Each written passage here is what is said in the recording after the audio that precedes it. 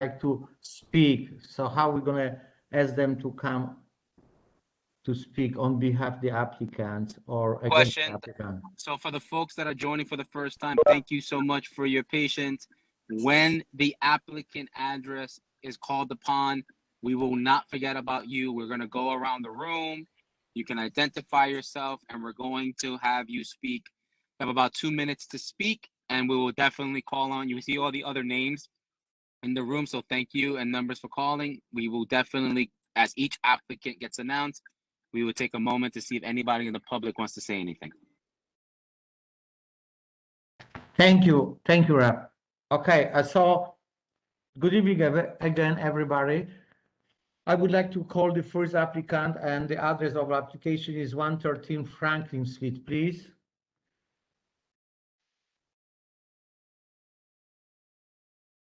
Hello. Hello. That is committee members, that is previously postponed, number 3. Yes. So can you hear me now? Is everything good? All right.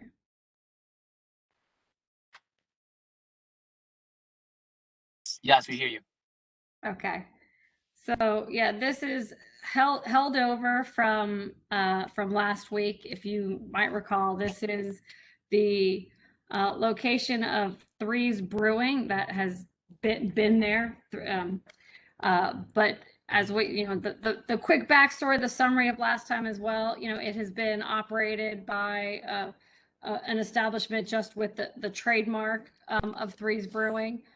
Threes Brewing wants to keep it in business, take it over. So essentially there are really no changes to the method of operation. In fact, part of the purpose is to keep people employed and keep it going because it has done well and been part of the neighborhood. I think you guys asked us to go back and, fill in some typos on the application and do some more outreach and address some concerns of the community. The principals have gone out and done a great deal of outreach and spoken to residents. There are some letters of support in the package this time. There are different renderings of the exterior. Justin and Mike are on this call, can talk a little bit more about it. I mean, one of the concerns a neighbor raised was about trash and recycling, and they've responded and sort of implemented a community program to, Justin can tell you a little bit more about what they're doing to address sort of trash and, concerns that a couple of the residents had. But otherwise, again, it's essentially the same application you looked at, and it's essentially the same operation that and you see that has been sort of part of the community, just a different corporate entity and ownership, but even the management is going to stay the same.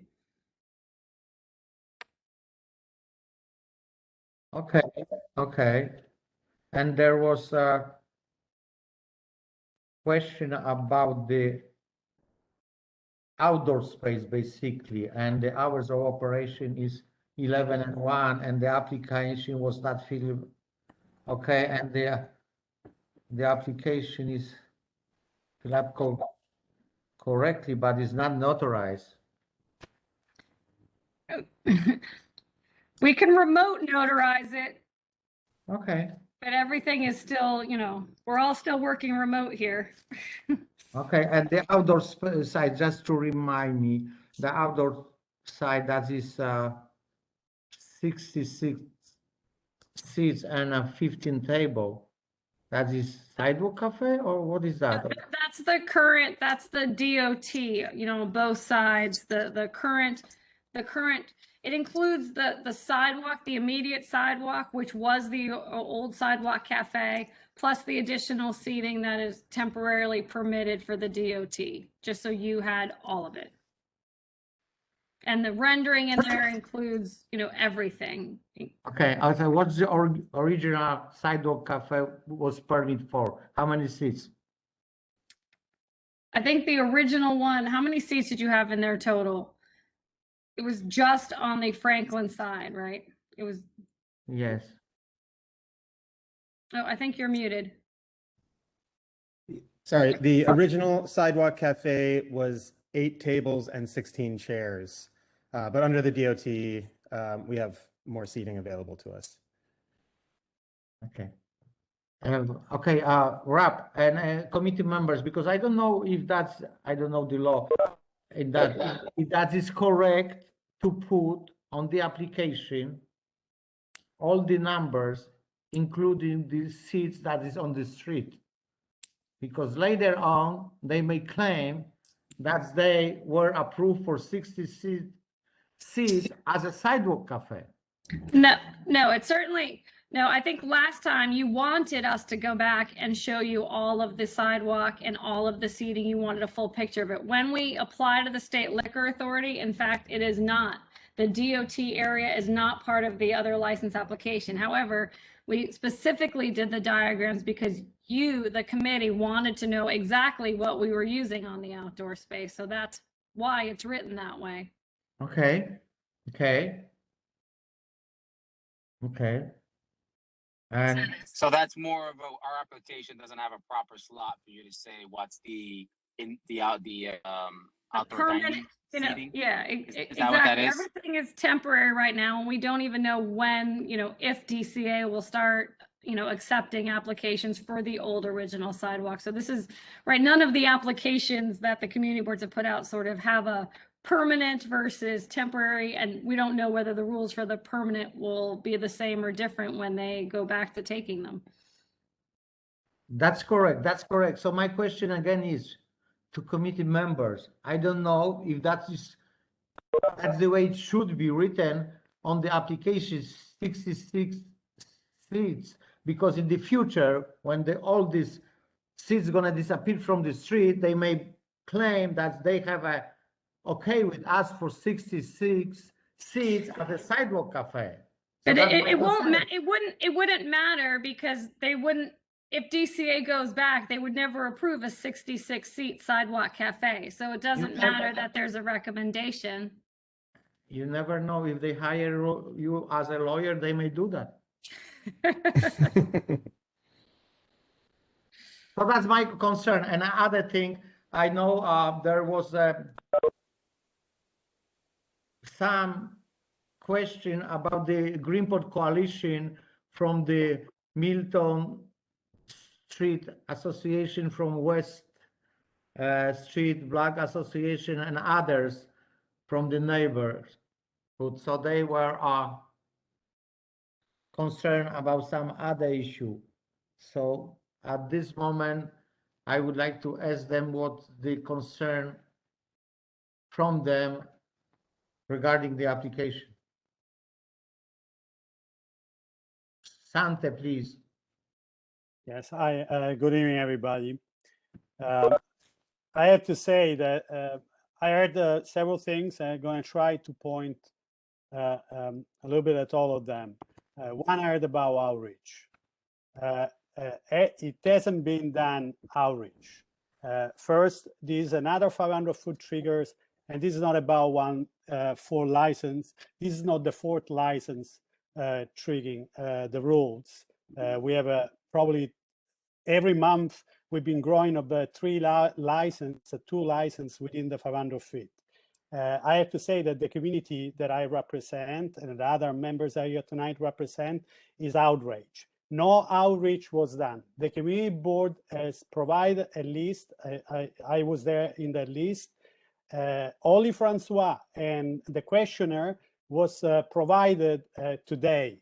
The community has no opportunity to look at the questionnaire. So I believe this is another major issue. We should have had the questionnaire available for the community last week. So these are the last things. An email that was sent to Francois.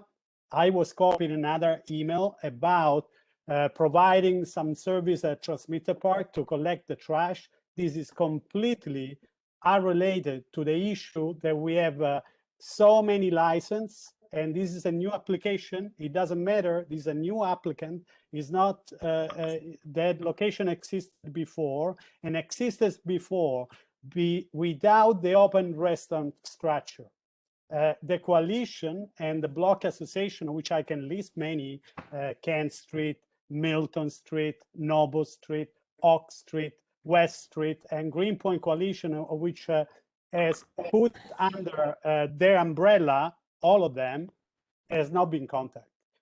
And you have provided there a couple of signature, random signature that do not represent. You didn't ask for a meeting with all the leadership of all the block association, and the block association, they are endorsed, recognized by the 94%. I just spoke with the captain before, knows very well that there is an organized community which has been not very verbal, more than verbal. We have fought several licenses up to the New York State Liquor Authority. We have obtained unprecedented recommendations that have been recognized by the New York State Liquor Authority.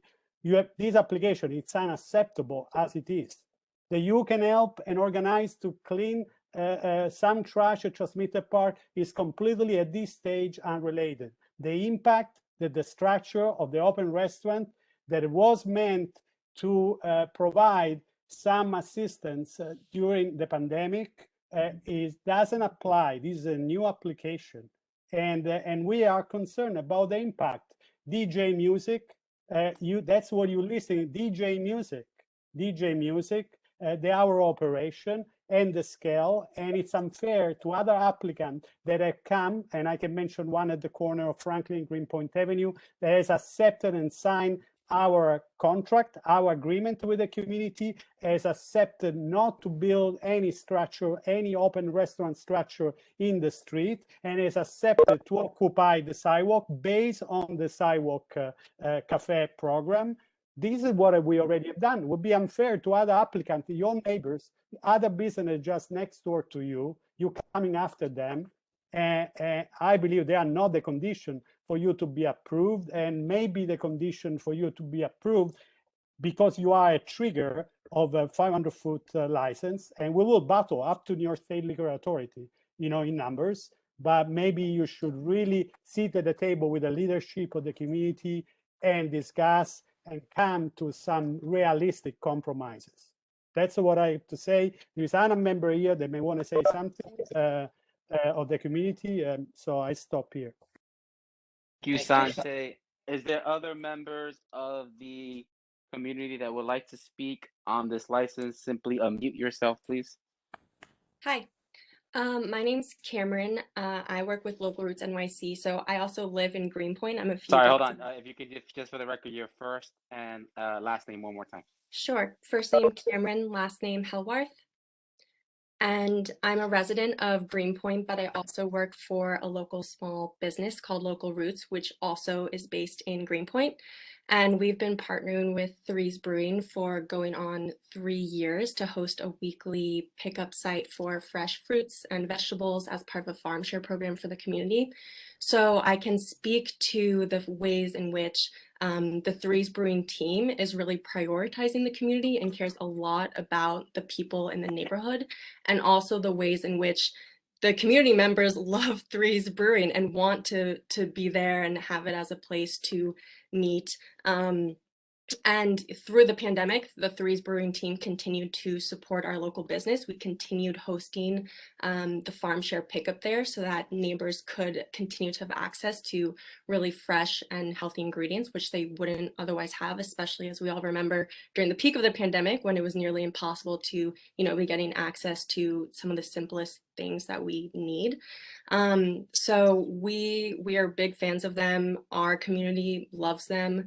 And they've continued to support us and really created a symbiotic relationship with our small business, I think, which speaks also to how they engage with other businesses in the community. And on a personal note, as a resident of Greenpoint, I am not someone who goes to bars. I don't even drink. I'm very much an introvert, but Threes Brewing is totally a place that I like to hang out because it is so welcoming and friendly and chill. It's not at all like a loud, obnoxious, crazy kind of place. It's very clean and low key, and it's really just a place where anyone can hang out.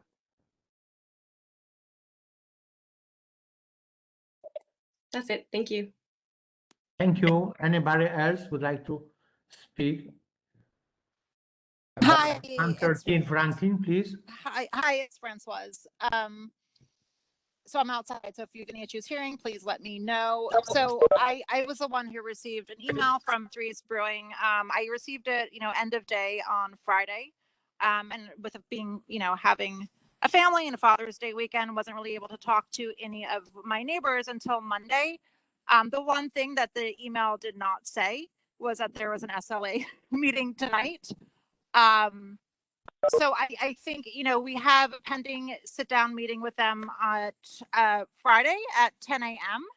And so I think, look, this, to what Sante's been saying is, we are inundated with bars right now. And it triggers the 500-foot rule. And I think what the community is really trying to do is set a precedent. We have enough bars. We don't need any more bars. And so I think we're really going to be fighting every single bar trying to come into our community. And I would ask that the community board just denies this and then let the community sit down. And if the community and Threes Brewing can come to an agreement and a contract like we have done with other establishments, we can come together, residents united with a small business, and say, we've come to an agreement. But, I have to be honest, it made me feel very uncomfortable that I was the only person reached out to. I very much believe in transparency. And, they came up with some really interesting ideas. But at the end of the day, we have too many bars. I think I typed in one address recently that's later on in the call, but it actually triggered 24 other liquor licenses within the 500 foot. And when I moved it to 1,500 feet, it was 33. So we're talking in a very small radius. And it's people might be kind of calm and quiet at the establishment, but then what ends up happening is they wander around the neighborhood. I wake up at all hours of the night from people being inebriated and yelling and screaming and urinating on my front stoop. And we need to have a much larger conversation as a community, but I don't really consider one email at the end of the day on a Friday when the meeting is, a business day later, to truly be outreach. So I think we need to sit down as a community, with the leaders of the community, with the business, and really come to some agreements in terms of what will work for the residents. Because, I don't know if the owners live within a 1,500 foot radius, but, it's a real impact on our lives, and sleep is necessary.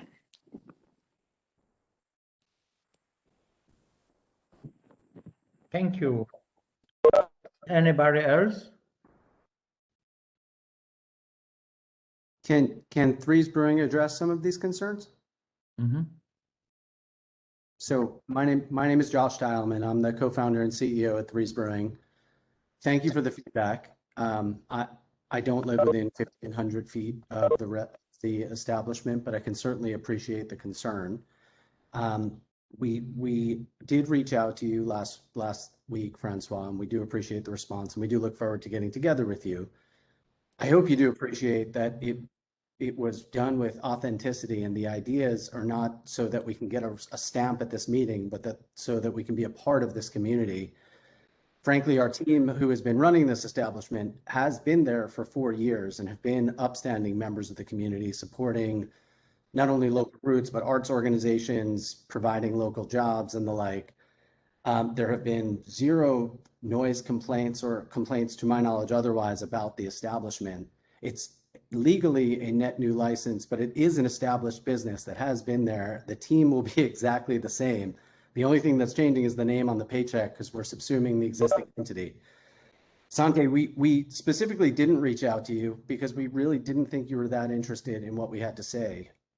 If you're interested in talking, we gladly would. We'd welcome the opportunity. Based on your very specific feedback from the last meeting, it had less to do with our business and more about the fact that there was outdoor seating in the neighborhood. Hearing that you're even open-minded to talking is a delight, frankly, and we would love to talk to you.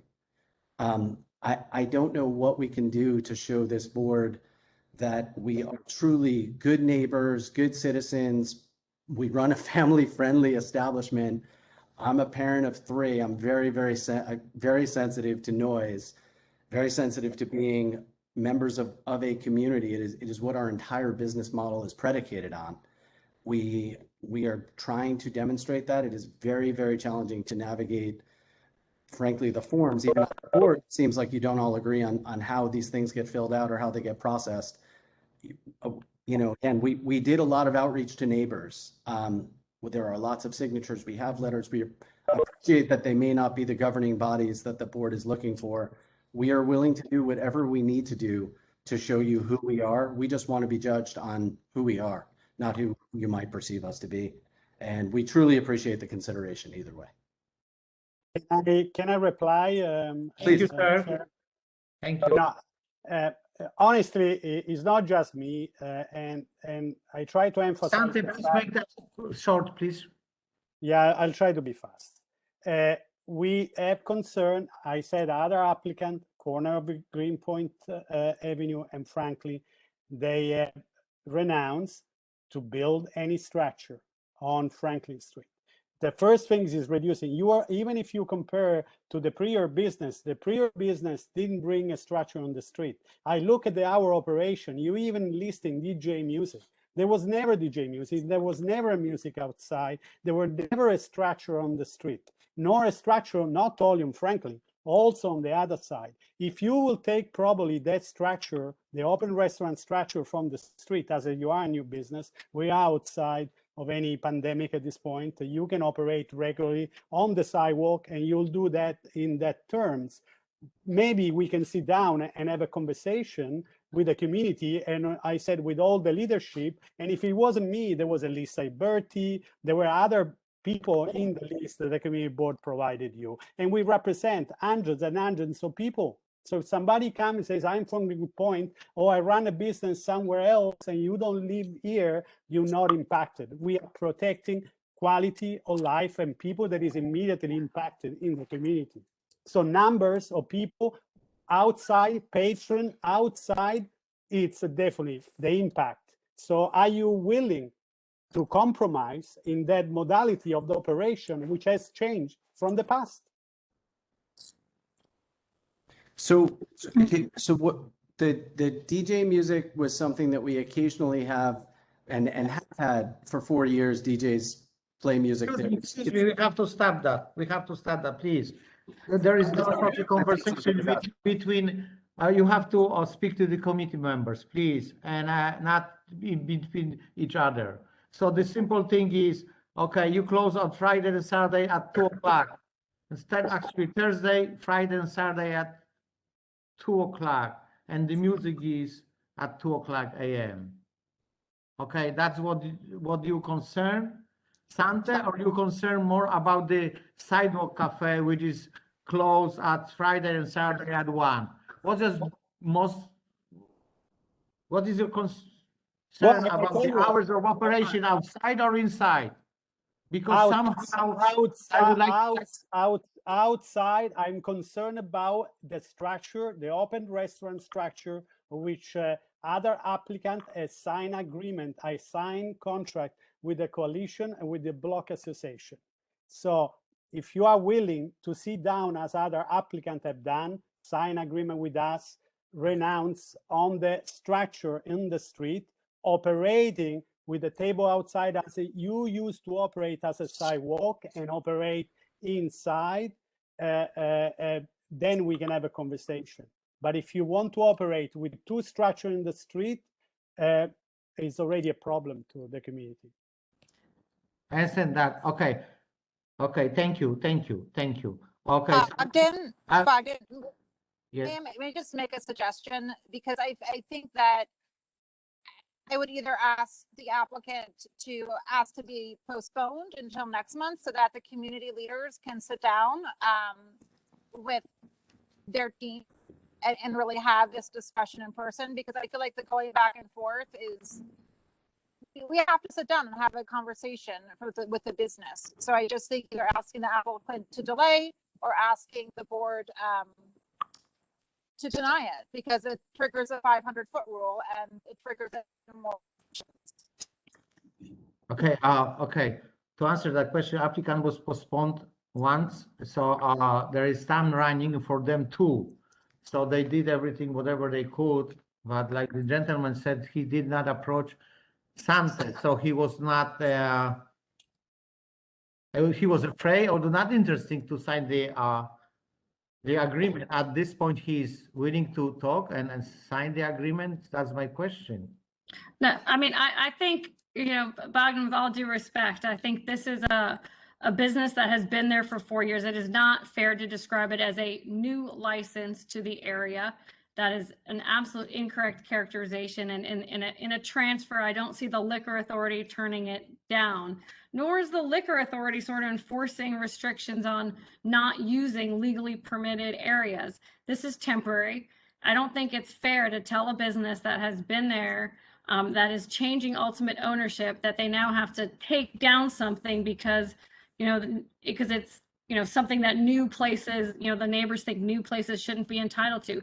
In fact, they should be given credit for having operated this structure and having operated for 4 years without any noise complaints or without any issues. The neighbors, no immediate neighbor has contacted the community board or 311 complaining about noise from this establishment. This is like who you should be inviting to your neighborhood to stay. If they close down, you're going to get another applicant here to take over this location that has been a bar for many years, and they're going to apply the same way. I mean, we're trying to keep people employed and keep a good operator, give a good operator the ability to stay there longer. And I don't think it's fair to ask them to take down structures that they're legally allowed to use for some limited period of time. Okay. I just want to jump in because I do know the neighbor across the street has made complaints to me about it directly across the street on the corner. He's kind of sandwiched in between Threes Brewing and Elder Green. So I'm sorry, who is speaking now? I'm sorry, who is speaking? It's Francois again. So I'm sorry, Francois. I'm sorry, Francois. You can just jump and speak like this. okay. You can, because we're gonna sit that here to 1 o'clock in the morning. May I just say something, Bogdan? I'm sorry. I would like to just ask committee members that I hear motion on any suggestion to that, because I would like to just point that as far as the sidewalk cafe, I don't like, because on the sidewalk was just on Franklin, 60 seats, and now they put 28 seats just on the sidewalk, and they put additional 38 seats on the street. So somehow Sante is correct. So this is just Mara, how the applicant and the restaurant manager and owner is going to behave for the whole neighborhood. So I would like to hear something from the committee members. What are we going to do with that, please? Hello?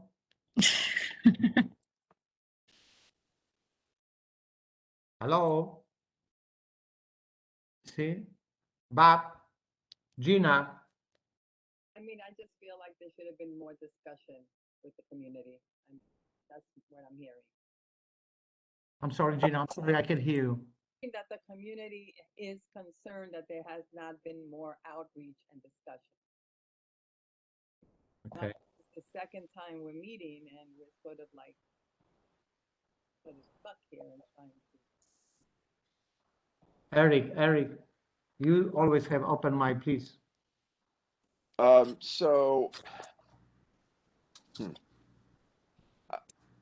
sympathetic to the idea that they have been a good operator for a while. If you're having 2 outdoor dining spaces on two different streets, right? Is that what I'm understanding? Yes. So, I work for a spot that has an outdoor seating. There's Commodores across the street. They've got a large seating area. We're coming out of pandemic now. I also, Elke, I understand your argument that, they're operating within the city's legal framework at the moment. I think, but that's a lot of space to take, on the street. Now that indoor dining is like literally right, right around the corner, like July 1st is like just coming up. So, I mean, I think I don't know. I'm usually pro bar, business, like restaurant business, whatever. I think that's what makes New York City, New York City. But I think you are taking up a lot of space, and it might be a good compromise to think about reducing that footprint, since you will be able to do indoor dining very shortly. And so, I mean, that's really all I can say right now. Thank you, Eric. So I will have to make the motion. Somebody has to make the motion. So basically, that's to clarify. Before, when they had sidewalk cafe, they had 16 seats. Okay. Now they have on the sidewalk 28 seats and 38 on the street. And before they had only on Franklin Street. Now they have on Franklin and Ken. That's what Eric was saying. I would like to hear from the committee members. Thank you. Bogdan, quick question for you before we go into a vote. Are these new seats, are they in front of a pre-existing business? What are they in front of? Are they occupying another business's space? Oh, that's well, that was seats before on Franklin. I believe that was 16 of them, and now is additional 12. Ron, I think it's all their space. They have the corner. Is that correct, Justin? So like it's not Yes. it's not in front of anybody else's space. No. No, that's right. That's right. That's correct. That's correct. I think that was your question. It was. And so to me, that makes a big difference that it's their space and not somebody else's space that they're occupying or taking away from or in front of another business. Are both areas in the immediate property, or are they remote? Both area, that's correct. So now they have a corner building on the long side. They have a 1, 2, 3, 4, 5, Yeah, 20 corner 20, property. So 28, yes, on the property. 20 seats, and on the other side 8 on the sidewalk. Yes. Essentially, Bogdan, is the concern that there are now more seats towards the end of COVID than there were at the start in the same space? That's correct. That's correct. That's correct. Before was 16 and now it's 66. So it's additional 50 seats, including the street and the sidewalk more. But does that 50 more seats together outside? Are there any complaints specifically about the additional seats? Does that violate any of the requirements that we have? No, I don't think so. So of all of the arguments that we've gone over, that's the one that I don't see an issue with. And going off of what Eric brought up already, this is a business that's already been in the neighborhood. It's just rebranding the name, from what I understand. So it's not even rebranding. It's changing the ownership. There will be no changes at all to the branding. It's been called Threes, but it was operated by a different group. So there's not even a rebrand. One last point that I've got on my end. So from what I remember of last month's meeting, this took up some time as well, and we talked about different hours. From what I remember Threes Brewing and Elke compromising a little on those hours, especially for music. Am I right there? Yeah, I mean, I think the music, I think what we have now is it's midnight on Sunday through Wednesday. And did you take no, but on the weekends, Thursday, Friday, and Saturday is 2 a.m. And the question was on before in May. Were they initially scaled back from what was already proposed? Yes. Okay. No. That is the same hours. Elke, that is the same hours or changed hours of operation? That was the question. I actually don't recall. Well, I believe the hours are the same. I believe the hours is the same. So okay. I think those have been the hours that they actually operate and have been operating. So we have to vote. We are taking too much time on one application. I'm sorry. Okay, I have to hear a motion from the committee member, please. Hello. Bogdan, I think that's your motion. You're first, right? No? Do you have any Bogdan, you're allowed as a committee chair to make a motion if you want. Okay, yeah, I know I can make it, but there is not a question mark because we are supposed to have a quorum as a 7 of us, and we don't have a quorum. That's not a question to be raised. Gina, can you kind of, how many of We us? have 8 members, Mr. Chair. I'm Mr. sorry? Acting Chair. We have 8 members present, Mr. Acting Chair. That's okay, okay. Also, we have 8 members. Do those 8 members consider as a quorum for this committee? That's my question. Yes? Okay. So, Excuse me, Bogdan? yes, Can I just make one statement that based on something Eric said, which I really did appreciate about the expanded footprint? So it was our impression that all of the expanded outside seating was going away, that was all about the DOT program and it was going to go away once indoor dining opened. We have used it to get to the other side of COVID. If it does make the committee feel better and more comfortable, we're happy to make that compromise and give up the Kent Street side. So I just want to say that before you voted. yes, thank you. Thank you, sir. Okay, so, okay. I shouldn't ask that, but sometimes that would make it copy because we're gonna vote right now. I would like to make the motion to approve the application. I'll second with the condition that they remove the dining on Kent. So on dining on Trent is 8 on the sidewalk and 8 on the streets. Altogether is 16. Is that correct?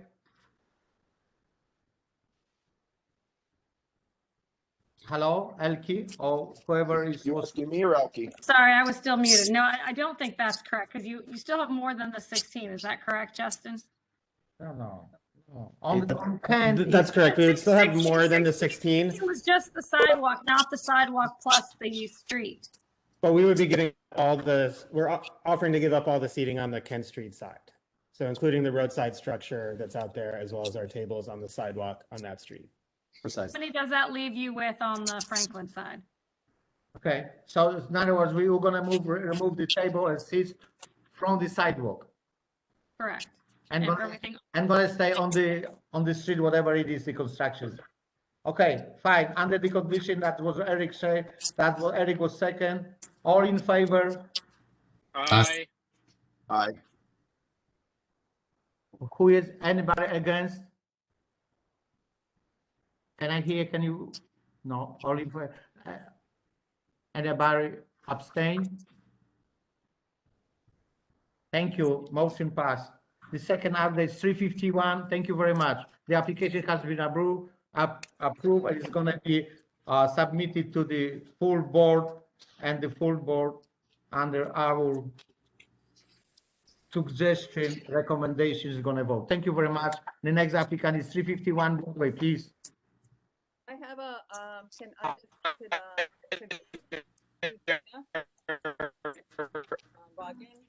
Yes. you hear me? No, I cannot hear you. No. You hear me now? Yes. Yes, it's back better. Yes.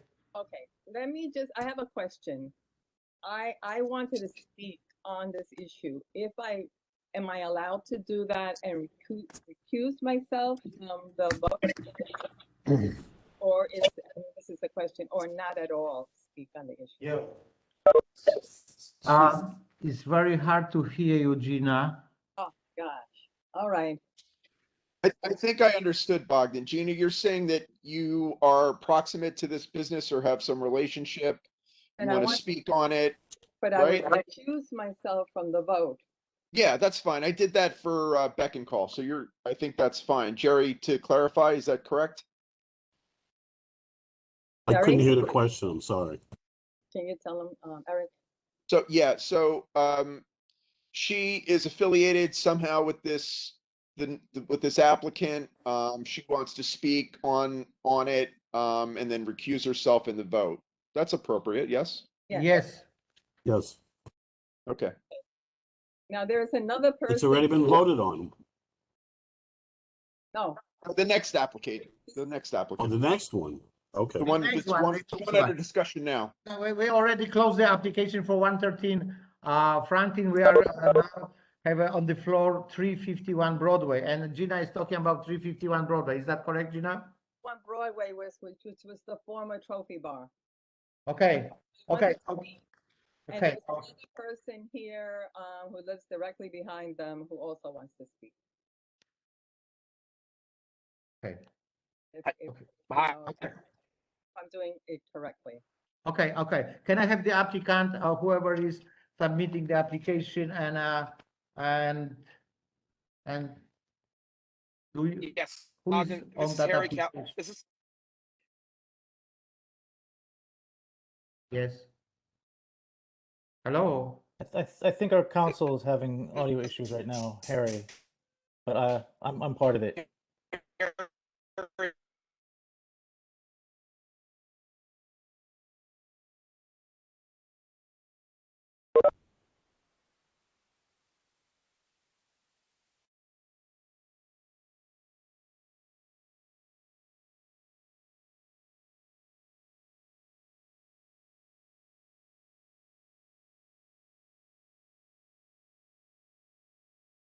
Oh, yes. On the application is your name as an emergency contact. How are you related to the applicant?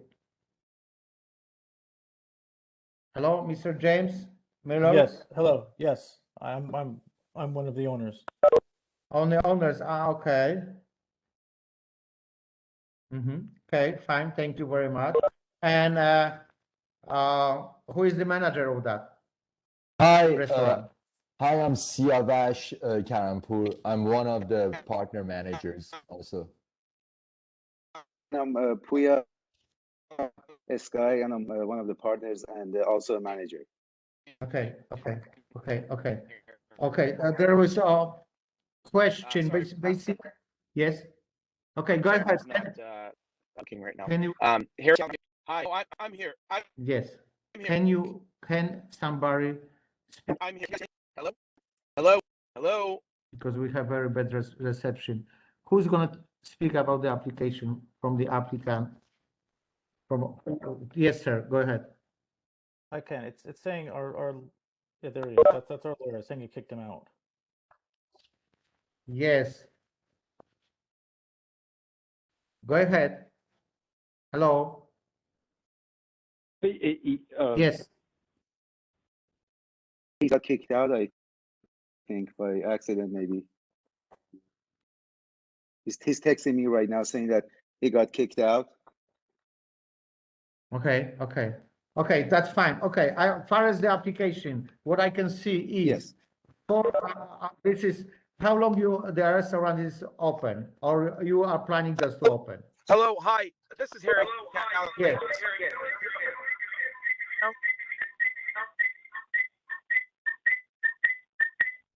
Okay, everybody but Harry mute. Everyone but Harry mute.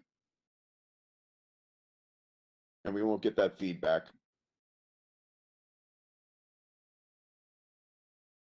Okay, try again.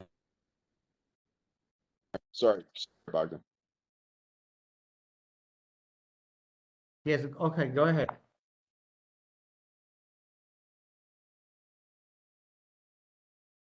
So, can anybody else speak from the app for the application? Because I think we lose contact. Please. I can stay. Okay, go ahead. Hi.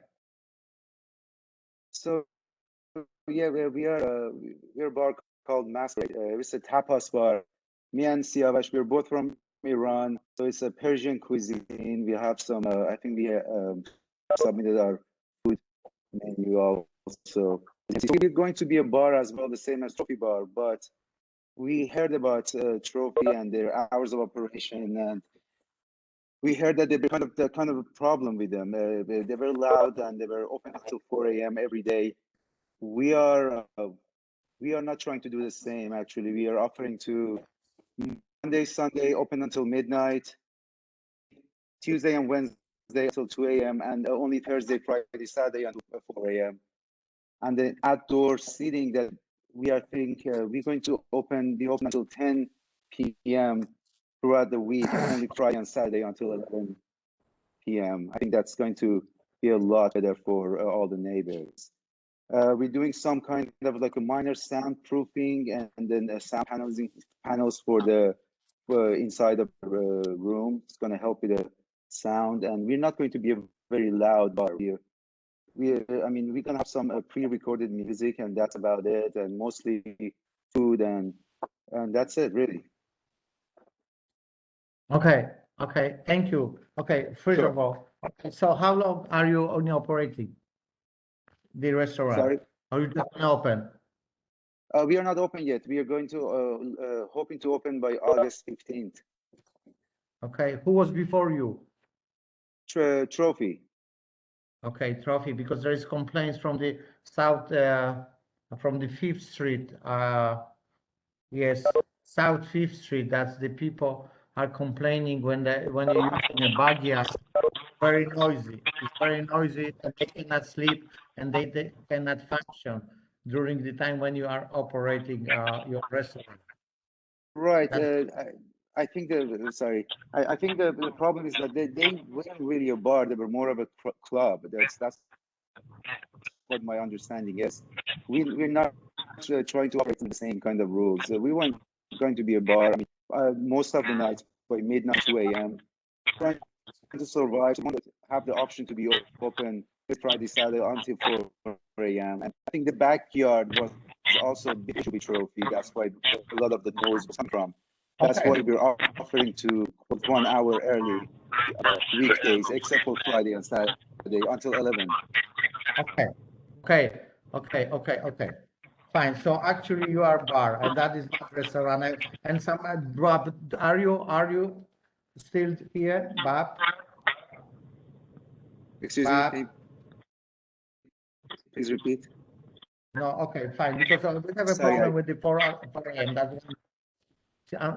We have a problem with 4 a.m. Thursday, Friday, Saturday. Okay, that is one question. It's 4 a.m. That is really bad. Another thing, with backyard, you have Thursday, Friday, Saturday on the application 10 a.m. also. Is that correct? 10 p.m. you say? Yes, on the application says 10 p.m. It's 10 p.m. Yes. Can everybody who is not speaking, please unmute yourself. Thank you. Okay, again, far as the backyard, every day you have hours of operation from 4 to 10 p.m. Is that correct? It's Hello, correct. sir? That's correct. Yes. Can you hear me? Okay. Yeah, that is fine. That is not too bad. And now on Thursday, Friday, Saturday is 4 a.m. That is really, really late. Nobody likes that 4 a.m. That's the only 3 days that And you do something. it's just an option for us. It's just an option for us. So we want to try to survive. Like we're not really hoping to be on until 4 a.m. It's more probably until 3 a.m. It's just an option for us to just if it was hard for us to survive, that would help us. That's just an option for us. Okay. I try to do everything at once. How many seats? Because it's huge application. How many seats altogether you have inside? Inside, I'm Are going you to tell you able? right now. Are you able to tell me on the top of your head? I think we have 36. With the bars, 37 sitting inside and 26 outside, if I'm not mistaken. We have about 9 tables inside and 13 tables outside. Okay, There will and be so now outside. music outside. Okay, no music outside. And outside No you have music on the outside. backyard 26 seats We have outside. Yes, and we have a tent fence. We'll have umbrella that will help with the noise. Oh, okay, We'll so be you very have, careful with the whole noise and okay. everything Do you in the at the backyard, present especially. time? At the present time, how high the fence is on the backyard? Or do you have any fence? I think it's about 10 feet 10 right feet. now. 10 feet right now. Okay. Do you have, can I see the, on any of your picture, the feet fence? No, You can find okay. them, like there are pictures of the backyard, yes. Yeah, I can find? Okay. They should be there, Yes, yes. yeah, Okay, do you have any signature? absolutely. Do you have They any signature? Do you have any signature to say, okay, for the restaurant to be open, Sorry, bar got actually disconnected. to be open from the tenants of your building? I didn't see that. Not from your building. Sorry, Did we get can I repeat the signatures? question? A signature, we have Mm. signatures, yes. No, I did not see any signature from your building. How many apartments is above your premises? Can you hear me, Bogdan? Yes. Okay, we submit, this is, I don't know what's going on with my connection here. We submitted the petition signatures. They have signatures from, the addresses are. No, I can see, I'm sorry, that's the part. I don't see any signature from your building next to the building, which means 349 and 353, and I don't see any signature from the South 5th Street that is behind your backyard, that is gonna look directly to your backyard. That's technically is gonna be, those people is gonna be affecting of the noise from the backyard. Next to your building, neighbors, the people that live above you, and people live across from your backyard. I don't see any of the signature. The signatures here are 343 Broadway, 371 Broadway, 367. Do you know the exact address of which one you're talking about? Very simple question. Your address is 351. Yes. I would like to see signature from direct neighbors. So the next neighbors, 349 or 353. And also on the back of your backyard, the address is 348 South 5th Street. And you don't see any of those. And that's the people are affected by your backyard. The noise comes from your backyard. I don't see any signature from them. So they did meet with the neighbor immediately behind, and I believe that's Gina, and they did additionally speak to the precinct commander, and I believe Gina is going to speak on the application. I think that if it would be amenable, as a condition before the full board vote, they could provide those signatures. If I know that the committee does that. If they could provide a page of signatures as a condition of approval, they will provide that before the final. Absolutely, we're going to consider that. Okay, Gina, would you like to speak about the application, please? Yes, I'd like Evie to speak. She is here. She lives directly behind this bar, and she is here, and I would like for her to speak. She just raised her hand. Hi, it's Ibelis Fernandez. I'm owner of 344 South 5th Street. My backyard faces the backyard of the Business Masquerade Brooklyn. I had a conversation with James Mullen today. I expressed my concern in regards to the level of noise from the backyard because the trophy bar did operate there. The backyard is fully open, so noise travels. They are planning to have 26 seats in the backyard. As you know, drinking is going to go on back there, and the level of noise, 26 people is going to travel. One thing that did concern me is when I spoke to James Mullen and told him about my concern and the hours. We do work, we need to get up at a reasonable time, we need sleep. What he told me was that they were thinking of 11 a.m. On the weekend for the backyard, but this is not what I'm hearing today. So this is concerning that that James was not forthright with me in the hours of operation for the backyard. I expected, honesty. Mm-hmm. I was very open with James, and I told him my goal here is not to shut down any businesses, not to have any of the, it's good for the neighborhood, but we have to, you know, we have to take each other's concerns into consideration. I want this business to grow. I want them to do well, but at the same time, they need to consider that they have neighbors. And to your point, Mr. Bogdan, you did mention that those signatures on those petitions were not from the true neighbors. They were from, you know, a block up, 2 blocks. These people are not going to be affected by the noise that's going to go on in the backyard. So it's not They've agreed to getting support from your neighbors. That's they've agreed. exactly. That's the outdoor closes at 11 p.m. 10 p.m. Sorry, that's in agreement. They it's on the questionnaire. Sorry, this is Harry. The question that is the outdoor hours. That's they agree to that, and that's in their questionnaire. And that's 10 p.m. what days? 7 days a week. Said that the application says that they're gonna close the backyard every day from Monday to Sunday at 10 p.m. That's what James told me that the later hour was going to be over the weekend. Yes, because our stipulation may allow for the weekends, which mean Thursday, Friday, Saturday up to 1 o'clock and other days up to 11. So they are willing to cut the hours every day to 10 p.m. outside hours of the backyard. So that's one answer. Second answer, do they have a fence, the night food fence that I said before?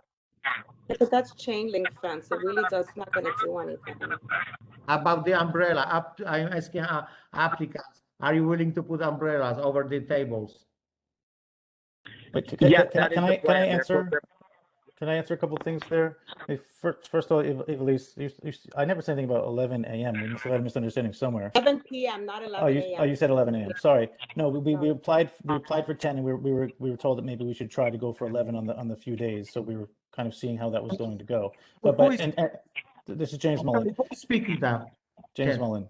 And the chain link. I have a question. One second. Can you go back home, fill up the application? I have an application from you, and I have 10 a.m., 10 p.m. How many times are you going to change the hours? No, we're okay. We accept No, 10 p.m. It says 10 p.m. Yes, that's fine. Okay. About the fence, are you willing to fix the fence, make a high fence? One more thing. She said there's only a chain link fence. That's not true. There's solid wood across all the way up 10 feet around all 3 walls. It's far from just a chain link fence. Okay. Yeah, but the trophies. Okay, I shouldn't have a conversation. Third question. I'm sorry, Mr. Fernandez, if you can hear that.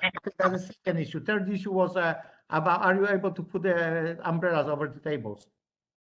You have altogether 12 tables, little tables, actually. You have little tables.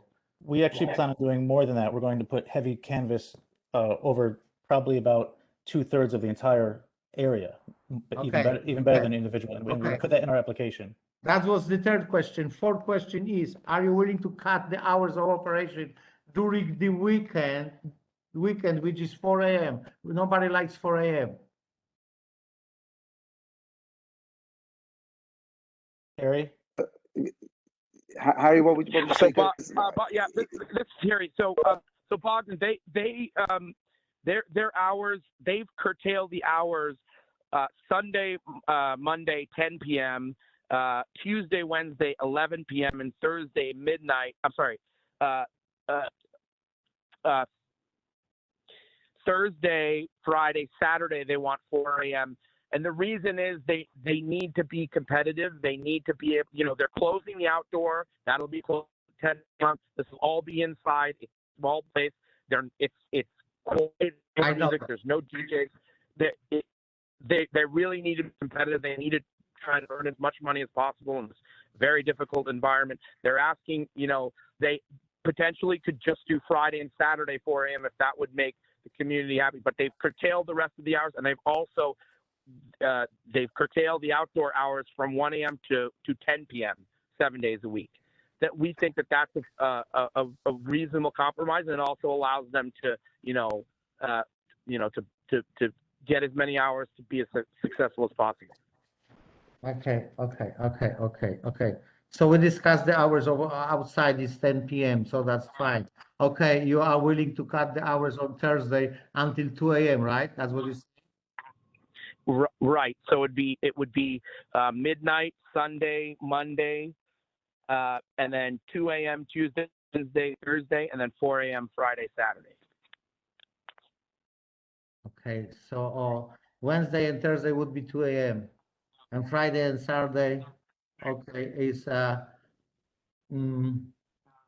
a.m. Okay, and the other, okay, I would like to just quick, if somebody come, Eric, can you see the menu? What is served? What food?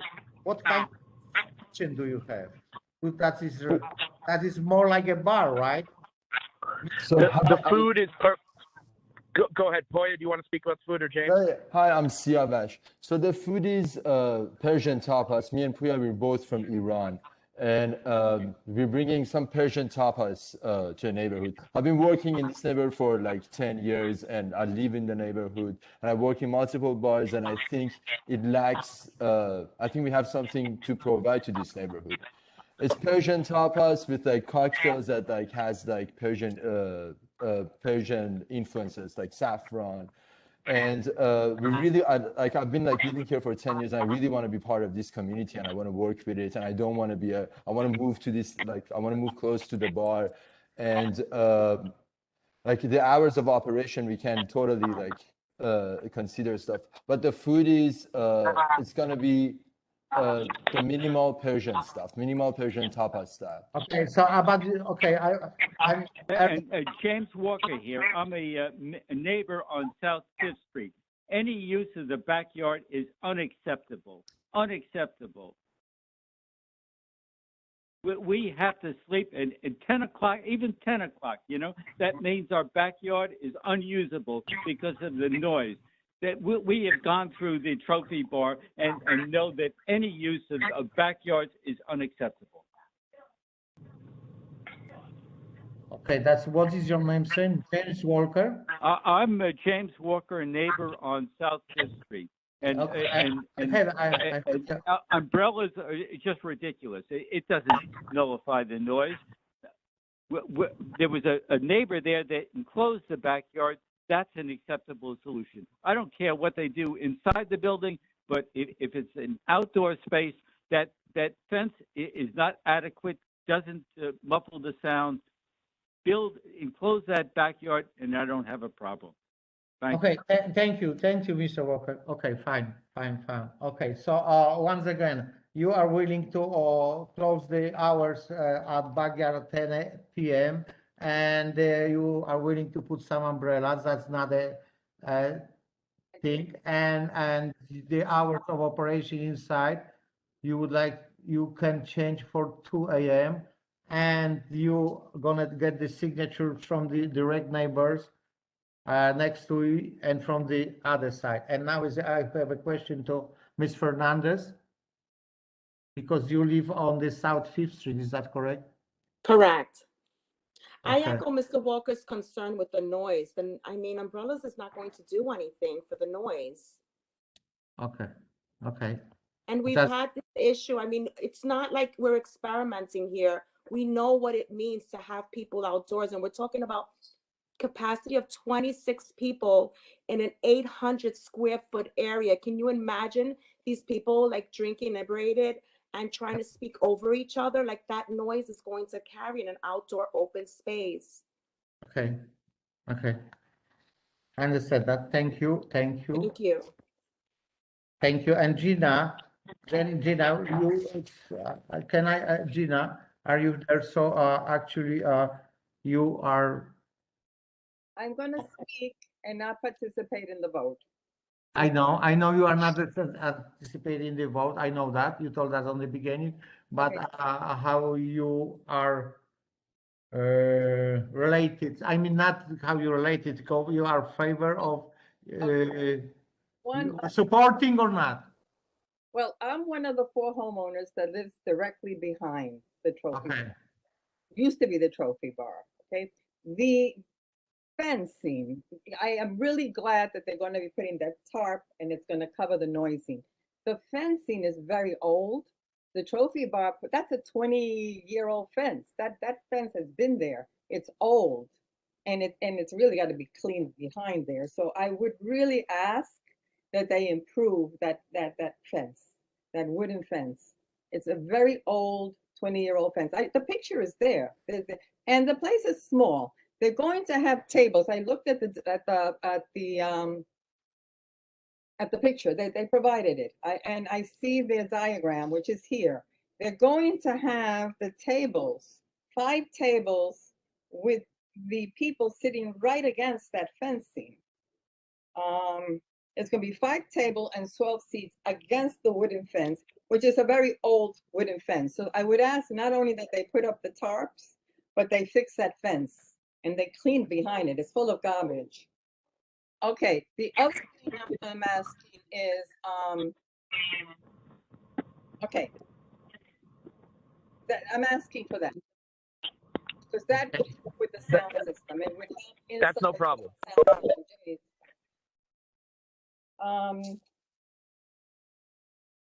Okay, okay. And any other committee members would like to speak on this application, please? Bogdan? Yes. Are there plans to do a curbside dining arrangement? No. I don't know. No. That's a question. Okay. So with the hours, I mean, usually what we do in compromises, I mean, I'm hearing the residents and I'm sympathetic to the outdoor setup. Perhaps a trial period of 9 p.m. closure outside in the back. We're putting up and some other sound dampening. So any other sound dampening, you can put in their plants, everything else. And then for the 4 a.m., I'm actually interesting that you only want to do Friday, Saturday 4 a.m. We don't hear that a lot. But what we've done in the past with folks that want to do a 4 a.m. is do a trial period for that too. Where it's you know, you keep it to 2 for a year, and then when the re-app comes it again, and if the plants and it's great that you know, direct contact, but that might be something that the committee wants to consider if the owners want to consider. Is there amplified music outside? No, there's no music outside. No speakers at all outside. Okay. So once again, there was a raised issue on the beginning about the 4 a.m. So we have to do the voting because it's taking too much time. 4 a.m. There is any suggestion from Eric, from you? What would we satisfy us? Because 4 a.m. is really bad and it's out of the question. I said at the beginning. This is Harrier. As a compromise, would they, the applicant would be willing to cut the tables outside in half? Because that sounds like that's a major issue. To cut down the number of tables outside, if the board would be willing to would give them 4 a.m. Friday and Saturday. They just really need, you know, especially now. They need as much time as possible. It's not as important, and they understand the concerns with the outdoor. Obviously, there's no open restaurants. This is, you know, they understand that. They're willing to curtail the hours on the outdoor, and they're also willing to cut down the tables if the board would be willing, you know, and they've also curtailed the hours for the rest of the week as well. If they could do Friday and Saturday at 4 a.m., you know, obviously, it sounds like the community doesn't really have concerns about the indoor. So, okay. Harry, what percentage would you reduce it by? Okay. I think they have 26 seats. They could go down to 18 or 16. So how much exactly? Tell us. So from 26 down to 18. So that's, you know, that's a significant reduction. It's 30% reduction. Okay. 18. That's very, very fine. And we have to be very, very concerned about the people that live above your backyard and from South Fifth Street, and they don't like that, and we have to protect them, and we have to be really with them. We cannot just let that happen, that you're gonna be open until 4 o'clock, because really, who is going until 4 o'clock and trying to get a drink, to be honest, you know? So that's 4 o'clock is really, in my opinion, out of the question. What I think.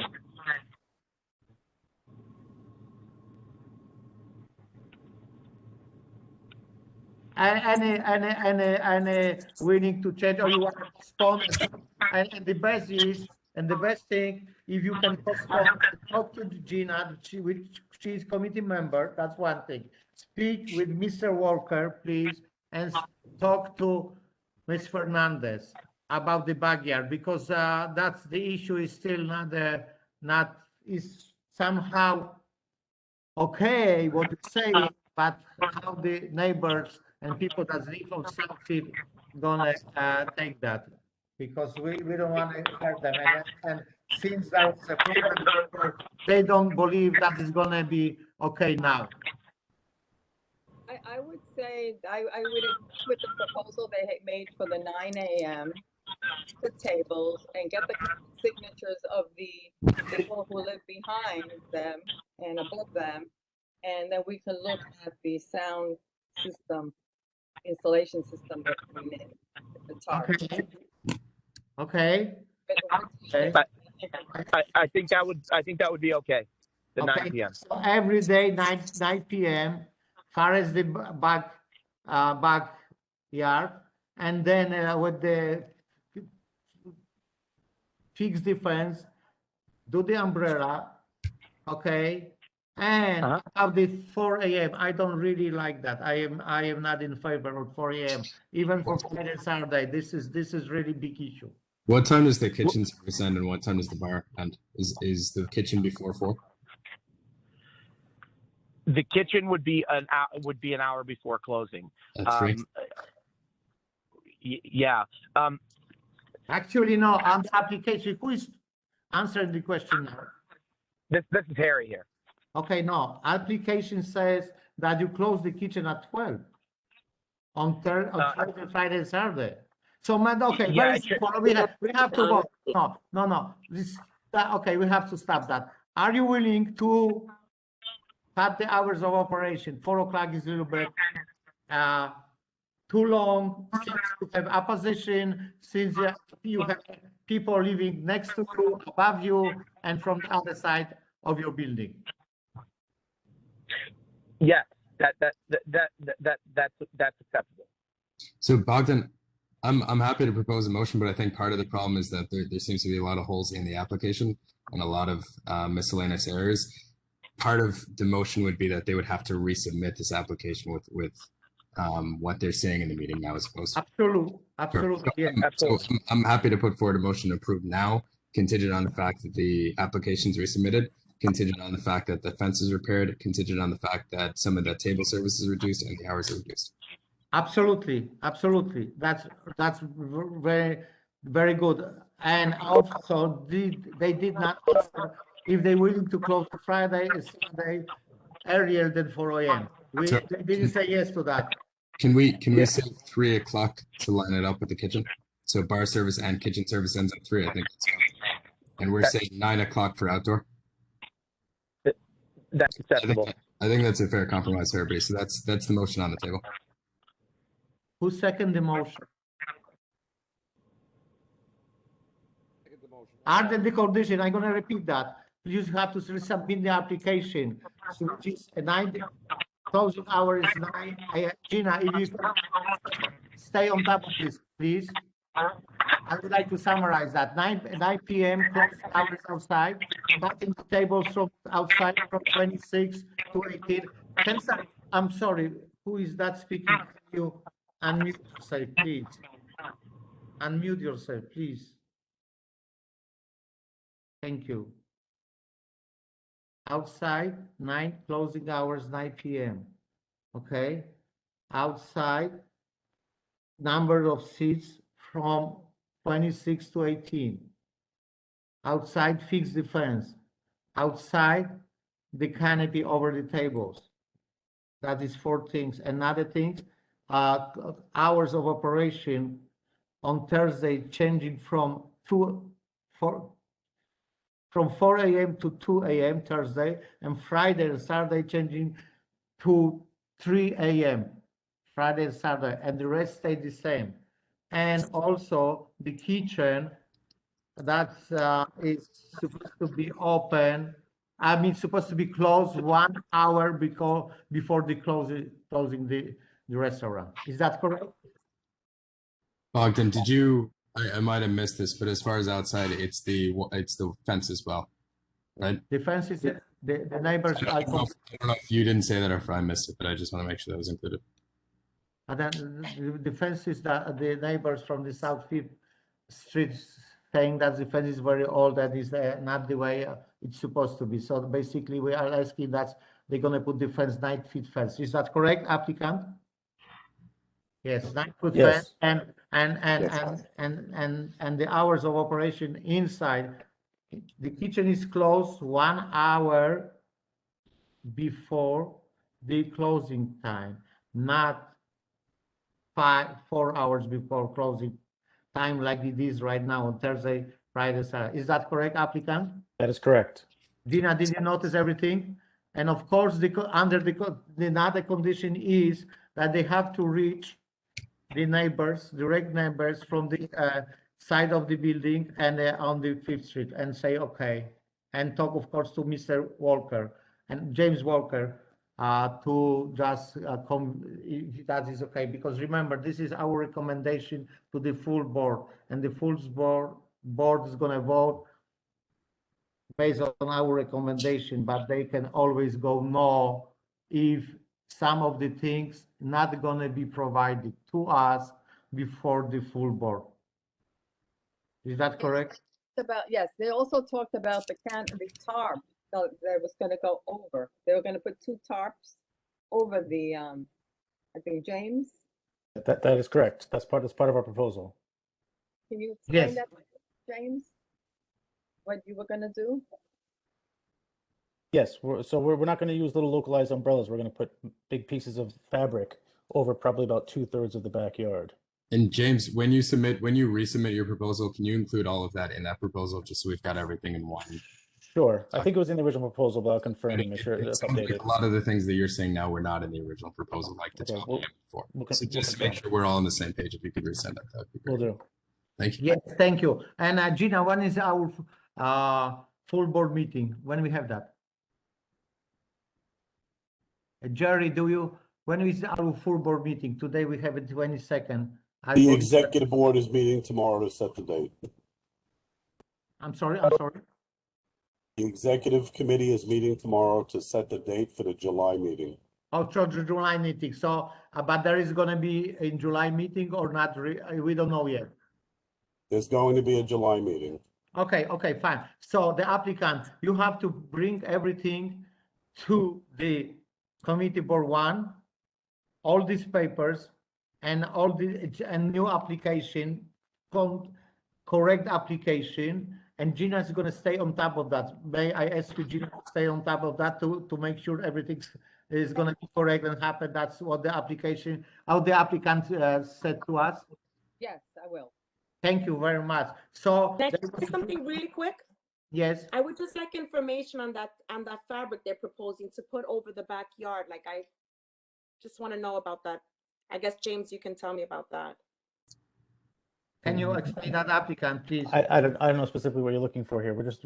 I mean, just a piece of cloth over it. Like, what does that mean when you say soundproof? We're looking at different options. Obviously, we're looking at something like canvas or something like an awning material or something like that. Oh, you're still looking into this. Okay, so you don't have anything really finalized. So if it's included in the application, then that information's there. I mean, I don't think we need to go into detail on this now. Okay, so who was first on the motion to accept the application with that correction that we discussed before? Who is on the first of the motion, please? Motion Arthur. Yes, Eric. And no, who was, there is any motion on the floor? I think, who made the first motion? Because I know I did the second. Yes, that was, I'm sorry, that was, I can't.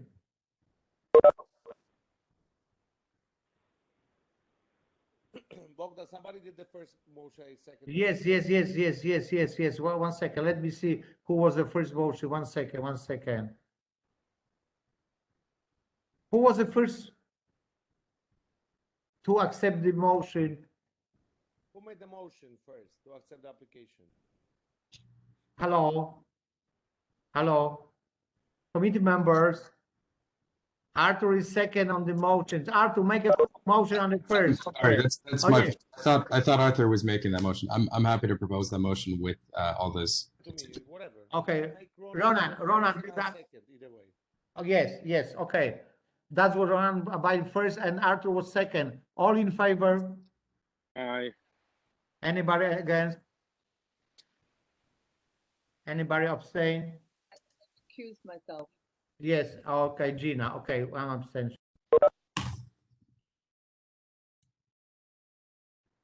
Also, carry on. If you can just make sure that all these things what we discussed gonna be done with the time when we're gonna have a full board meeting. Thank you very much. Thank you. Thank you. And Thank you very much. Thank you. And Thank you. Thanks, guys. next application is why all the applications very hard today. 182 North Street, 182 North 8th Street. That was. Okay, can I have you on the floor? 182 North 8th Street. Hi, this is Alyssa Yowie. I'm the attorney for the applicant, Ebbs Brewing Company. This is a holdover from last month. We appeared before you, and I believe at the time when we ended the meeting that evening, the issues were the hours of operation and additional outreach to neighboring residents immediately adjacent to and across the street from the proposed premises. My client went back. They did have additional outreach. We provided petitions with signatures from residents immediately adjacent to and across the street from the proposed premises. And you'll note that we also amended our hours of operation in the amended application I submitted last week. Originally, we had been looking for a 2:30 a.m. close 7 days a week. My client pulled that back, and they've requested closing hours of 11 p.m. Sunday through Thursday and 12:30 a.m. Friday and Saturday. So they've made a pretty significant reduction in their hours based on community board feedback last month. Okay. Because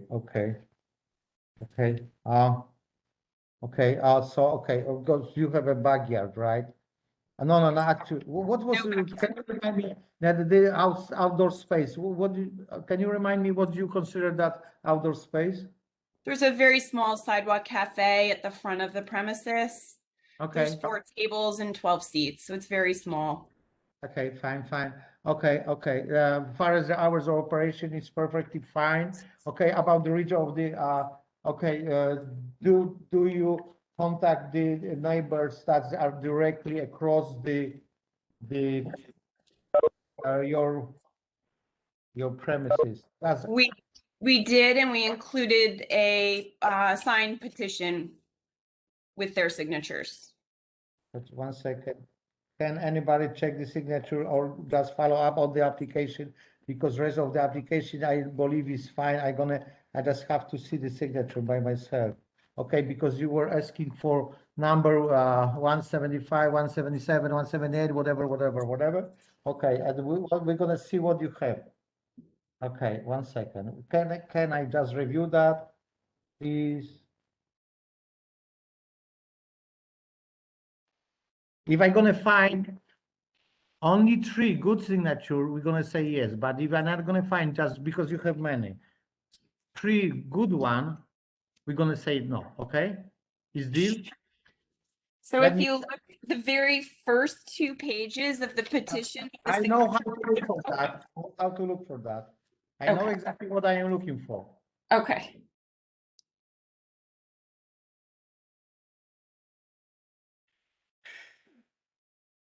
I get one, good one.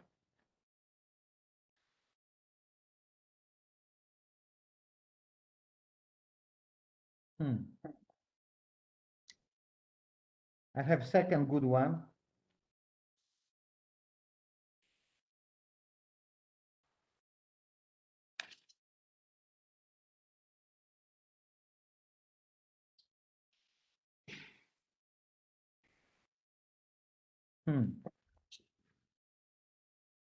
Okay. I have third good one. Fine. You're lucky. It's okay. Okay. So basically, anybody would like to speak on behalf of the application from the committee members, please? Hello? Gina, Eric, Arthur. Anybody? Hello? Hello? Hello? Hello? Isaac, are you there? Yes. Isaac, did you hear? Yes, Isaac. Did you hear what I was asking for? I asked that anybody would like to make a motion for the application. Basically, what we asked the applicant last month, he satisfied us with everything, with the signature. Okay, I'm ready to make a motion. Who is second? Who's second? Second, it's Eric. Okay, all in favor? Aye. Anybody oppose? Anybody abstain? The motion is carried. Thank you very much. Thank you for great work. You did a good job. Thank you very much. Thank you. We appreciate your time. Thank you. Thank you all. We really appreciate your time. We look forward to serving the community. Thank you very much, sir.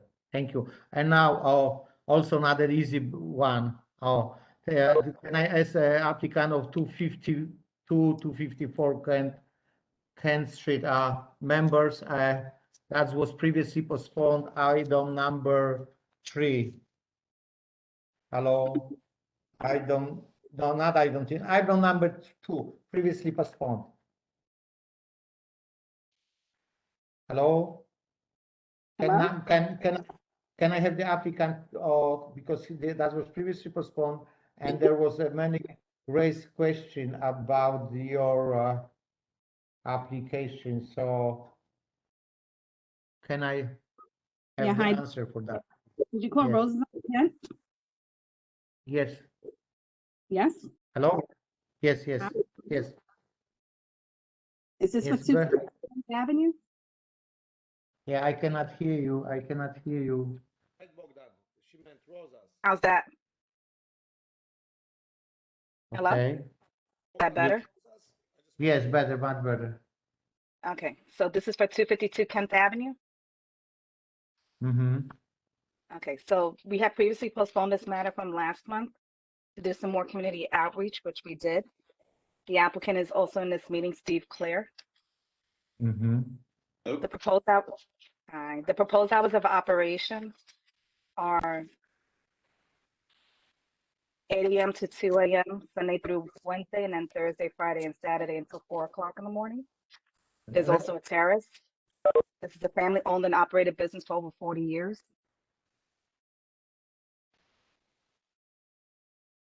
Okay, one second. I want to, 1 second, because I try to find the application. What is your application? Okay, no problem. What's the address again, Bogdan? I can't find it either. 254 or 252 Kent Avenue. That is like 54. I'm gonna forward you the email with application. on our agenda is 254. That's correct. It's two buildings. They're connected together. It's 252 through 254. That's right. That's what it says in the application. Then I just email it to you. Just One second. Okay. Rosas on Kent, that's what it's called, Rosas on Kent. Yeah, Roses on Kent. Okay. One second, let me see what was written. Okay, well, give me a second because I don't see the main application. Yes. Okay. That is, no, that is 25 Broadway, that's something else. Arthur, do you have the application? I emailed it to you. Okay. No, I got it, thank you, that is so huge. I put it on side, okay. Oh, okay. Okay, well, there was an issue with the hours of operation. That was one thing. Okay, what do you have right now? Oh, you just had one? Oh, no. Okay, operation 4 a.m. is still 4 a.m. Okay, no good. On the week. Okay. Well, no good. There is a big problem with your rooftop. I get complaints from all over the neighbors. The people are complaining that you're gonna be having rooftop on the premises, and that is gonna be not very nice. That's people are from the next door to you, and other people are very much concerned about the things that may go on and the noise on the rooftop. That's not a problem. That's a big problem. And your hours of operation didn't help us a lot because you still have a Thursday, Friday, and Saturday at 4 a.m. And that is, I believe, that is pizza place, right? It's a restaurant pizzeria. Okay. They currently have other locations where they serve, late night pizzas where they operate until 4 o'clock in the morning and 2 o'clock in the morning during the week. Okay. The rooftop is not staying. The rooftop is not staying open until 4 o'clock in the morning. The rooftop is I know closing. that. I know. What's the other neighborhood? What's the other operation? Where is located that?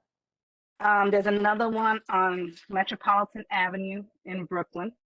Where? 374 Metropolitan. Metropolitan, and what's the crossing street? Havermeyer. Oh, not far away. Okay. And they operating until 4 a.m.? Yes. So these are the hours that they've always operated under all these years. Okay, good. Very good for them. Okay. So the hours of operation was very big concern. That's one sec. That was biggest concern. And the rooftop, that was another one. And let me, I'm sorry, Arthur, can you just take care of the application, please? Because I would like to find something what was written from the people that they are not in favor to open the restaurant, okay? Arthur? Yes. Can you just follow the question and if you can ask as the applicant about the rest of the application, please. There's an outdoor space 1 a.m. There's You sound really low. What was that? I'm sorry. Fridays and Saturdays, the outdoor space is on the rooftop.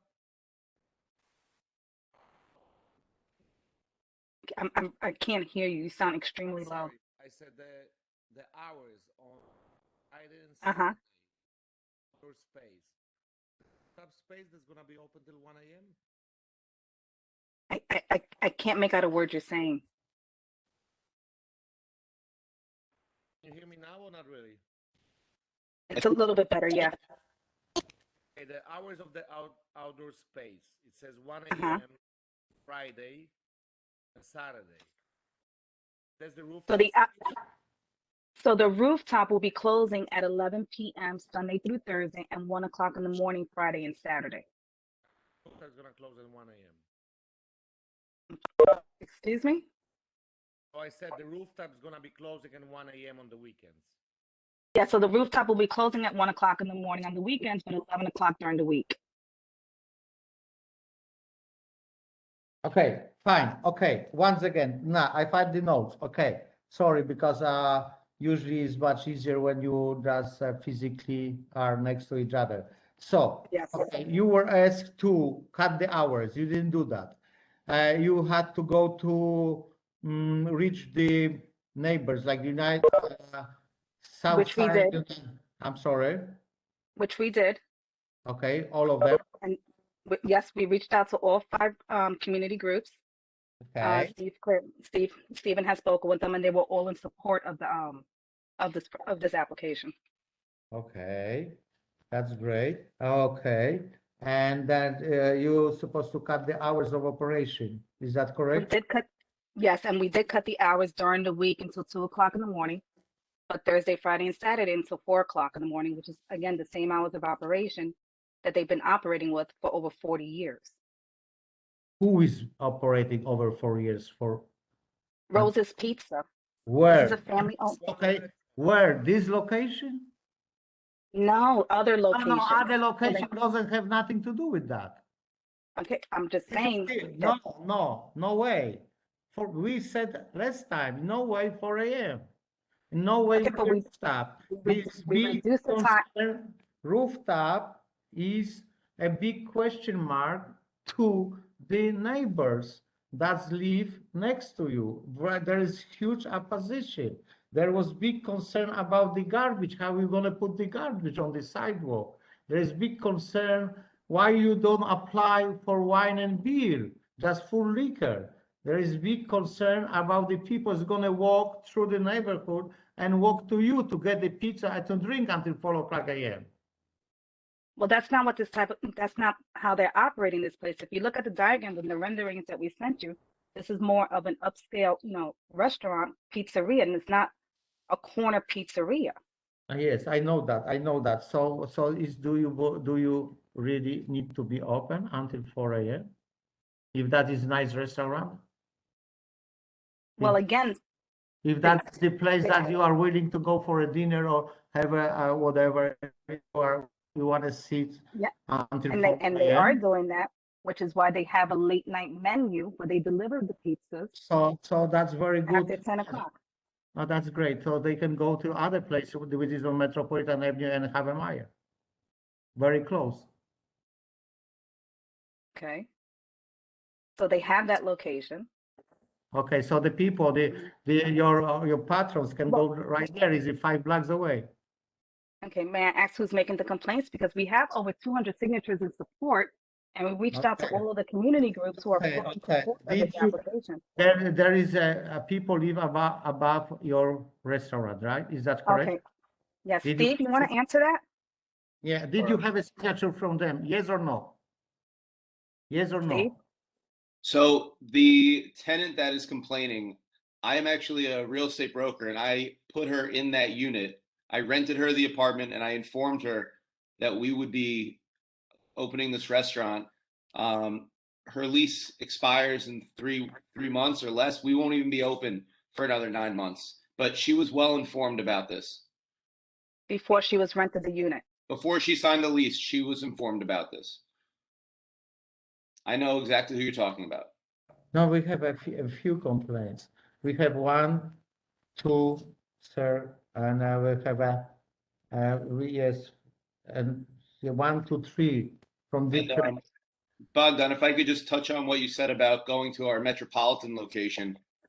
There are thousands of residents on Kent Avenue, and for a slice at any time of the day, more importantly, a slice at night, nobody who lives on Kent Avenue is going to grab a slice at Metropolitan and Havermeyer, but more so being able to have our Rose's location on Kent and Grand would be fantastic for all of them. That's correct. I know that. Okay, but again, you consider yourself as another pizza place, and you not consider you as a bar. Is that correct? A pizza restaurant.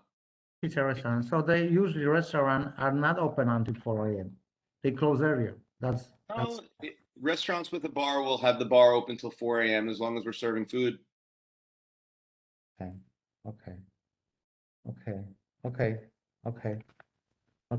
So Other members, committee members have a question? Ask a question because you have right by you, there's La Nonna.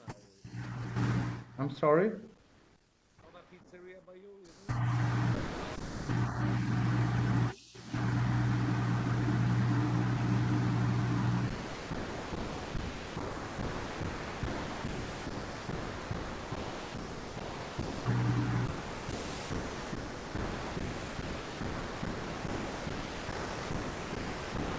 Hello?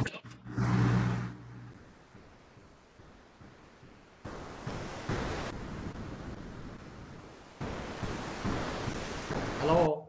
Can you?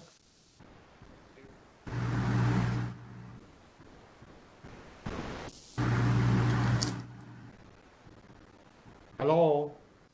Bogdan, I think that was Arthur is trying to make a comment. Can he type it in? Yeah, I'm not sure. I think my microphone's on. Arthur, do you just want to shoot it in the chat so we can see it?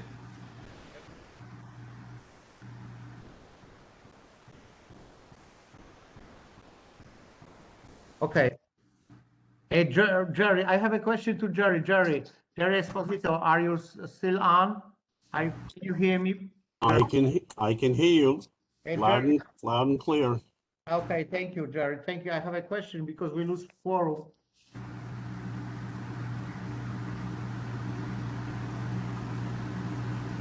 I don't know if you still have a quorum. No, that's what I'm asking because we lose quorum. We do not have a quorum.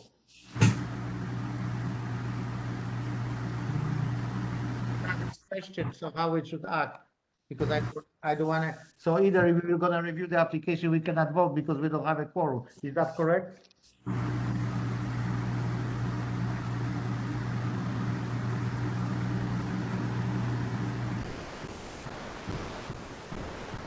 Let me see if we still have a quorum. I'll check the names on the screen. Hey, so Bogdan, while Jerry's looking at that, Arthur put his question in the chat, and it was, is La Nonna closing at 4 a.m.? That's from Arthur. I'm sorry, what was that question? Is La Nonna restaurant closing at 4 a.m.? Who's Lenona?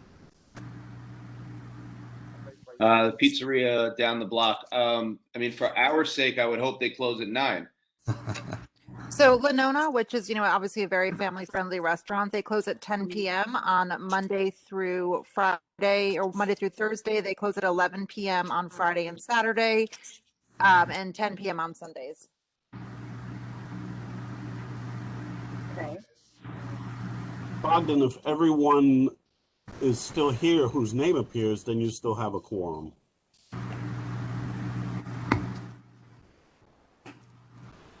You're muted, Bogdan. Thank you, Jerry. Thank you very much, Jerry. If you can watch that, if we're going to lose the quorum, because I don't want to lose the time and then we still cannot vote. If you can please, I open on that, please. So well, I see the names. I hope there's people behind the names, but I see you have 7 names on the screen. Okay, that's what I see, but I don't, I can see that too, but really, I'm sure people here, so that's what I am asking. The only other thing to do is if you want a quorum call, we'll call the roll and see who answers. Yes. If you, I think we should do that because can we vote if we don't have a quorum? You can't vote without a quorum, but you can make a consensus recommendation if you so choose to the full board. Okay, fine. Thank you very much. Thank you very much. Thank you, Jerry. That will answer my question.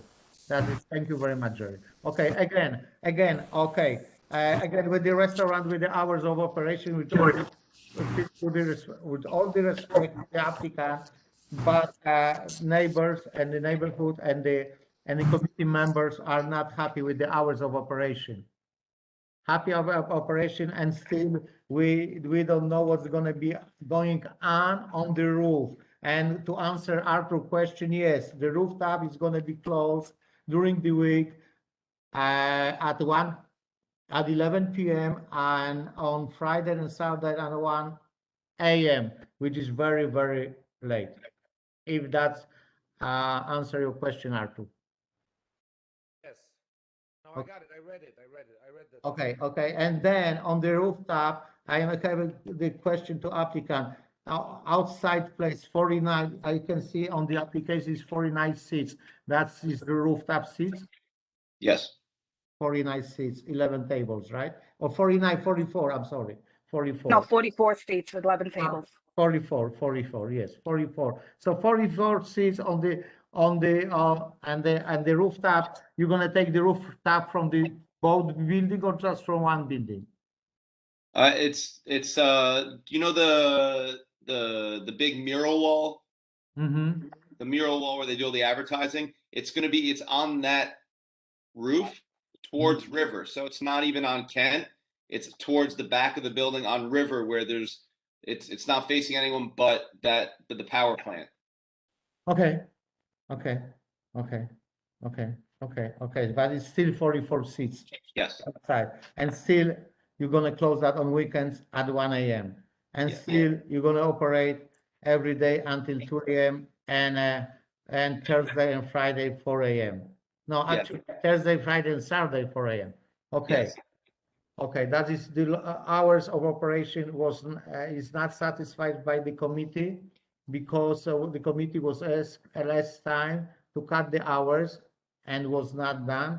And there is opposition from 3 people from the neighbors that they be not very happy that you're gonna have a full bar. That's been full liquor bars, not just wine and beer, and that's why they very much concerned about the noise and music on the rooftop and drinking patrols walking on the streets and clean up. How you gonna put the garbage from the house because that is little brownstones.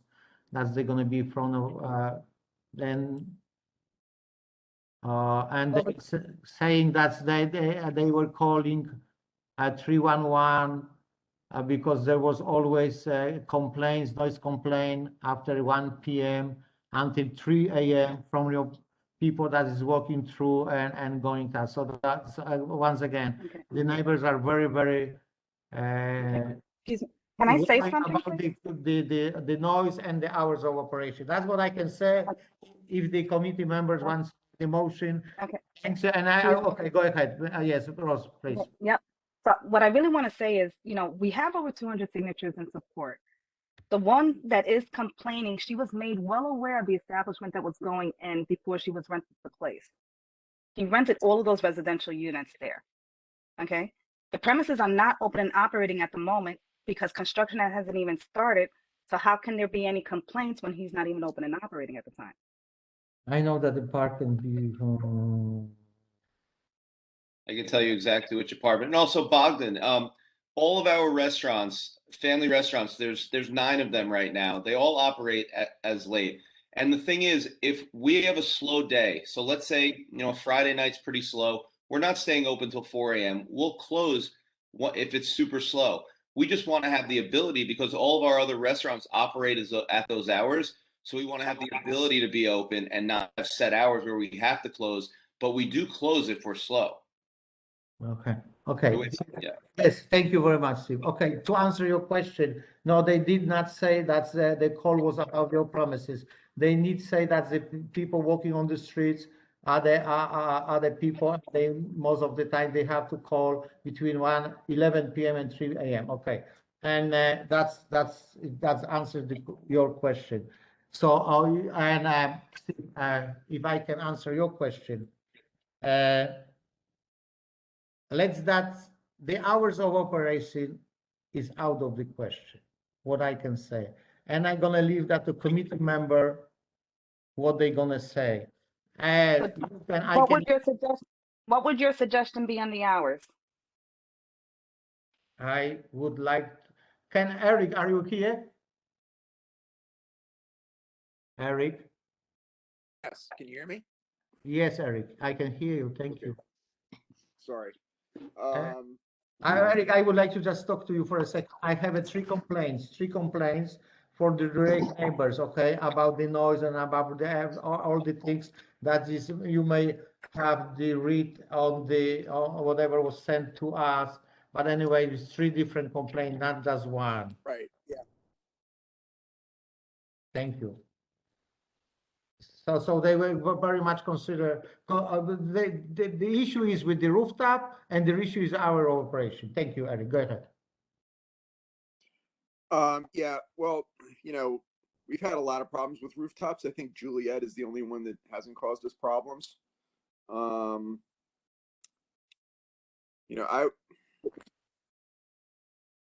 don't know. I'm not a fan of the rooftop thing unless you're doing super sound dampening, even almost like an enclosure. And the hours, 4, no. Maybe, well, it's got to be the same for everybody, right? So if we say 2 o'clock,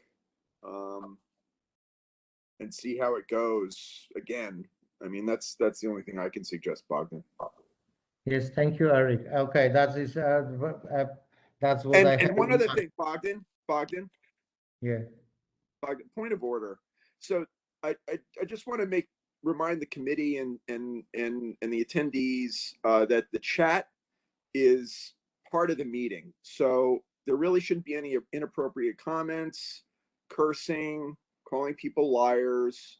In the transportation committee, we've made a strict rule that any behavior like that, you will be silenced or removed from the meeting. If I understand the passion and I appreciate your sentiments on some of the issues that are listed in the chat, but this is not an opportunity to call people liars and names and to curse. This is a public meeting.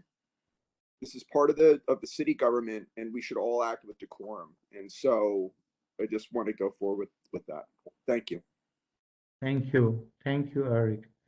So okay, so we have to go that quickly. Either I can provide you with the people that were not very happy since you have a construction going on. We don't have any construction going on. She complained based on speculation from when we open in 10 months from now. Bogdan, yes. But is this the only complaint that you're talking about? Is it just this one person? Are there more? Three different complaints. So what I'm suggesting might be if they can again think about that, about the hours of operation and contact the people. We can provide them if they call the CB1, they can provide it who is really complaining. One of the letter was explaining the full page of the issue and concern about the restaurant that's going to be open right there, and if they still are not operating and still have a time, in not a rush, I would just ask them again to contact these people and consider the hours of operation cut a little bit. I mean, we'll be more than happy to sit down and have a conversation with them, but we reached out to 4 different community groups who are all full in support of the application with the proposed hours. Okay. I mean, we would be more than happy to sit down and speak with them if, if their information was passed along. Yes. Can I say something as a person who lives nearby? Absolutely, sir. Okay, my name's Rob Worth, and I live on North 1st Street, about 2 blocks away from where I understand that this is proposed, and I didn't know anything about it. But I just want to say that Roberta's Pizza, which is across the way, is, from what I understand, looking at the hours on the door, only open till 10. And I understand that this is a different business, but, the park there is incredibly overcrowded on weekend nights. And I'm talking about Little Grand Ferry Park, not the Domino Park.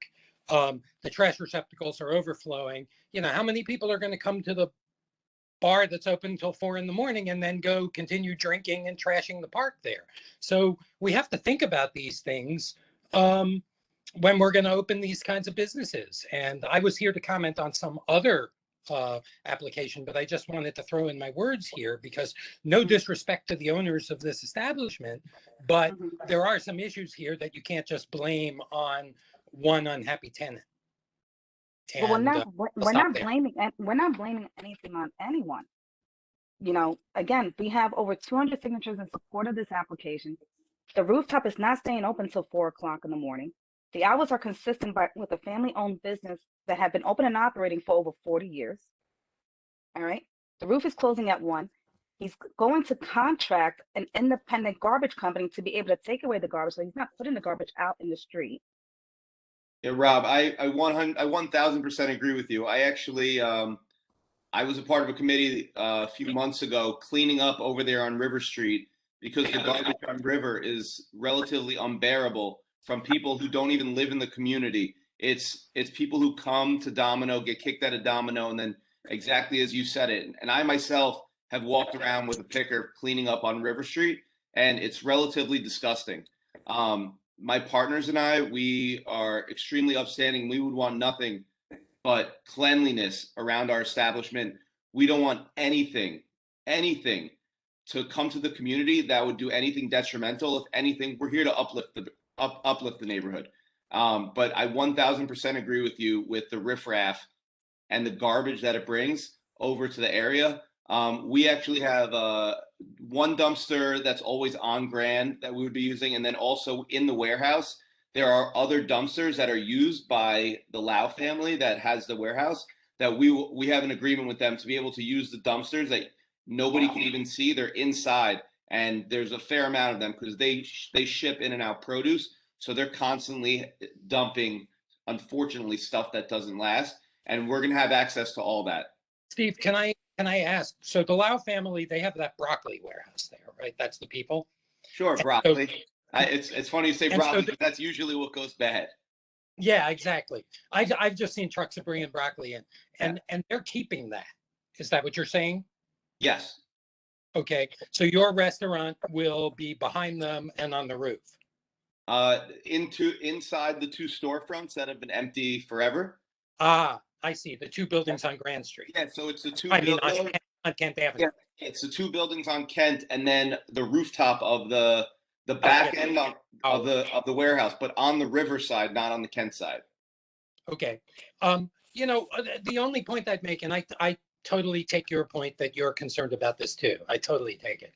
The only other thing I would say is just that, you know, this establishes a precedent. And it's unfortunate that it does, but it does, that then other restaurants along Grand Street are going to be saying the same thing. We want to do this. And there's a big warehouse space on North First Street where at one point the strip club wanted to open. And that idea got shut down, but someone's going to come in there and say, well, hey, these guys down the block, they're open till 4 a.m. Why can't we be open till 4 a.m? It's discriminatory to stop us. So, you know, there are some issues here. That's all I'm saying. And I can understand those issues. I'm not right adjacent to it. But I've been living with a restaurant behind me that had people out there until 1 o'clock in the morning, and it's awful, I can tell you, on their roof. And my neighbors are all aflamed about it. So it's not an easy thing. And I think you can understand the trade-offs here. That's all I'm saying. So when Bogdan or the other people on the community board are suggesting that the hours could be different, there are reasons for that. And maybe it works just fine on Metropolitan Avenue. I don't know the neighbors at Metropolitan Avenue. Thank you very much for all. Thank you. Do I hear motion? You have a chance. You have a chance. Well, someone was making a, excuse me, someone was making a comment earlier. I had asked what your suggested hours would be. I'm sorry. 2 minutes. 1 minute. Okay. That's it. We already know what's your application. You didn't do nothing with your application. You didn't change your hours of operation. I'm sorry. Okay. I would like to make the motion, or somebody make the motion. Excuse me. We did everything. Excuse me. We did everything with the application. We reached out to everyone. We have a lot of support of this application.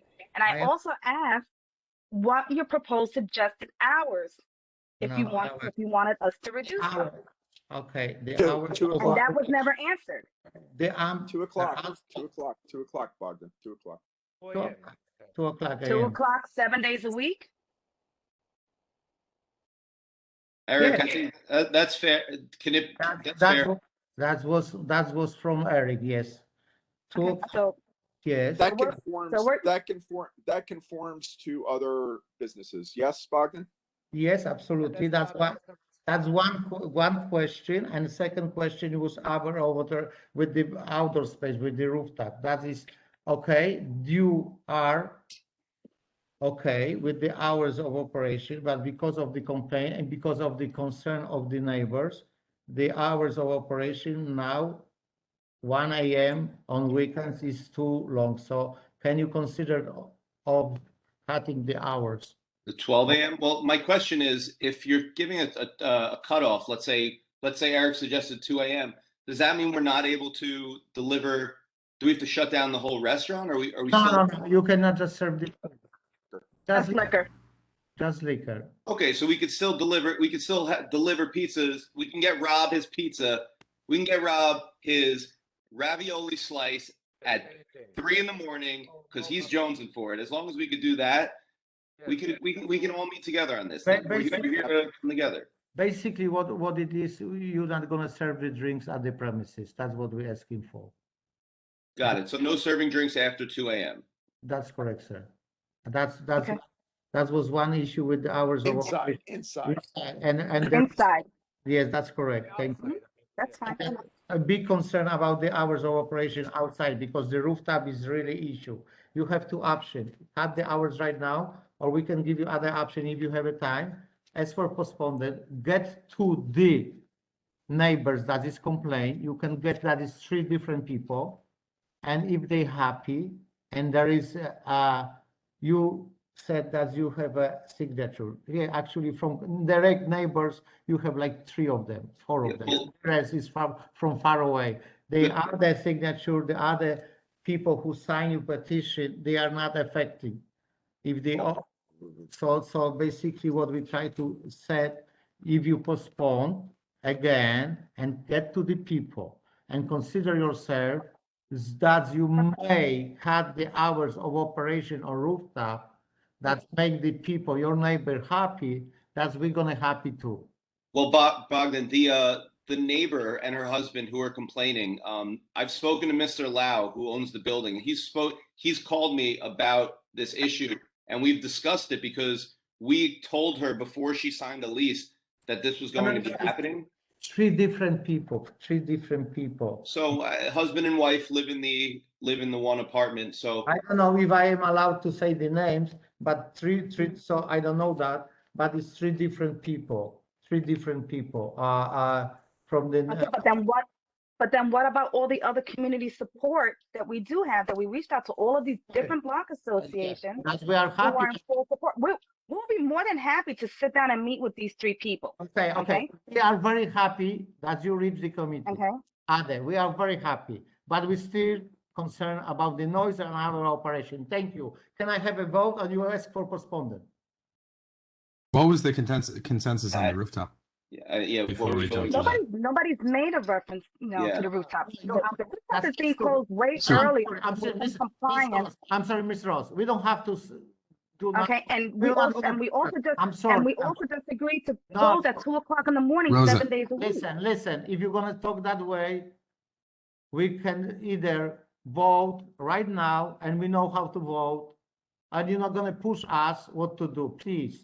I'm not pushing. I'm asking a question. But Rosa, you're not even letting him speak. Has to come from you. What you offer. These people are complaining. And we are very happy that you're gonna open nice restaurant. We're more than happy, but we are also have to fight for the people that live around you and have to go to bed and have to sleep. Thank you. So either you gonna tell us when you're gonna cut the hours of the rooftop, because with the inside we fine, and we may be back in the business, or you ask for postponement. Thank you. Bogdan, are you okay with, or Bogdan, Ronan, are you guys okay with an 11 p.m. rooftop and 2 a.m. downstairs? What's the capacity of the rooftop? 44. 44. And what's the overall capacity of the restaurant? We probably don't even want people up there after 1 a.m. Like that's at the end of the day, like we have it because that's the view we have for that at 11 p.m. Yeah, after that, it still is a nice view, but it then becomes a bit of a liability. What we want to do is, yeah. Oh, no, go ahead. I cut you off. Yeah, we just want to take the hours that our family business has been operating for 48 plus years, bring it over here. We want to be able to get everyone on Kent. There's thousands of residential units over there. We want to be able to deliver the same hours that we've been operating within Brooklyn, Queens, and Long Island. And now, because we're the younger generation within the business, we want to add the rooftop to it. We want to add the bar to it. But in order for you to get those hours in other communities, you had to go through a similar process as this, where we gave the community a chance to give their consensus, which is what's happening right now. The other question that I had for you, so 45 people on the roof, confirming again that there's no amplified music on the roof. No. Okay. And what was the time that you proposed for the roof? 11 p.m. during the week, 11. and then 1 a.m. Friday and Saturday. That was proposed. That was Got proposed. it. Bogdan, Eric, so 11 and you said 1 a.m. on the weekends? Yeah, Friday, Saturday, 1. Okay, that's okay. That's the rules that we have when it's not a big issue with outside place. There is no complaints, nobody's concerned that it's going to be loud or not. In this case, it's big concern about a huge amount of the people, 44 people on the roof, saying even 11 o'clock is noisy. And they're going to build a huge, over 1,000 units apartment house between you and the river. Do you know that? Okay. They're still in litigation, aren't they? But yes, of course. Yeah, so and so what I try to say is 44 people when you're going to put on the rooftop, and you're not going to have a contract. You don't have a fence there, right? So you have Bogdan, Bogdan, what time would you be? Bogdan, what time would you be happy with then? No, not be happy. The community is going to be happy. Community is going to be happy. That's how I got to be happy. Yes. Can it be recognized, Bogdan? Yes. Yes. Okay, Bogdan. So just, so a rooftop is different than a sidewalk cafe. So the stipulations that we have for a sidewalk cafe, yes, the sound doesn't travel on the street. I mean, it could bounce around, but it doesn't travel on the street in the same way that it does on a rooftop. And I think that's part of our concern. So, I'm not a fan of the rooftops because I don't see them operating well, except in a few cases. So if it's a compromise, I would say 11 o'clock, 7 days. Let's see what happens after a year when the renewal comes up, and we can talk about it again then. That sounds fair. Eric, a man of the people. Can I be recognized? So that sounds fair. So we would close the rooftop at 11, and then during the week close at 2, with the understanding that the alcohol is going to stop at 2, but the deliveries, like food deliveries, will still happen after 2 o'clock. No liquor after 2. No liquor after 2 o'clock in the morning on the inside, with the understanding that food is still going to be delivered if it's requested after 2 o'clock, but no alcohol. We don't vote on food. We vote on liquor. So they can deliver ravioli pizza 24 hours a day if the city will let them, but we just care about the liquor. Pizza, we're eating it. If people were eating it 24 hours, we would. Can I please comment, Chair? Yes, sir. Go ahead, Sante. Now, I believe I want to make a comment because also to reiterate a bit about sound propagation, a roof or a sidewalk. I met a sound engineer a few days ago because definitely, we had the issue in our community. We're trying to understand, and the way our sounds propagate is very unknown, and we can predict it. It can bounce through a building, but even voice, and there is a lot of study, and I'm happy to forward, about this scientifically. Voice together, they even are recognizable. Beyond 3 people, become one sound. 44 people on a roof, on the sidewalk, the sounds propagate. That's a tremendous impact. There is a scientific study I was reading by Columbia University, which is very interesting and very revealing. I believe I would have major concern for the president, the music, even with the food.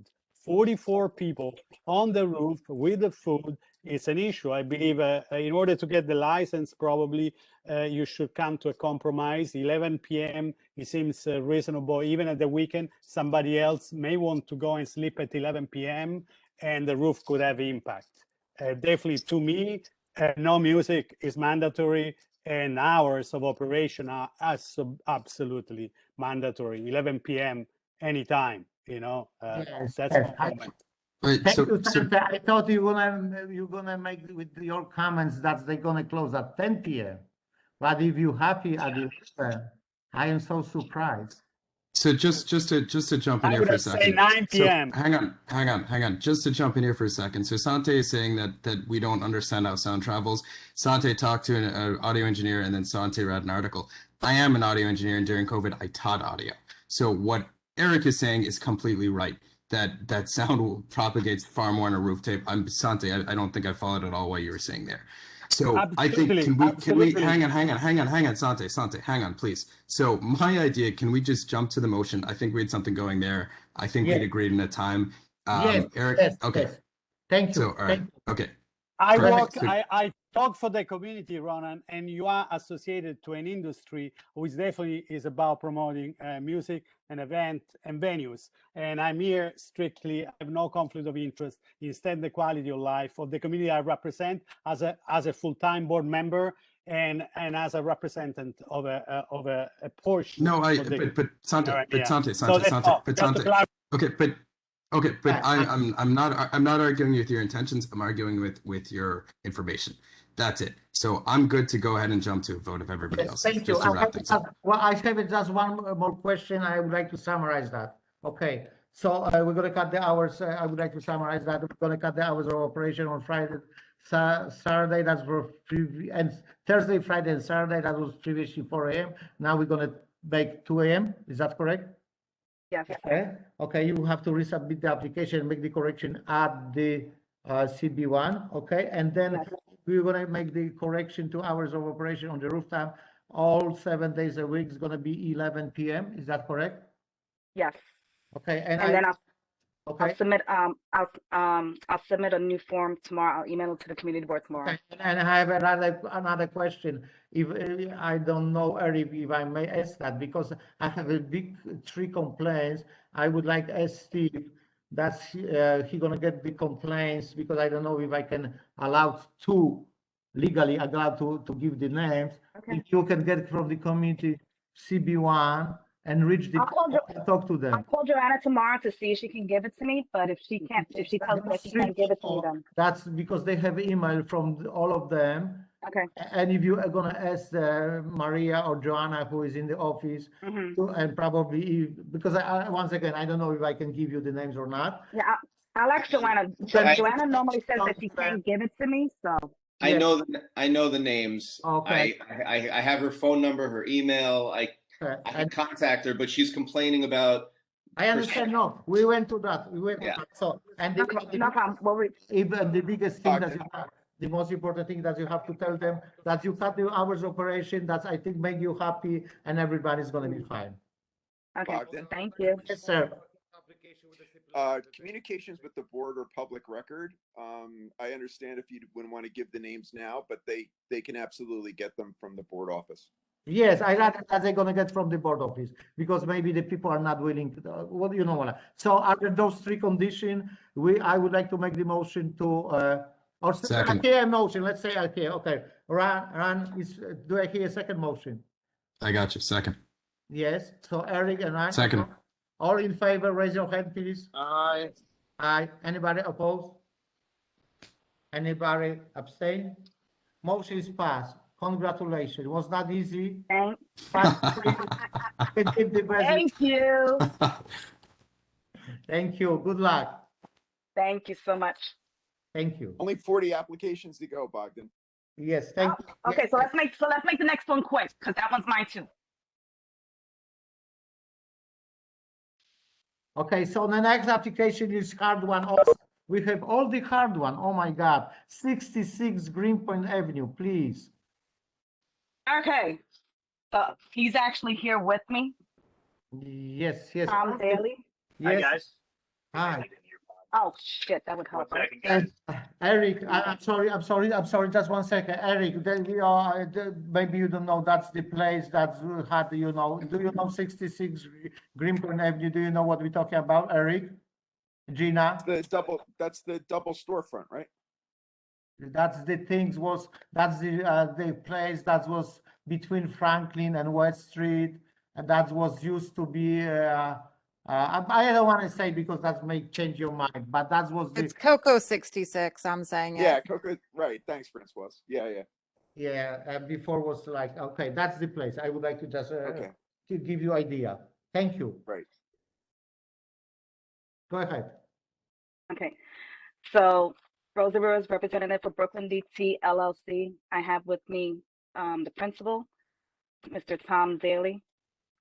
The premises that it's being proposed here is operating as a bar tavern with live music. Hours of operation are to close at midnight, Sunday through Wednesday, but then 4 o'clock in the morning, Thursday, Friday, and Saturday. The capacity is 74 on the inside. Number of seats are 62. He is going to have 2 outdoor sidewalk cafe tables with 8 seats, which will be closing at 11 p.m. and 1 a.m. on the weekends. And we've reached out to all of the community groups. Okay. Tom, that's you, right? Who is Tom? Yes, okay. Me right here. Yes, okay. And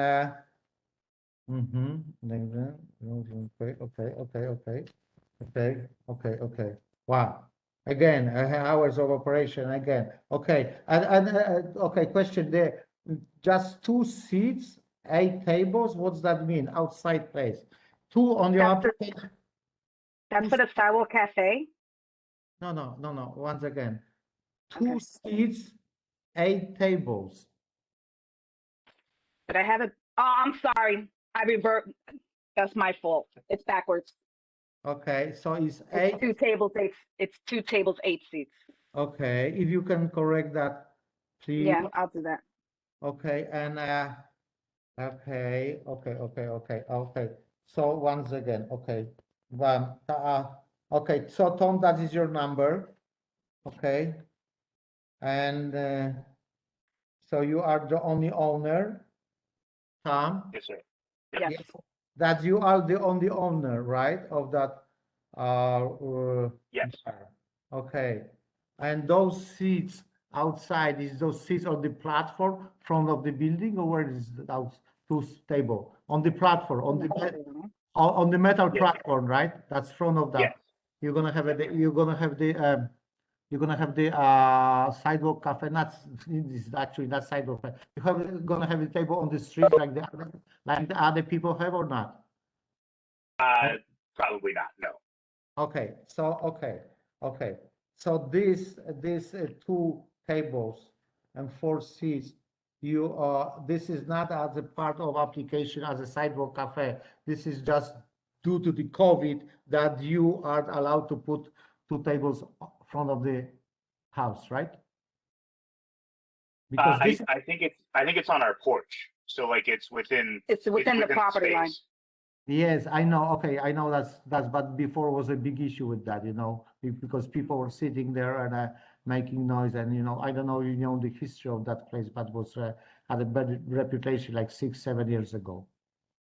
Maybe you're not aware, but that was the issue with that long time ago, before like 6-7 years ago. Okay, fine. Okay, and so actually there and okay. Eric, most of the things is there. The bar is there for 100 years, okay? But there was always issue with the things. And we have a Sante with us. And if he can speak on behalf of the application, because rest of the application is like normal, nothing new. The place was always for years and years and years. Before them was not that bad, but before the last tenant was really. Okay. I spoke today with a 94%.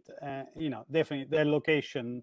It doesn't have a good history, but I don't want to give the responsibility to a new applicant. The issue, I believe, is not this. The issue that there is one reason why I'm here every time as a board member attending a committee meeting of which I'm not part of this committee. There is, because the issue that there is an over proliferation. We spoke already about other license just around the corner from here. So this is another 500-foot trigger. Again, we spoke last meeting about other 2 applications on Greenpoint Avenue just across the street. And so now, if last time we had 10, now we have like 11, we have 12, this is continue. And to be honest, this is also a music venue. It is a music venue. There was an history there of complaint on not only a 311 complaint, on 911 complaint. And I spoke with the Captain Fay today. You know, I believe, when are we going to stop? I understand that some of you are affiliated to an industry. When are we going to recognize that there is a 500-foot rule that tells 3 licenses within 500 foot? We have 16. Now a music venue can have tremendous impact. There are residents there. And really, this is the major question. What is the benefit? We're not talking today. What's the rule of the 500-foot say? What's the benefit? And you're putting a community to have to take step and write letter and attending the New York State Liquor Authority meeting, 500-foot hearing. That's what we have to do. And if we have to do, we'll do that. But to your conscience, do you realize how many licenses there are within the 500 feet every month? Every month. We have killed the diversity, which is not the competence of this committee. I do understand, but it is the concern of this community. That's why I'm a board member, because I have concern and I want to improve and I want to limit the issue. I don't know how I have to say. And to be honest with you, outreach was not done. An email was sent, by Mr. Tom Daly today. It's really, I this is understand, not the way. I understand, Sandra, your concern, and we are very happy that we have somebody in the neighborhood like you, because if without of you would be not 15 restaurants and bars in the area, would be maybe 35 without of you. I very appreciate that's what you do. Really, I appreciate that. Really do. So really, what just 1 second. And other people want to speak tonight. I believe there is other. Yeah, absolutely. But I have a just question to you. You're 100% right. 100% right with everything, with anything you say. But I am not supporting them, and I am not a part of the business. But there was always bar for years and years and years.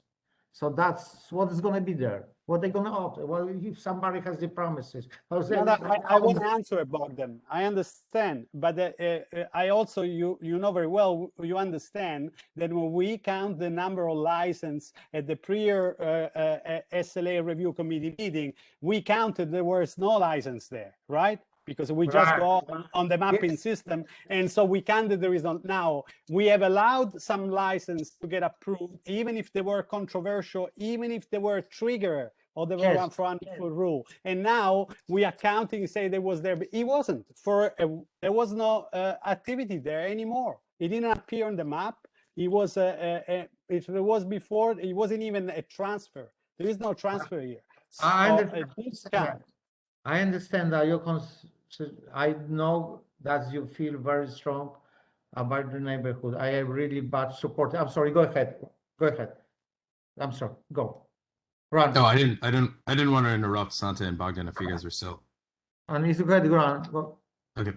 So couple quick questions for you, Tom. So just wanted to clarify the music venue aspect of that. Do you have a set schedule for when that would be playing? And could you tell us what exactly, is it a DJ, is it a band, is it acoustic? What do you mean when you say music venue? Sure. First of all, my last name's Daly. I think we might be lost cousins there. Don't tell that to the board. I mean, I don't know this man. So it's going to be a lot of acoustic stuff. It's going to be a lot of comedy shows. And it's going to be, there will be some DJs there, and maybe like the Friday and the Saturday nights, we might have some live venues, but we really want to fill it with local artists. And one of the big things is it's meant to be calm. The names that we toggled with was either frequency or low frequency. It's meant to be more of a lounge more than a bar. And from what I gather, the last places that were there were not, let's say, quiet. Sure. So I think what would help us on the board is if we could get a schedule that we could keep you to as far as when that music would be played. Because you're telling me that there's a DJ and comedy and everything else, that to me means that the music's going to be amplified and that your bar would have the ability to amplify even acoustic music. So I think the first thing we would do is get a schedule for you for when we know that that music's going to be played. My other question for you was, have you taken into account any soundproofing for that space? Yes, Okay. yes. Our architect has already come to look at it, and he is a soundproofing expert. And is that space isolated within the bar? Is it a separate room, or is it something that's open that? It is a separate room in the back, so there's even walls and doors to prevent it from out. Okay, awesome. Those are my concerns. Appreciate it. Thanks, Tom. Thank you. So, okay. So that's the music is going to be played all the way in the back, not on the front, right? Because I know the place. Okay. Yeah, Okay. Sorry, go ahead, Tom. Yeah. Okay. There will be no music at all played towards the front, because I know that there's a rule within the community about keeping the windows shut and the doors automatically being closed. So any even just speakers that we have for background music in the front area of the bar will not be towards the front doors of the space. But so what speakers will you have between your room with the music and the front door of your venue? It'll just be background music. It'll be low level, just like you would see at any other bar. It'll be low level music. It will not be the live music that is playing. Cool. Awesome. Okay. Thank you. Thank you. The question. Thank you. So again, this is a bar, and the hours of operation is a little bit longer. That was our Rabbi is not here, and our committee members are not here. But usually we try to keep cut the hours as much as possible. But again, Thursday, Friday, and Saturday is 4 a.m. right? Yes, yeah. Okay. Thursday through Saturday. And Yes. then the rest of the days will close much earlier. So again, I have a question to committee members.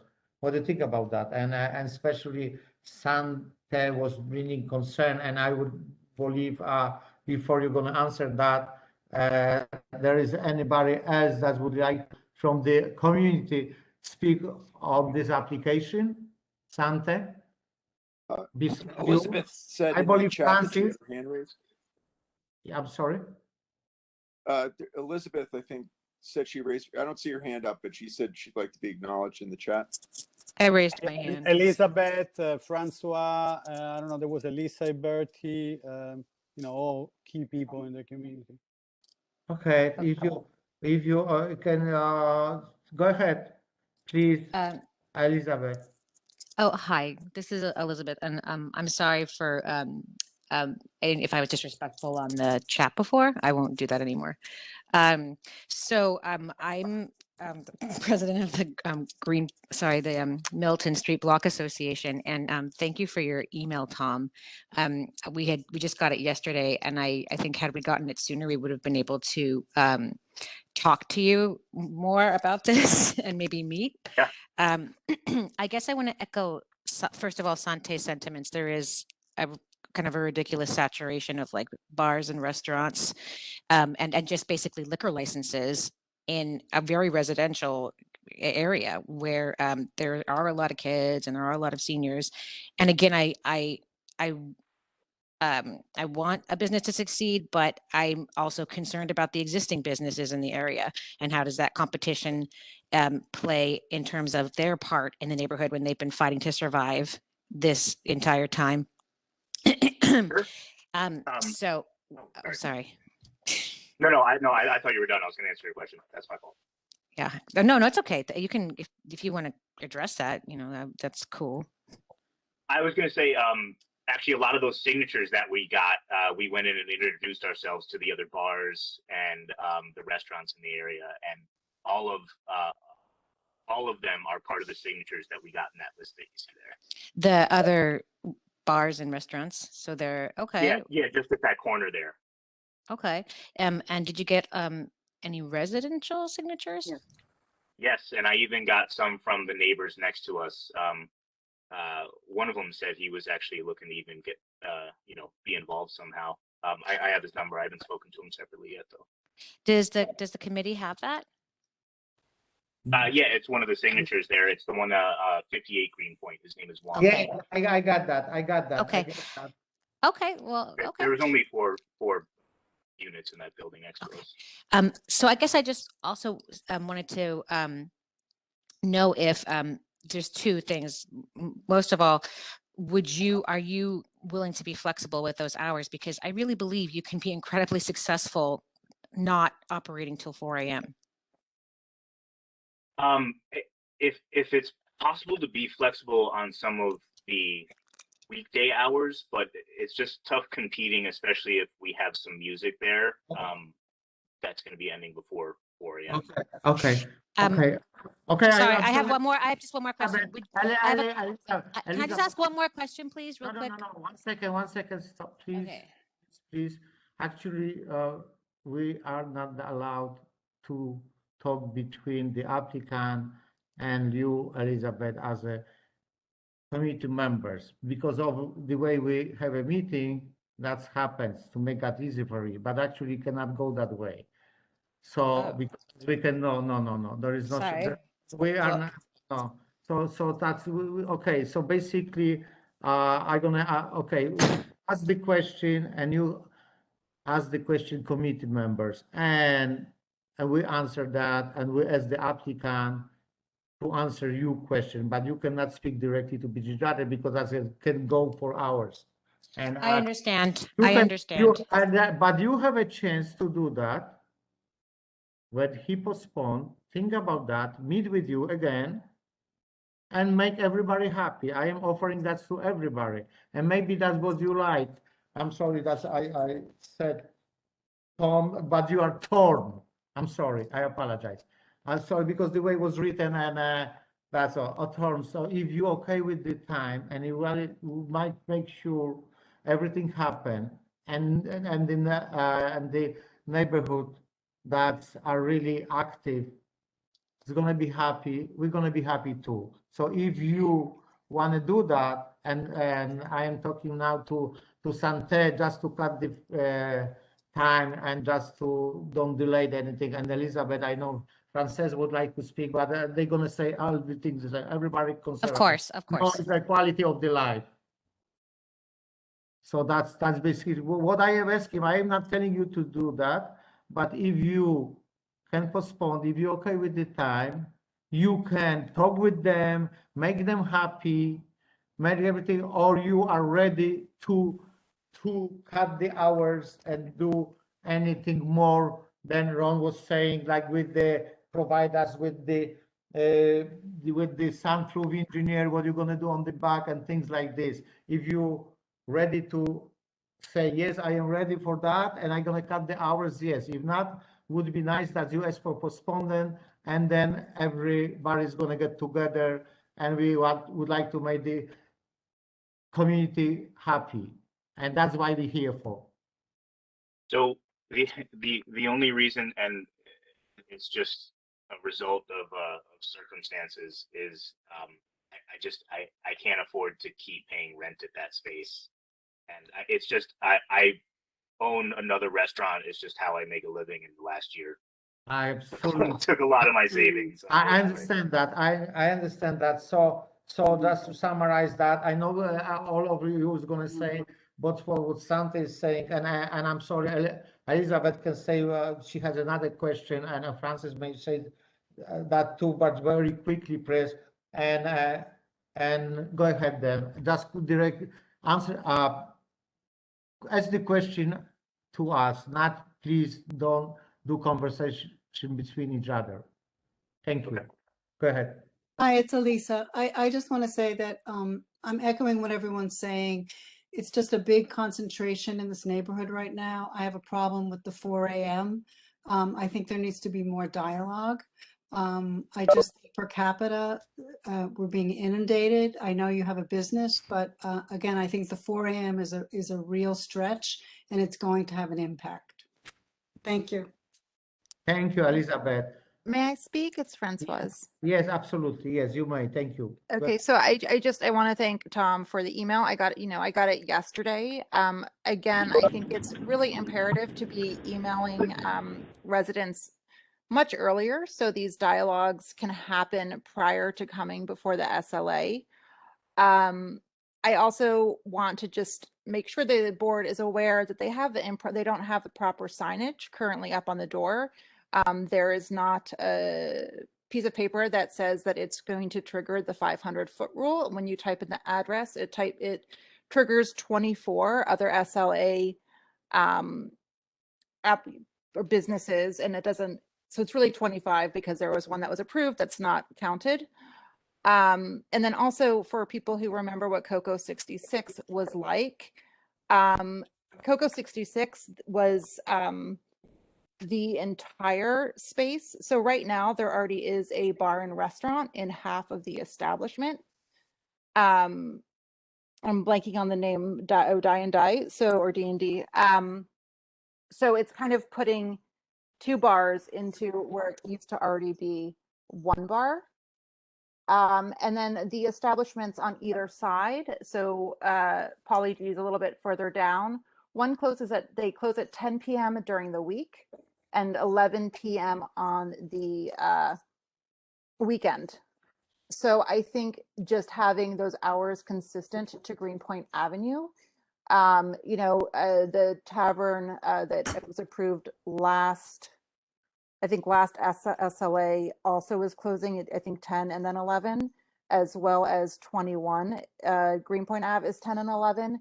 So I think that really shows, I think how the community, it's not easy being surrounded by 24 bars, but 10 and 11 are kind of the hours that, have been happening. And I think that setting a precedent for 4 a.m. In terms of a music venue, just a reminder that we also have the Drive-In, which is a music venue, as well as, obviously 3 films a night.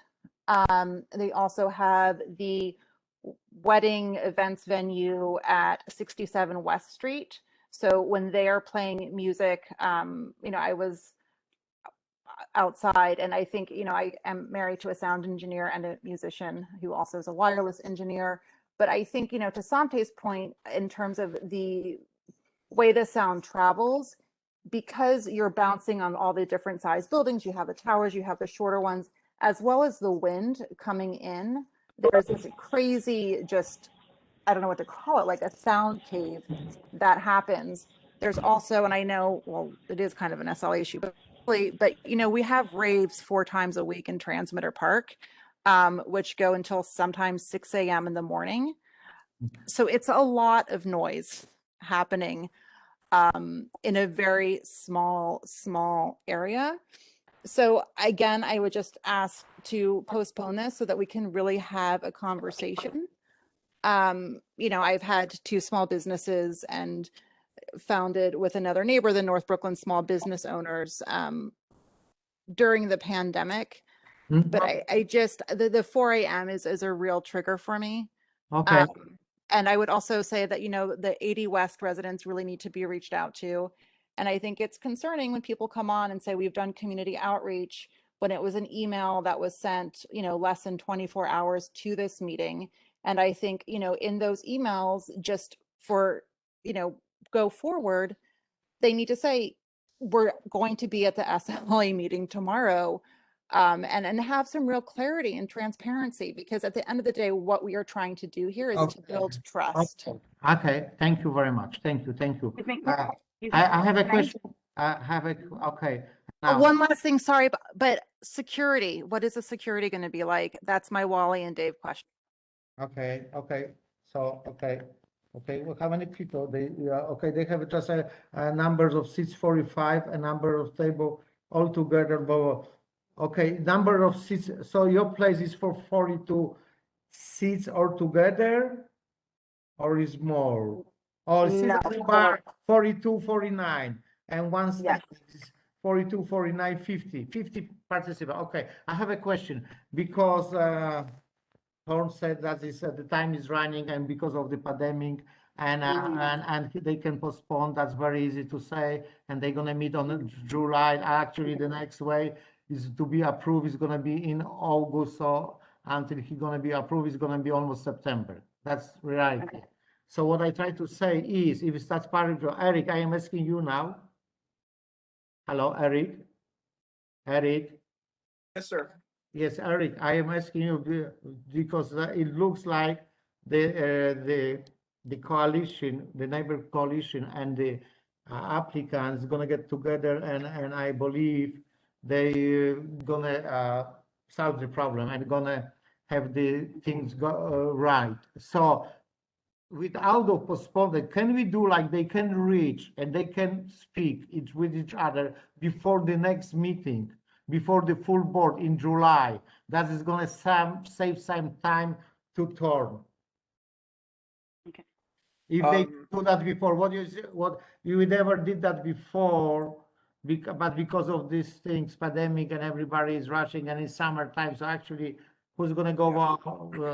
It's waste of time and waste of money for them. Excuse me, Chair, can I just ask, I mean, I understand that there's a fiscal, situation, but rushing through a process that is going to affect a community that is already so heavily burdened, and our elected officials, there's what is happening on Greenpoint Avenue and West Street.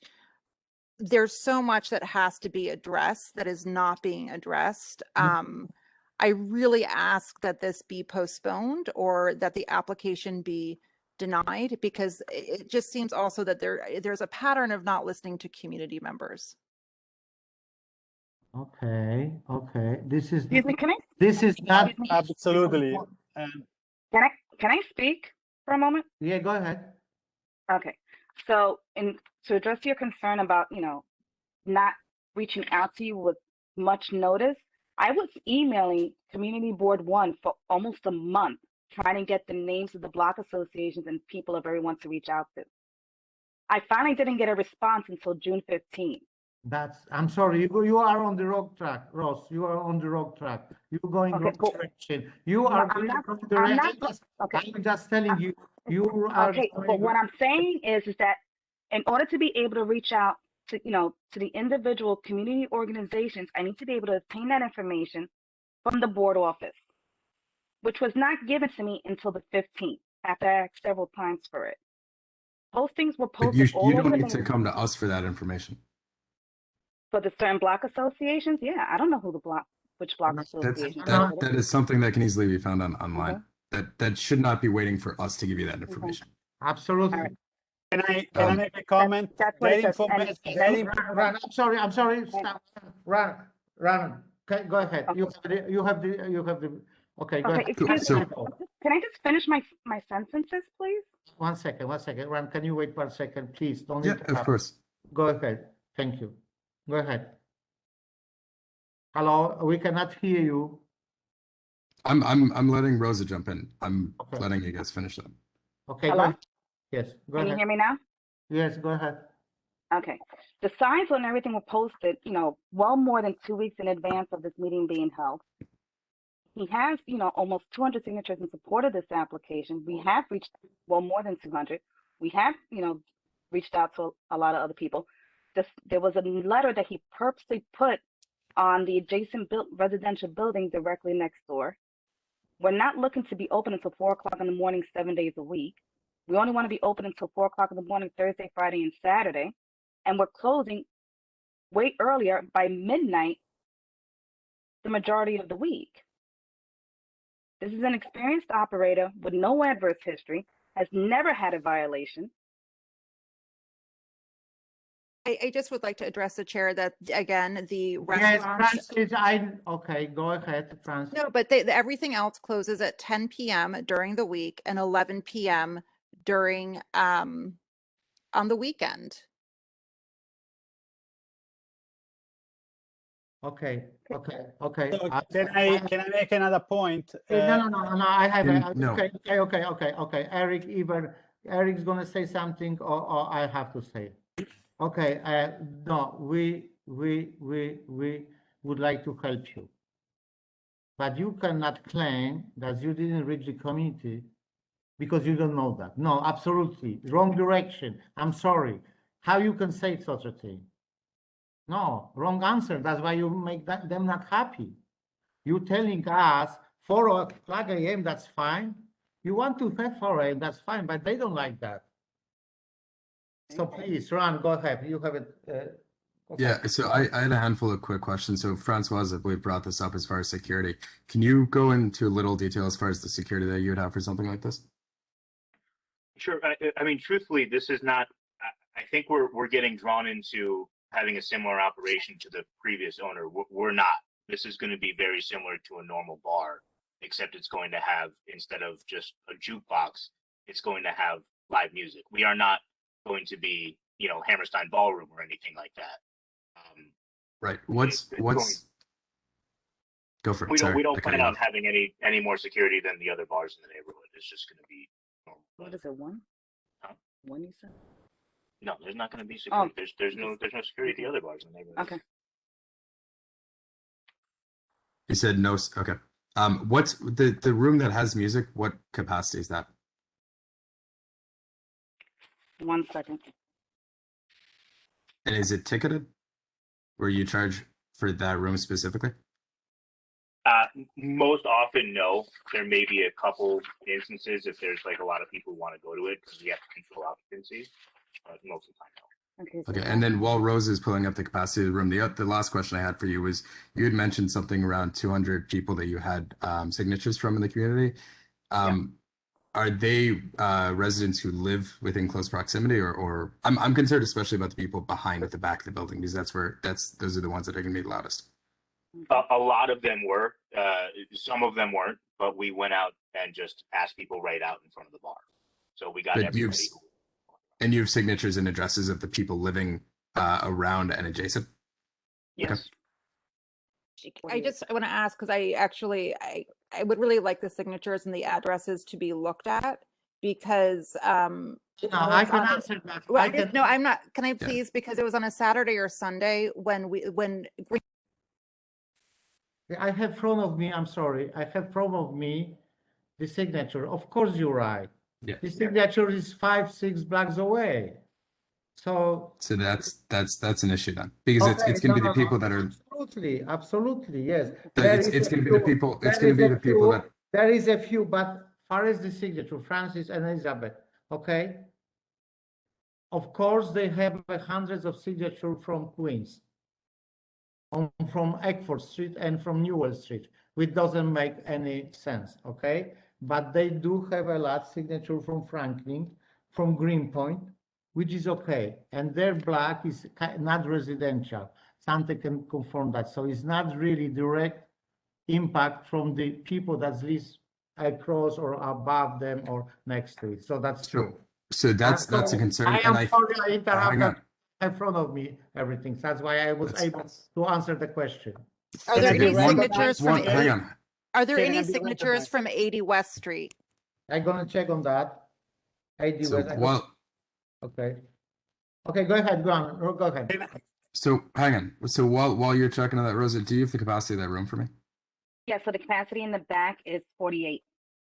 Okay, so to me, if some of these events that you're going to put on are ticketed and the size of the room is 48, that to me tells me that some of these shows that increases the amplitude of some of those shows. So that I would be concerned about. So for me, at least, between the size of some of these shows and the fact that some of the residents who live immediately adjacent to you have not been approached, that kind of positions me as far as judging on this case. Okay.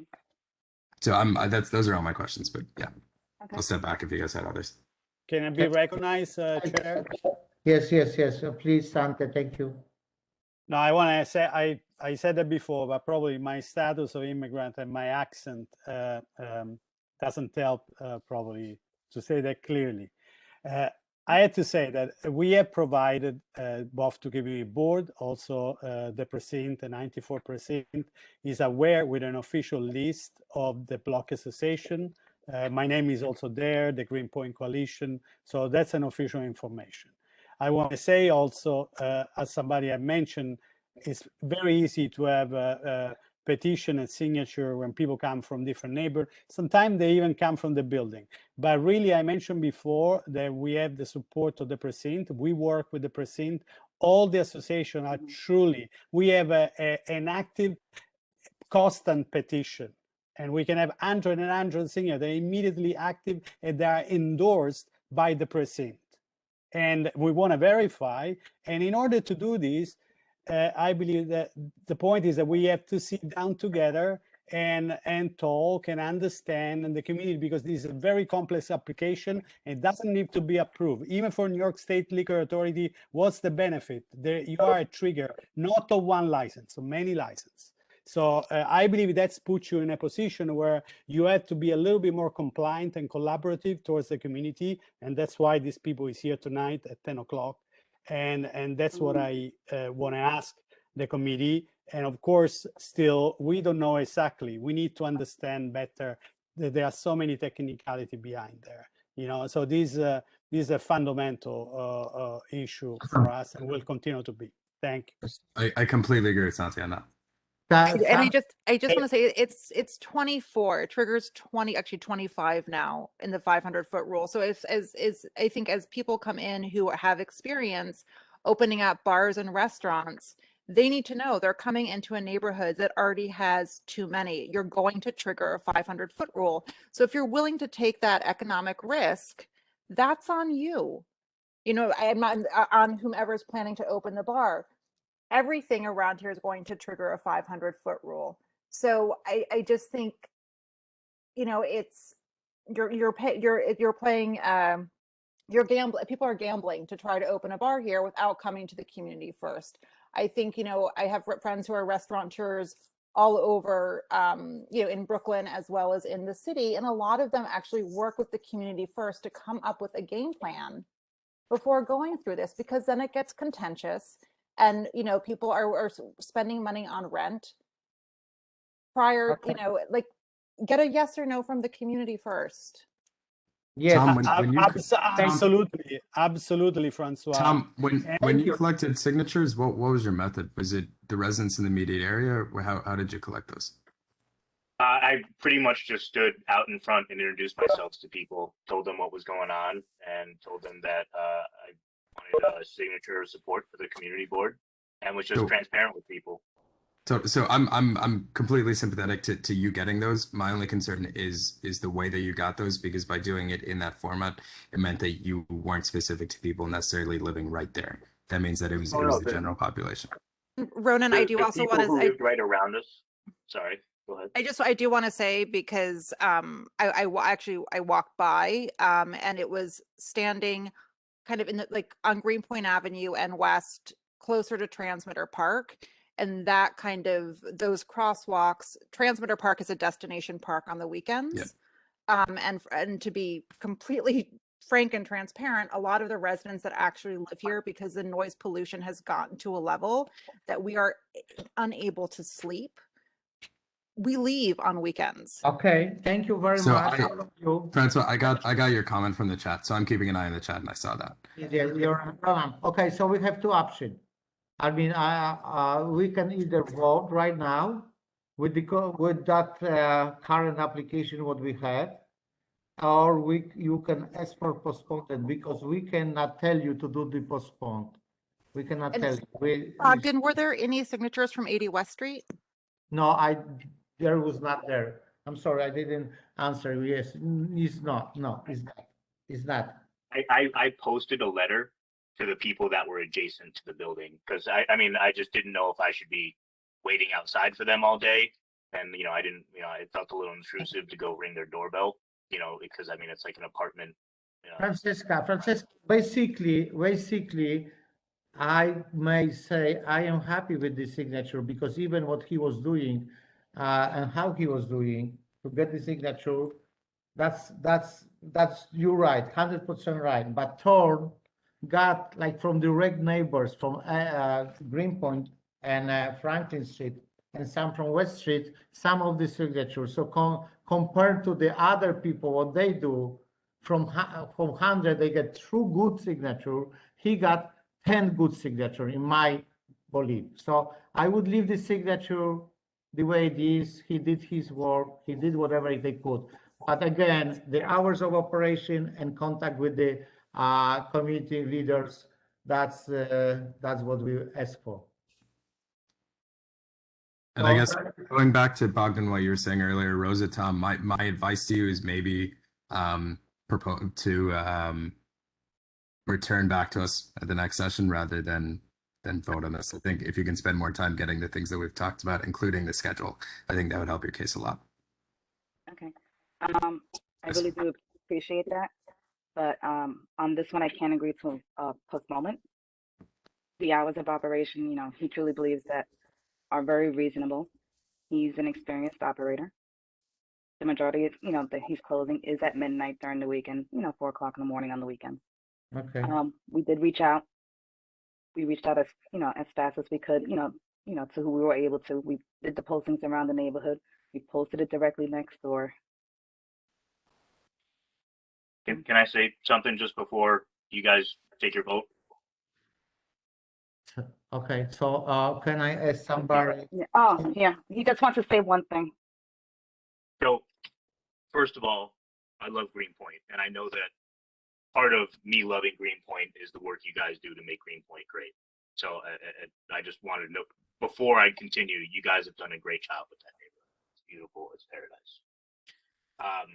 Secondly, I am not, it's not my first place. I have a bar in West Midtown, no less, that is inside can be loud. On the outside, I have never had a single problem with neighbors, and I have 3 apartments surrounding it.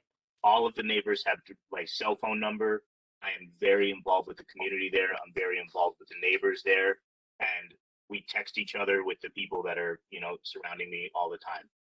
This is a place where a community I want to join, not a community I want to be a thorn in your side. Okay. I know that I hear you guys' concerns, and I want you all to have my cell phone number if you don't already. It's something that I hope one day to be part of the community board as well.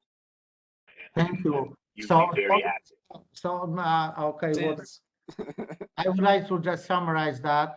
You are actually would like to keep the hours of operation the way it is, right, Turn?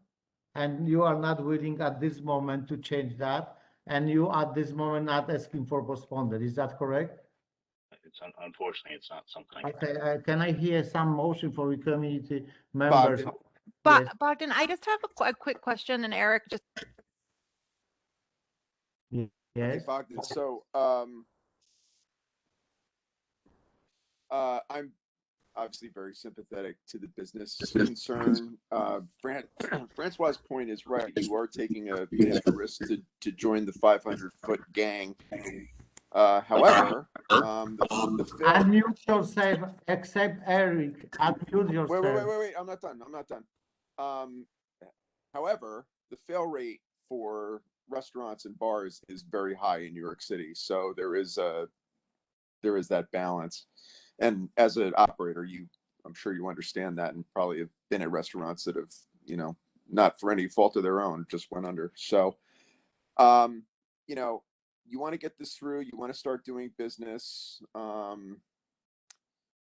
It concerns me that you don't have security. I assume that you'll have people at the door checking IDs. I mean, at the very least, and I hope they're like 250 to 275 pounds, to be intimidating enough for people not to get stupid, especially at a venue like yours. But I would say, with respect to you trying to open, I would do 2 o'clock across the board right now. Same thing as the other ones. Come back to us in a year. Let's see how you do. And then the other thing is you have to talk to, what was it, Francois, 88 or 80 West? You got to talk to those people And, you know, you have a lot of time. You have over 2 weeks before the full board meeting. I think it's tentatively set for the 13th right now. Obviously they'll decide that tomorrow night, but you got a lot of time to do some outreach. I would get with Sante and Francoise, have a little sit down and, make some peace. And then, based on what we hear back from them and from the 80 West Street folks, we can go to the full board and recommend approval. Okay. So can we, if you guys are having another one of these in 2 weeks, because that is something I can afford. No. Oh, I think you're on mute. Who's on mute? Can't do two? Right hand corner. Where? What Eric was There we go. proposing Okay, is okay. absolutely as what you are willing to do. What Eric is proposing, take now, cut the hours, meet with the neighbors, and make happy the community, and that's it. And if that's you are not willing to do, we have to vote. That's you. So, and it cut out a little bit there on, I don't know if it was on my end or yours, but if I'm understanding correctly, can I keep the hours the way that they are here and have the discussion with the community? No, cut the hours right now and then discuss with the committee anyway. Right. So it's 2 o'clock across the board. And then have the conversation with the community in 80 West. And then when you come up for renewal, we'll hear back from folks on the block and see how they feel about it. And then if it's good and like things are operating and nobody's getting stupid and we don't have the Coco 66 problems that we used to have, then we can make a fairer evaluation. So that's it. That's the option. And second option that we're gonna vote on the base of the information that we got up until now. In addition to the 2 o'clock, I think there should also be a schedule in there for music to stop beforehand. But again, that's just our advice to you. Thank you, Darren. Okay, go ahead. I don't think we can because the lease is so front loaded that Yeah. it's not something I can do. I don't have. Okay. Do we hear something from the applicant? Yes or no, or we have to vote? I can't postpone it and take back the hours. It's the lease is so front loaded. It's not Yeah. something. Okay, so let them know that.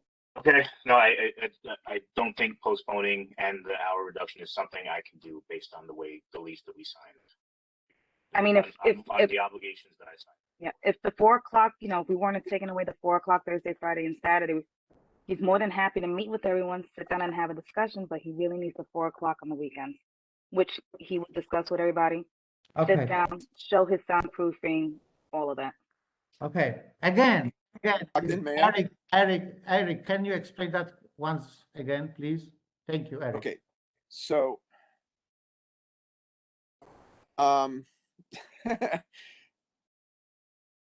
I really think you should take the 2 o'clock across the board because that's kind of a win a temporary win because I understand your front loaded call. I get it, man. I do.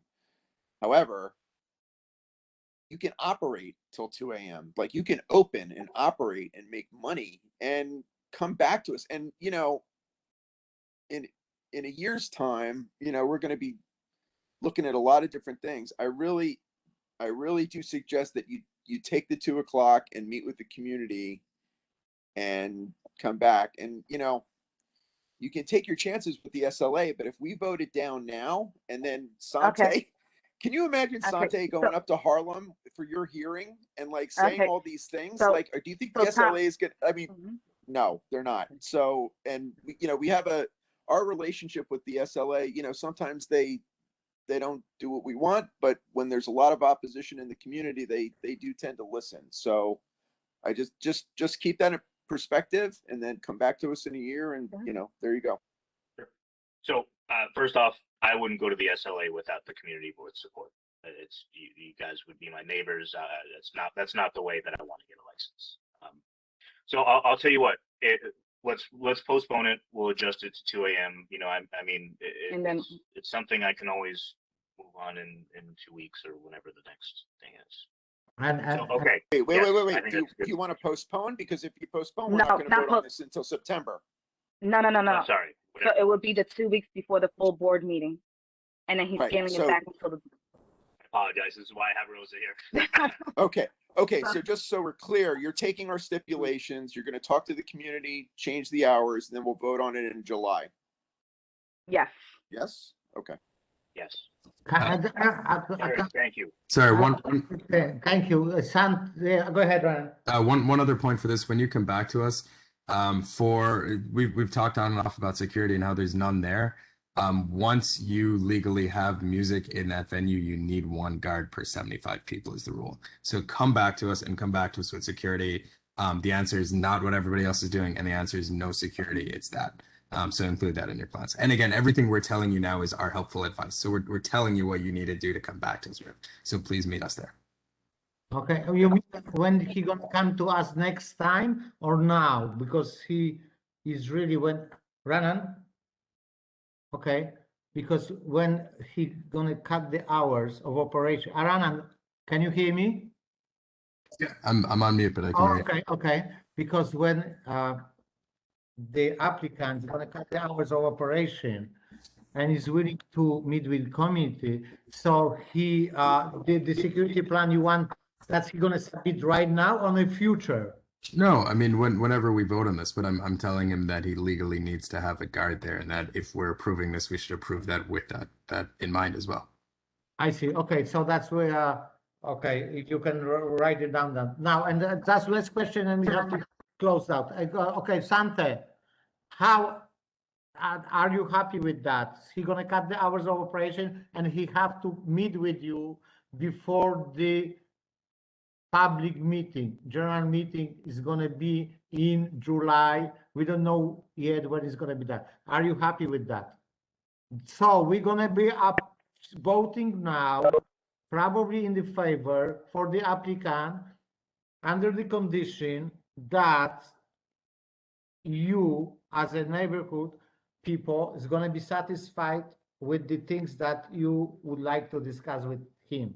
And you're gonna notify us, yes, everything is fine, no problem whatsoever. Are you okay with that? First, it's not just me. I want to make sure it's going to be other leaders of all the block association. We are the Greenpoint Coalition, and so these they fell under this umbrella. There is so many unknown factors. Let me say this, please. There is so many unknown factors. We need to sit down. We need to do what we did with other applicants. I'm sure this venue is more than just a restaurant with a legal license, is more than a bar, is something more, as you, Ronan, and mentioned, and thank you for making the point requiring additional things there, but I believe we need to sit down first, and you had to come meet certain conditions and maybe also sign some agreement as other applicants have done in the community, just to give us some additional reassurance. Yes, that's what I can tell you, but it will not be my decision. It will be a decision of a larger community. We just gonna filter it. Okay, so after tonight voting, our recommendation is gonna be yes or no. If our recommendation is gonna be in the favor of the applicant, before the full board, we're gonna present our yes or no. You can always make the full board vote yes or no. Is that correct? Sante. You're talking to me? Yes. Yes, I mean, I believe if Tom is really want to tap to the community, to the need of the community, other applicant and find a solution, and you committee member of this committee can testify that we did successfully, and they are still operating, and some they are going to operate. I'm sure if you sit down with you and you meet our need, we may be able to find the solution. You still are controversial. Be aware of that. So you have to do some extra work, some extra lifting to make this possible. I'm not purely against you, truly. Okay. So Okay. is Elisa here? I want to make sure because it's not just myself. There is Elisa. I understand still that. Francois. Okay, we have to. Okay, Francis. Okay, can I have just? She would like to just ask one question, and we have to vote. Okay, go ahead. So this is actually a crossover question, especially for people who sit on the transportation committee, Eric, that we just, there's a possibility of approving 2 new bars within less than a half a block of each other. As everyone knows, West Street is the drag racing, and with the cars, we have, sometimes 40 to 50 AVTs. I have been leading the fight to try to get stop signs and pedestrian crosswalks at Greenpoint and West. I just implore that we really try to figure out how to make that happen, because by drawing more people to this area that are unaware of, the drunk drag racing and all of the dirt bikes, there's a real problem here, and also all the trucks that drive the wrong way. But I just think that that's something where we need to kind of cross-pollinate to make it really safe. So Eric, can you help on that? Well, I don't know how to answer that, Francois, except to say that yes, I will help. I will.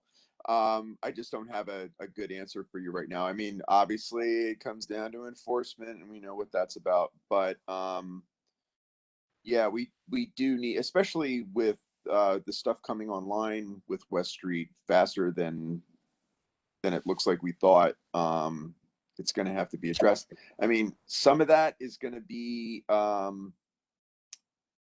there's still the open street. I mean, there's a lot. We should talk offline, Francois. Yeah. Okay. Okay. Okay. Thank you. But good point. Good point. So, can I hear a motion then of the floor? Of Eric, Motion to approve with the stipulations. Second. Second. Okay, thank you. All in favor? Aye. Thank you very much. So once again, Thank you. Have a good night. thank you very much. How you guys doing? For your time. Thank you Thank very you. much. And Bye-bye. the next application is going to be 134 Metropolitan Avenue. Hello. Good evening, everyone. I submitted a presentation. I don't know if it's probably too late to go through the entire presentation. So unless told otherwise, I'm kind of looking for guidance here. Should I go through the presentation or just kind of give my short synopsis? Yes. What's the application? What I'm that sorry? is? The application is 134 Metropolitan Avenue. That's number 14, and actually on our list on agenda is number 14. On the other list is it's 14. You got that, Eric, and others?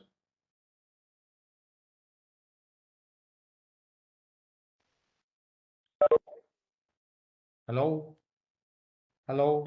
Yep, we've got it. Yeah. Okay. So I was asking, should I go through the presentation or do you want me? Yes, go ahead. I have application in front of me, yes. I'm sorry, because I was looking for application. Again, ma'am, what's your name? My name's Christina Bailey. Okay. And the restaurant would be named Trenchtown. It would be a full service Caribbean restaurant with a live music aspect to it. The live music would be jazz, acoustic, R&B, and obviously reggae. The concept behind the restaurant is, well, just to give you a background on me, I'm a senior project engineer with Skanska. I have a history. I'm also a musician and vocalist. I've toured with several artists. And so I wanted to incorporate my passions, my love for music, as well as my Caribbean culture into a restaurant. I come from a history of a restaurant family. My grandmother moved from Jamaica and opened a Jamaican restaurant. And then my father followed in her footsteps and opened several restaurants in Brooklyn and in Florida. So that's my idea here to, you know, incorporate all of the things that I'm passionate about, as well as my history and my culture, and create a space for guests to dine and have a memorable experience. I can just go through. Should I share my screen or kind of just go through it? Gary will be good. Go ahead, because we are reviewing the application. Go ahead. Okay, great. There we go. So I'll start here. So here's the contents. Just want to go through. I already kind of went through the concept. I also added some visuals just so you can kind of get the idea of what I'm going for in the space. As I mentioned, you know, Trenchtown has a history of music. We all know notable artists like Bob Marley, and so that was the goal here. The team would be myself and the managing consultant. Obviously, my father, he's transitioned into consulting.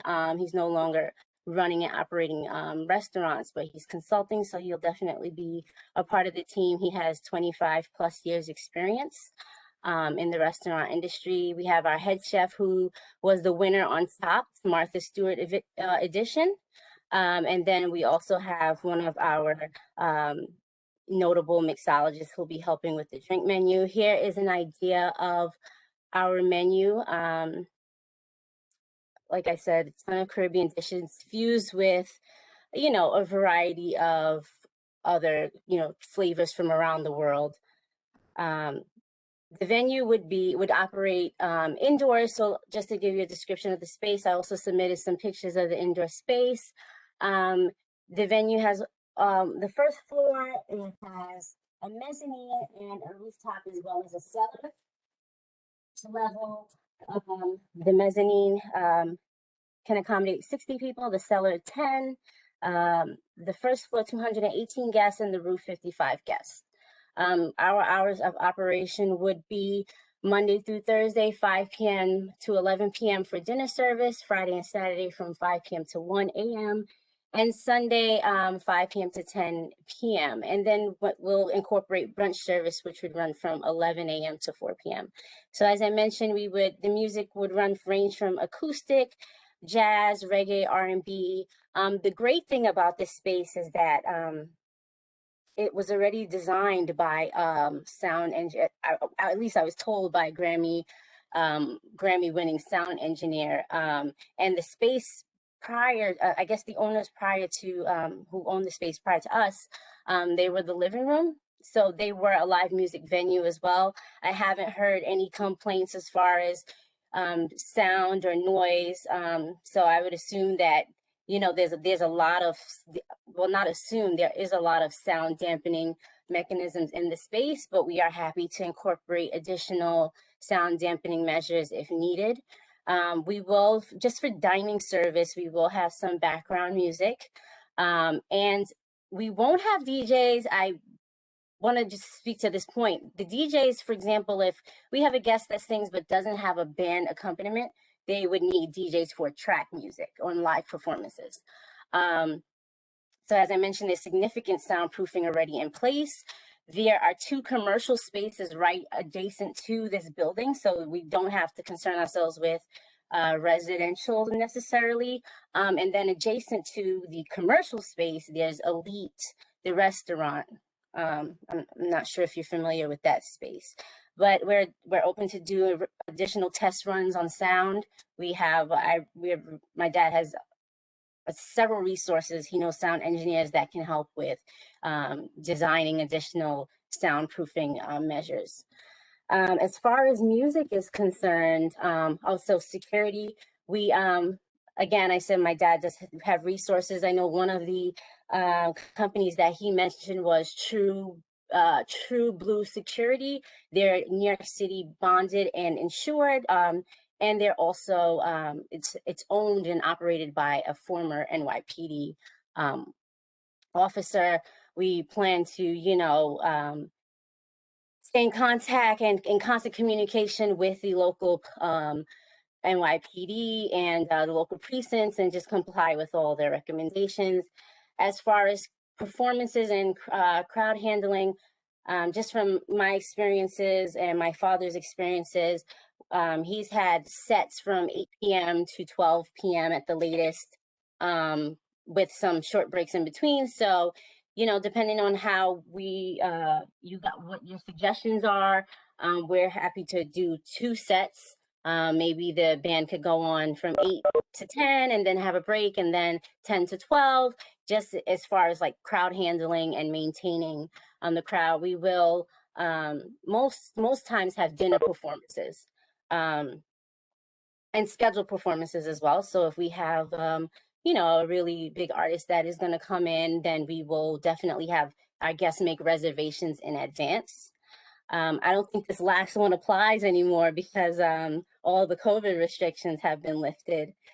Now getting to the rooftop, we'll have a full service menu on the rooftop. We will comply with the hours. The hours will actually be the same as the dining hours. So we would shut off at 11 p.m. During the week. And I don't even, honestly, I anticipate us using the roof maybe Wednesday, Thursday, Friday, Saturday, and Sunday, but not Monday, Tuesday. I don't really see many people kind of. Thank I'm you sorry? very much, because we can, I'm sorry, that's Parat is very nice presentation, but we have to keep going on and on. Okay, Eric, I have a few questions because the venue is like over 260 people. Okay. So that's why my question is if that should we make the presentation to the full board, or are we okay with that? To the board first. Yes. Anything yes. over 250 got to go to the board first. So they Because, should try to I'm get on sorry the to agenda. interrupt you, because basically you have a nice presentation. There was a before a restaurant and they did the soundproofing and everything, right? Oh, no, wait. I need to speak up about that if as a neighbor, if I can. 1 second, sir, we're gonna have a chance. 1 second. Okay, before was restaurant and there was and you have a 2 entrance to the building from the south, I mean North First Street and Metropolitan. Yes, so Yeah. but you have also entrance from the North First Street. Is that correct? There isn't an egress, but that would not be the entrance for guests. No. Okay, and then you have a rooftop. That's correct, right? That's correct. Yes. Okay, and the part of the rooftop is really from the North First Street, not from Metropolitan Avenue. Is that correct? There are actually there are 2 egresses on the rooftop. So it would be from the North First end and also from the Metropolitan side. Okay, and actually these people are sitting or from the more are from Metropolitan Avenue or North First Street when they are on the whole roof. They occupy the whole roof. How that's do you have a table there? Because it says it's 6 table and 40 seats. So the table must be huge. No, so my idea was that we would have booths and then some tables in front of the booths, as well as some talking tables now in the about middle. now we just discussed the rooftop. Is that correct? Yes. Okay, so you're gonna have a booths. So that's why you have a 6 booths and 40 people. 40 seats, yes. Yes. Okay, So it won't be limited to 2 tops or 4 tops. There would be booths as well. Okay, fine. Okay, that's fine. As far as the hours of operation, we okay. As far as other thing is okay, but because of the big venue, it has to be presented to the full board. So our full board is going to be. They did not make the decision when, but it's going to be in July, and our recommendation is that you're going to postpone that and not postpone that. Actually, we ask you to do that to make the presentation at the full board. Is that correct, committee members? Yes, okay. And now I would like to ask the gentleman who is trying to speak, can I have your name, sir? And Yeah, you it's Robert Newworth, and if I could ask Christina if you could stop your screen sharing, because that's all I can see right now, I would appreciate that. So I live Sure, on, no problem. on North, I live on North First Street, Okay. which is one building over from the space. It hasn't been the living room for quite a while. Actually, it was a notorious club called 101 Brooklyn, which you guys may remember. Okay. Which stayed open until 4 in the morning and had pounding bass. It does not have the appropriate soundproofing. And I can tell you, I was up until 4 in the morning for more than a year trying to get rid of 101 Brooklyn when it was there. Okay. So you may think it has appropriate soundproofing, but it doesn't. And this is no disrespect to you, Christina. Okay. I'm in no way disrespected. I think I'm that sorry, we are. I'm sorry, you cannot have the conversation between there. Okay, so you're, okay, I'm sorry, go ahead. Steve, go ahead.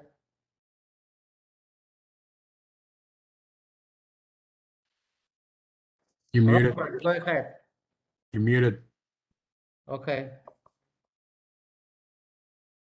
You're on mute. He's on mute. He's can you? We can't hear you. You're on mute. No, we cannot hear you. We can. Connected. All right. All right now. 101 Brooklyn. Can you hear me? Yes. Yeah. Okay. So 101 Brooklyn apparently came to the community board and promised that they would be a steakhouse. Okay. And the community board gave them the license, and then they became a nightclub.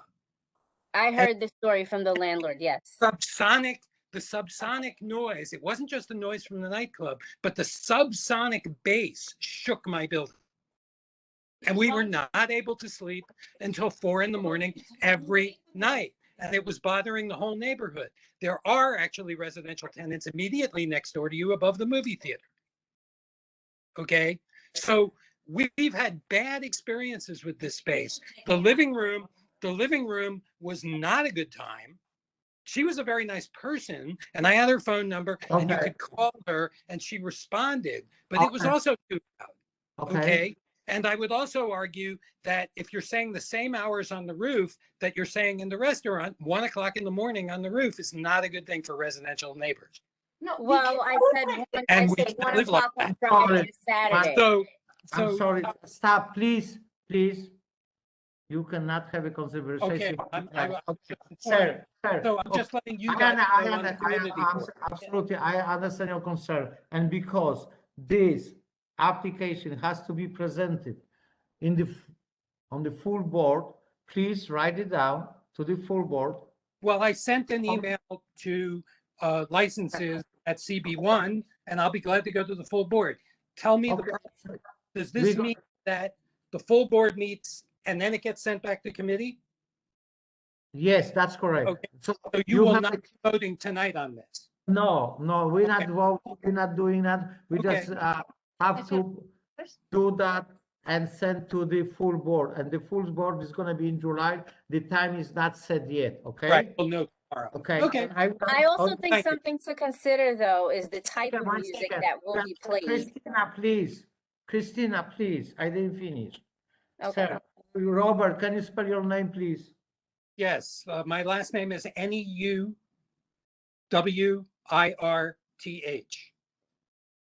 I live at 97 North First Street. I've lived here for 25 years. Okay, North First Street. Okay, fine. Thank you very much. Okay, so I would like, so you know what to do, sir, right?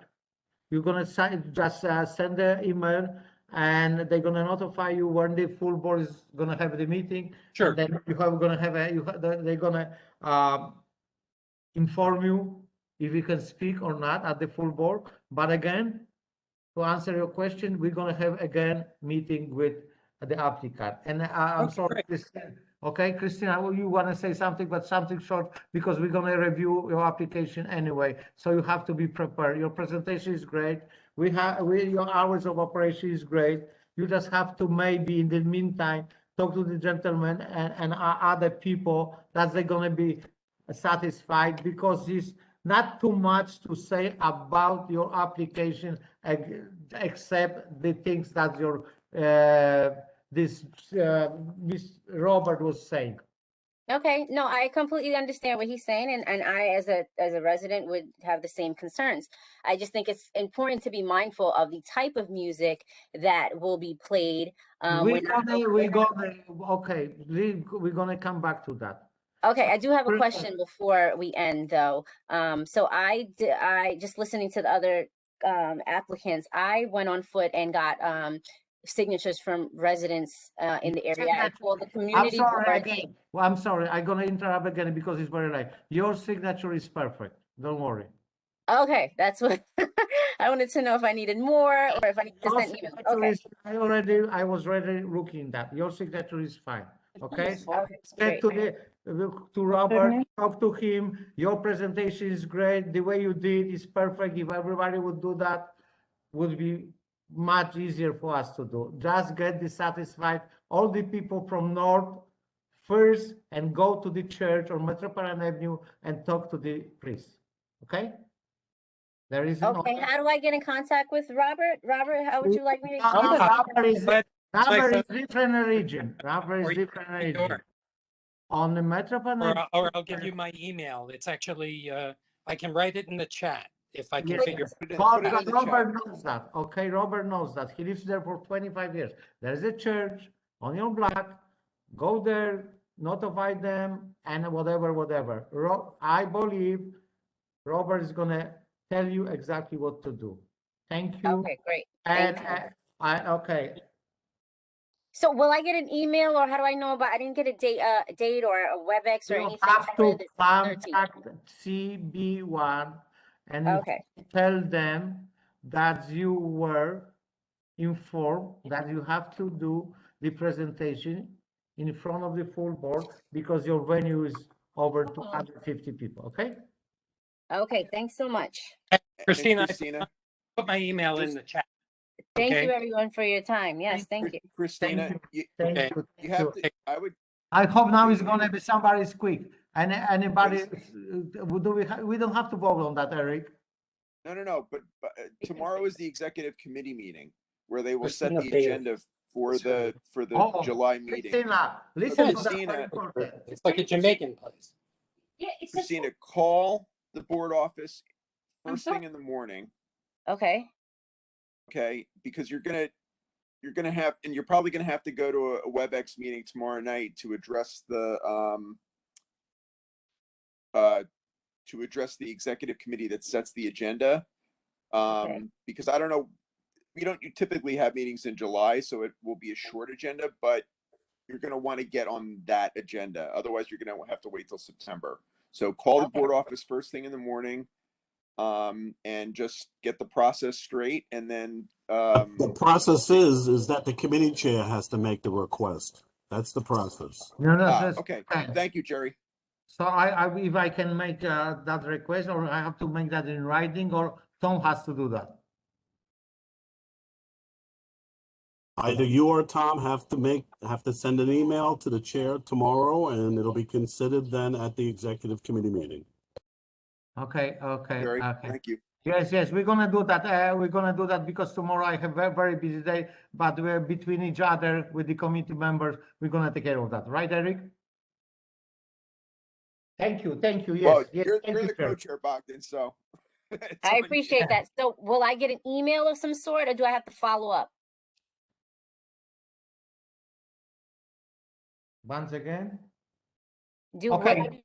Email of some sort with the Zoom link, or no. You have to contact with them. They know what to do, and we have to notify them that our recommendation is to have the presentation before the full board. Okay, but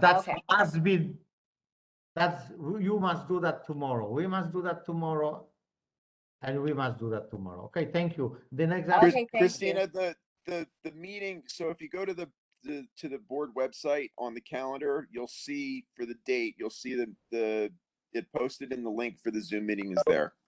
Okay, thank you so much. Thank you, and thank you very There much. is no set date, Eric.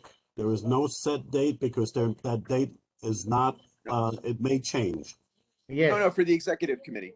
The executive meeting is tomorrow. Yeah, that's what I mean. She can go to the Yeah. website and see the executive committee meeting on the calendar, and the link for the WebEx is there because it's a public meeting. Yes. Right? Yeah, okay. Not the full board. That's not what I meant. Yes, okay. And the next application is going to be 25, the address is 25 Broadway.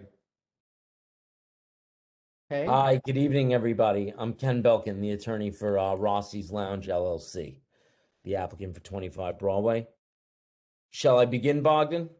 Absolutely, sir. Okay, do you, just 1 second, members, do you have the application? Yep. Okay, go ahead, and I'm gonna find my application. Okay, go ahead, sir. Sure.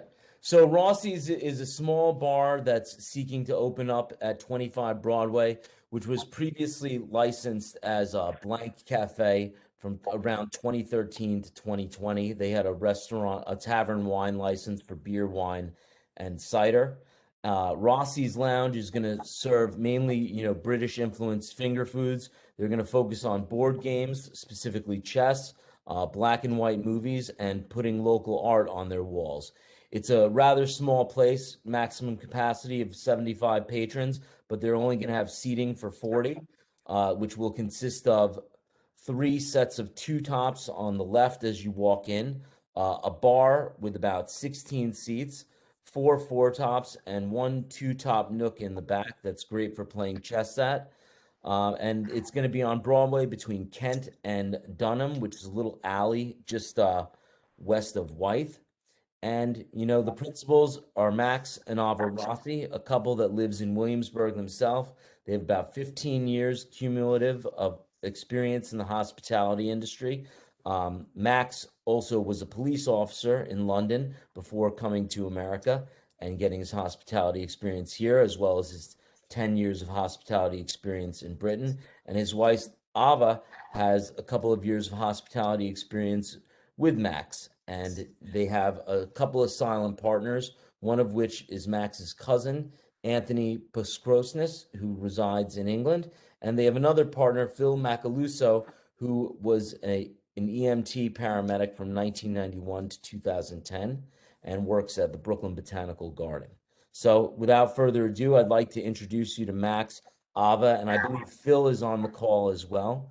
And they do have a PowerPoint presentation if the committee would like to consider it. I know we're getting a little late in the evening, but we could get through it pretty quick if you'd allow us.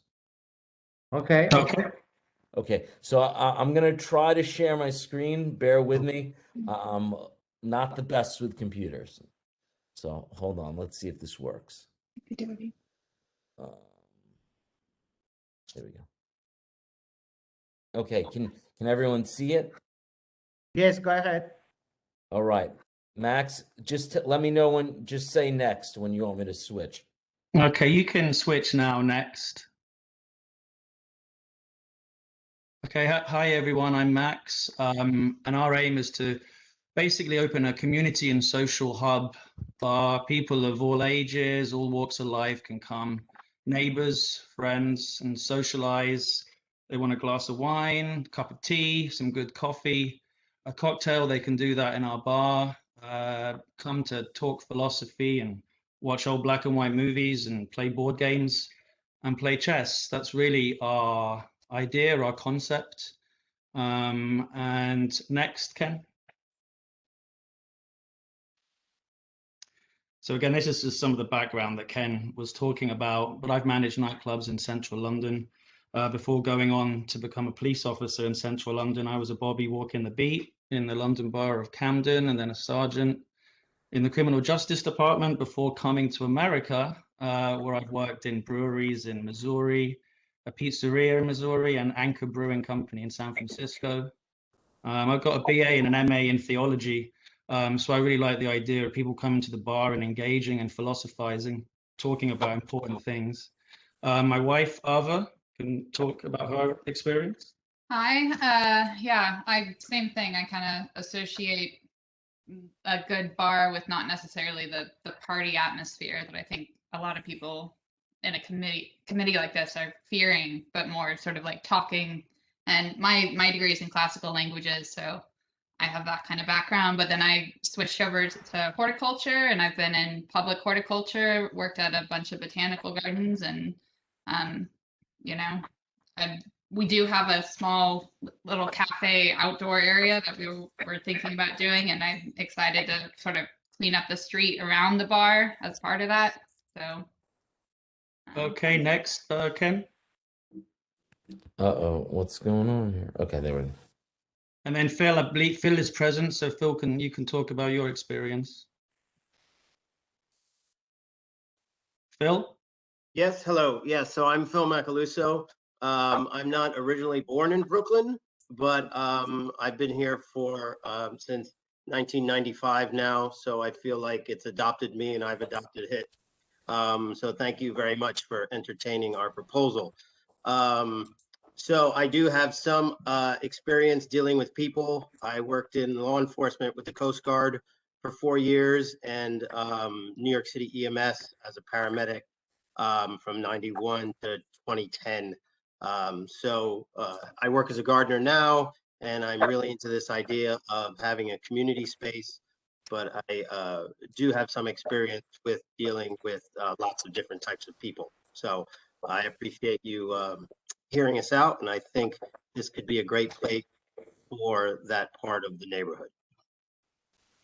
Okay, and Anthony's my cousin. He lives in London and worked for the BBC and now for Twitch. He's going to be entirely silent, and he'll probably help us out with some of the social media angles because he's a whiz at that. But he lives in London and will be entirely silent, as it were. Ken, next. Okay, that's why his number is 44, the area code. Yes, the UK dialing code. I noticed that. So we have a dedicated wall for local artists, and they can come in and hang up their artwork, neighbors and local people. The chess tables we already talked about. We'd like to have a couple outside, an extensive board game collection for people to use for free, old classic movies, and we've actually engaged already with board game aficionados. They're excited in the local area about coming to play board games in our bar. We also created an art bar, so hundreds of different pieces of art that we've placed along the bar and then covered in a resin. So when you go to stand at the bar, you can see many hundreds of different pieces of art. It's kind of an interesting image. Okay, Ken, next. Oh, sorry, what is going on?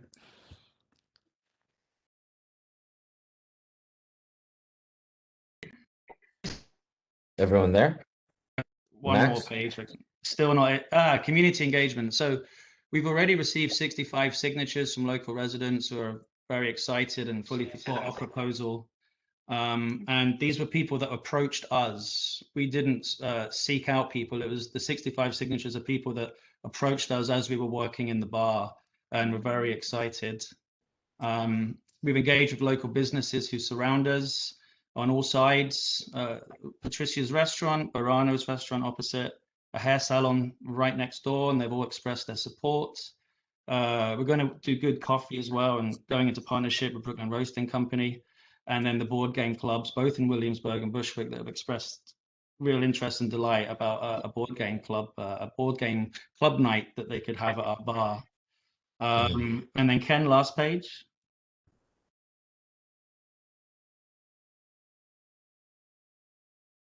So we think our bar really works for the community. At that end of Broadway, there isn't anything similar. There's restaurants, but there's nothing, no place where people can go and just hang out with neighbors and friends. So people have been very excited about that. We want to create a community hub, like the kind of place you find in Italy or France. So a social space for locals just to go and hang out, regardless of how old you are, regardless of your creed. And you can go and you can read a book, play a game. There'll be no draft beer. It's just bottles and cans would be the proposal. No loud music. We prefer places where people can talk to each other. So the only speakers we have are two 12-inch bows that are behind the bar. We love Williamsburg. We live in the area. We love its diversity and its creativity, and we think our bar will be an asset to the community. And thank you for your time. Thank you. Thank you. Thank you. Thank you. Okay. Oh, okay. What are the hours? What are the hours? Is Simon? There are, it says, all right. Thank you, Simon. You're still here. Yeah, the hours is no good. 4 o'clock. Okay. Yeah. So we anticipated that would be an issue with you guys. And, you know, my clients are perfectly amenable to working a compromise with CB1. You know, they really love the neighborhood. Okay, thank you, Ken. I'm sorry, because we're going to answer more questions because I have a few questions. Okay, the hours, that's our consideration. And what's the outside space?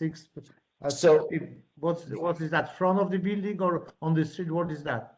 It's the front of the building. It's on the sidewalk. It would probably only be about 3 tables, maybe a 4th table tops. So you're looking at maybe somewhere between 12 and 16 seats, but more likely. But this is not sidewalk cafe. This is the tables that city allows you because due to the COVID. Is that correct? Yeah. If I may interject. That is very important question. This is not sidewalk cafe because different issue. If I may interject, we plan on having no more than really 6 or 8 seats out the front, a couple of chess tables, really. So that was our idea. No, okay. Because the thing is, if there is an application right here, that's we cannot take because application for sidewalk cafe is different application, okay? But because of COVID, city allow you to do that. So my question is, whatever it is not permanent. And if you ever, we don't know how that's going to go, if ever you will, the COVID is going to be ended. And you're going to say, no, I was approved by 2 tables, 6 seats by the committee members on the 26th of June. That is not correct because we are not approving that and nothing to say about the tables outside. You follow what I am saying? Eric, I do. Can you help me? So basically, this is not part of the application, and we cannot take this as a part of the application because in the future you may say, oh, the committee say yes, okay to the tables and says no, we are not. It's different application, different things. So this is the only reason why I guess if that is due to the COVID and city. We're happy just for the COVID and then no application for sidewalk cafe. That's correct. And if the sidewalk is suspended, the use of it gets suspended. Obviously, my clients would apply in the future. Okay. So that was second question. The hours are no good. Then there is a on Broadway, Lower Broadway Street Association. Do you know that? I do. I believe I've met the gentleman that runs it. Okay, fine. That's great. You have to meet with them because they are very friendly, very nice, but they care a lot about what is going on in the neighborhood. So they would give us a very hard time in the future if you would say yes or whatever to you without having chance to talk to them. Okay. So that is third thing, okay? Third thing, okay, and one more thing I would like to ask: there is a people that live above your building, okay? Do you have a signature from them and say, okay, we are going to open restaurant and this and that? Because besides that, the people live above your building, that's also next to it and across. That is the street is very wide, but actually is very residential too.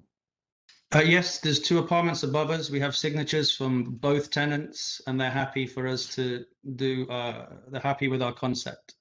Okay. So the best, because I can Probably there is anybody, I mean, anybody would like to talk up from the committee members? Yes, Isaac. Isaac, yes, because I Of, know beautiful. I know what you're gonna say, and also I'm gonna Yes, because yes, yes, 1 second. anybody from the Lower Block Association, anybody from a Lower Block Association? Huxley here. Yes, okay. So, and okay, fine. So Isaac, go ahead, and then I then we see. can have.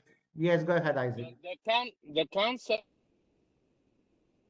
I think the hours and the historic nature of that street, we know there was a big fight years back, and the previous owner also committed themselves to very strict hours, was back and forth. And the Lower Association, Broadway Association, is a very reasonable committee, as opposed to we saw in the beginning of this meeting tonight, much other associations that are opposing completely, but they are available to discuss. And I'm wondering, if he says he spoke to them, why he has so much outrageous hours, even he says he consulted with them. So obviously, I don't want to get into a back and forth, but as I did start to say before, my clients are totally willing to work a compromise with CB1. The one thing that they would ask is that they would like you guys to consider that they be able to stay open till 4 a.m. on the weekends. A lot of their competition, even though it's a different concept, a lot of similar businesses do stay open till 4 a.m. So they'd like, that ability as well, at least on the weekends. Okay, and now You saw what Eric said go to all ahead. new establishments tonight, that there is a concept in CB1, you need to earn your trust. So I think you should consider that. Start low and then come back. Okay, thank you, and thank you. Thanks, Isaac. And I would like to ask somebody that's from the Lower Broadway Association, please. I cannot hear you. My name is Trev Huxley. I live up the street, and I went down and met Max, who seems like a charming fellow, who told me that they were not going to be staying open late. Now, as you know, we have fought every bar up and down Broadway, and everybody closes on weekends at midnight and around 11:30 on weeknights, and including the Blank Cafe, the former occupant. The people across the street don't run past midnight. Patricia's does not either. Diner and Marlowe do not either. Guys down at the end of the block don't. We do not appreciate late night at all. Not even a little. And we will go to the SLA in a heartbeat over that. And we've done it. As we know, we've had a hell of a fight with the bank building way up the street. You don't want to get into that one. It is not, this is a bad start, because Max, you told me that you weren't planning on staying open late. And I said, great. I love the idea. I love the idea. We're It's a great idea. But Sorry, now- Max, Max, you're gonna have a chance to answer that. Just 1 second, please. Thank you. Go ahead. Oh, me. Okay, Trev. Okay, and is anybody else? Max, can you wait a second, please? Anybody else would like to, from the Block Association or from the neighborhood, would like to speak? No, thank you. Oh, go ahead, Max. Thank you. Yeah, I'm sorry, Trevor. I didn't mean to come across as disingenuous. We were essentially, I completely understand all your concerns, and we're more than happy to have outdoor closing early, and there will be no loud music. I remember you talking about Donna just 2 blocks down the road. We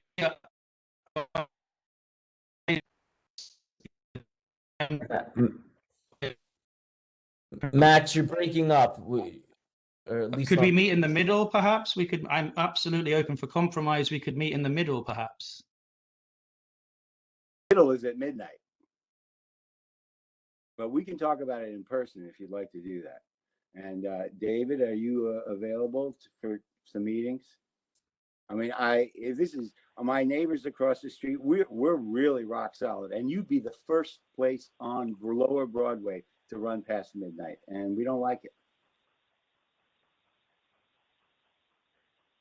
Again, like you previously heard, that's there is again chance to postpone from you and make them happy, because the Lower Block Association, Lower Broadway Association is very strong organization, and usually they give a very hard time to anybody who would like to open even serious restaurant. Like the example was whatever those 19 Broadway or 20 Broadway, I forgot, right? And but so my suggestion would be that you talk to them, they are very friendly, and get some compromises somehow, or else I would cut the hours very much.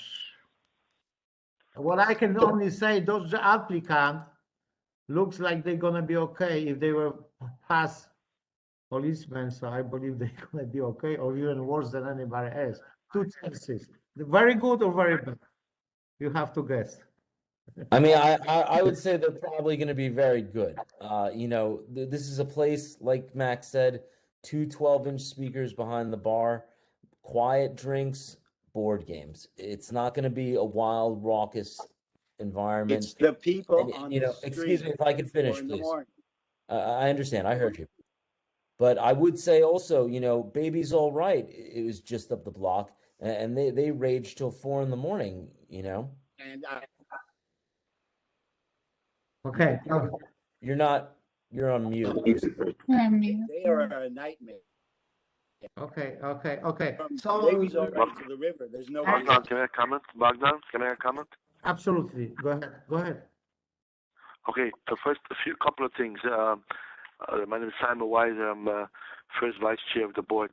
First of all, I would like the signatures that you got from the support.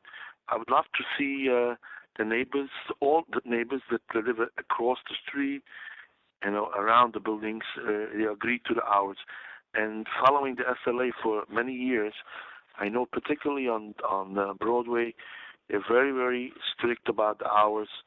You know, say 11:30 weekdays, weekends 12 o'clock. So I feel that this application, the way it is now for these hours, would be denied. That's right. Are we voting on this item tonight or not? How does this work?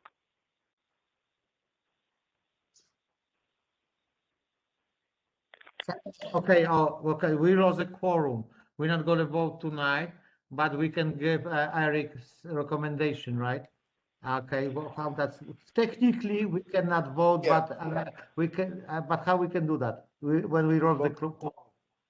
It's just a consensus of the available committee members, but I don't know. I think they have some work to do, right? Like, you guys aren't ready to open, right? Are you on the clock for like opening in like a month or whatever? No, we're not it's not an immediate concern for us now. All right, Yeah. so maybe, you know, if you think you should postpone, because we can't tell you to postpone, but maybe that's a good idea. Have a talk with Trev and his crew, and maybe Isaac and his crew, and, you know, come to a happy Yes. medium. Because okay, the truth, I shouldn't tell you that, because if the people from the block, even if you're gonna say yes or no, or be in favor of you, the full board is not gonna be happy, and the full board is gonna go against that. So if you're not gonna make a happy Lower Broadway Association, and you're not gonna get together with them, more likely that's not gonna go through, even if we're gonna be saying okay. So our really strong recommendation is just to talk to them and postpone. So Bogdan, just because, you know, even though my clients say it's not time sensitive, it's a little bit time sensitive because, you know, they do have bills and stuff. But if we were to postpone, when is the next committee meeting that we could be in front of? And that way we could have our time to talk to Trev and try to work a compromise. Okay. Yeah, that would be September, right? So Please stay unmute. tuned. Who is not speaking? Please unmute yourself. Okay. Okay. So, okay. Technically speaking, the next it's going to be in July, right? Usually we don't. Yeah, we meet over the summer. We And meet just over so the you summer. know, there's going to be a July full meeting of the board, and there most likely will be an August full meeting of the board. Oh, really? So Depending upon whether or not Rivering gets certified. Rivering is not going to be ready for the July meeting. Right. Okay. So what? So if it gets kicked over for another committee meeting, when would that be? Just so we have an idea time-wise. Bogdan will probably do the end of July, no? No, but really, you're gonna vote. The general meeting is gonna be in August. That's what Jerry was saying. So most likely, you're gonna be okay in August. You're gonna be approved. You're gonna have a full papers approved in you August. will be considered for approval Yes. in August by the full Yes. board.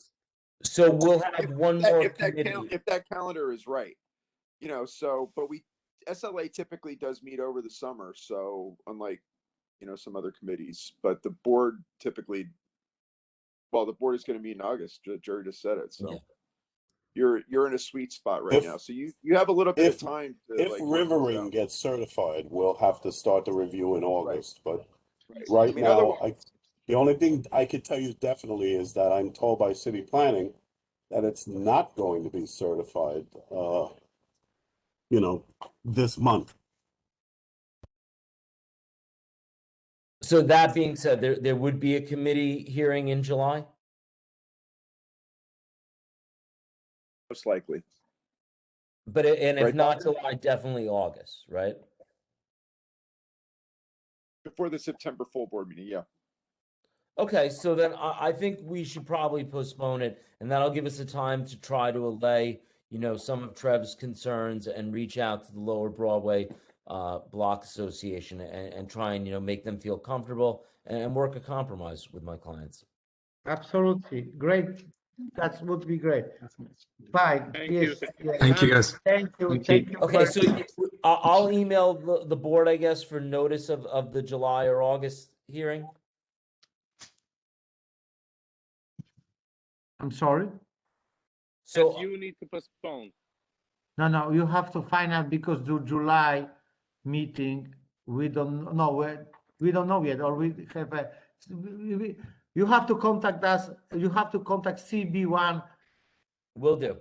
To check out to make sure that we have meeting.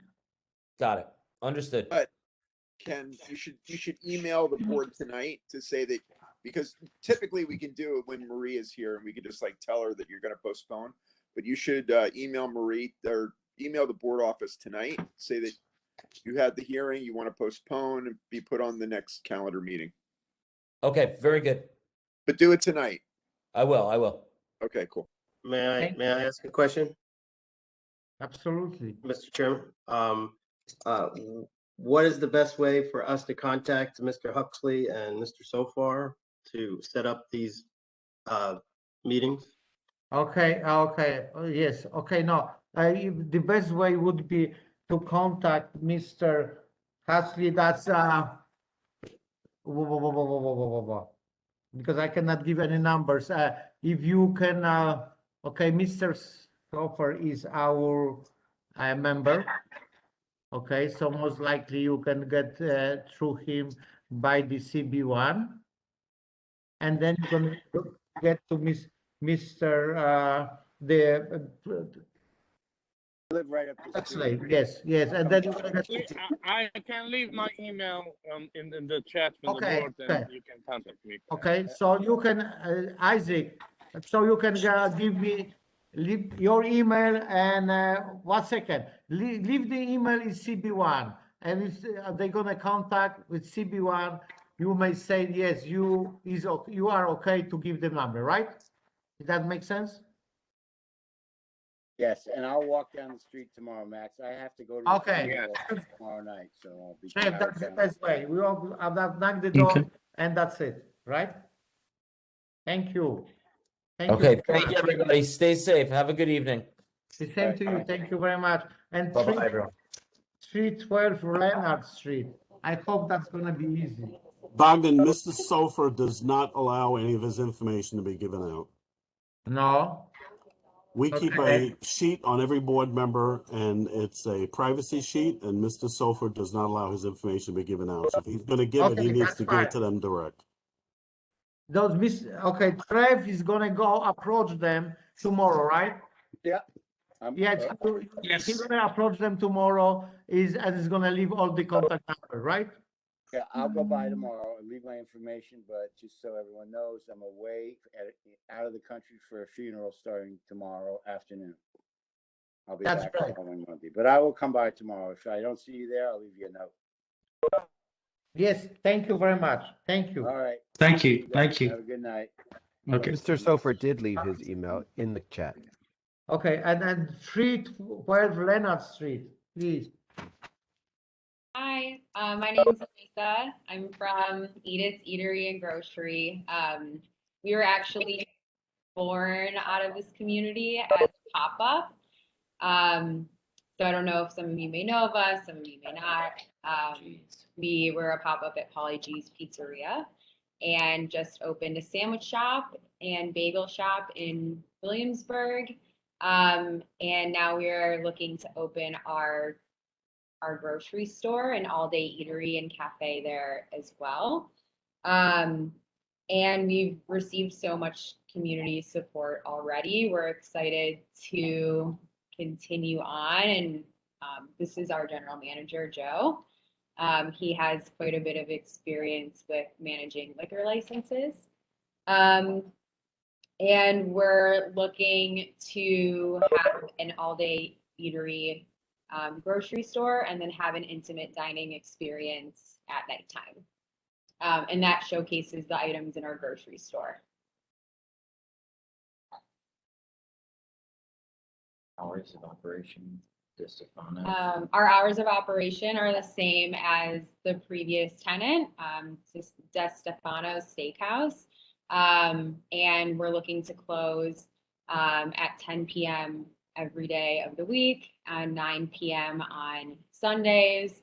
We don't have any outdoor cafe seating or backyard space. So this would be inside only.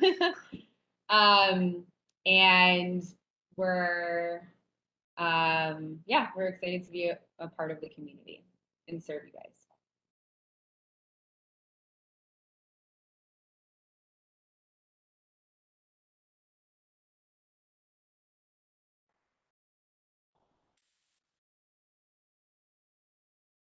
Didn't you come to us a couple months ago? No.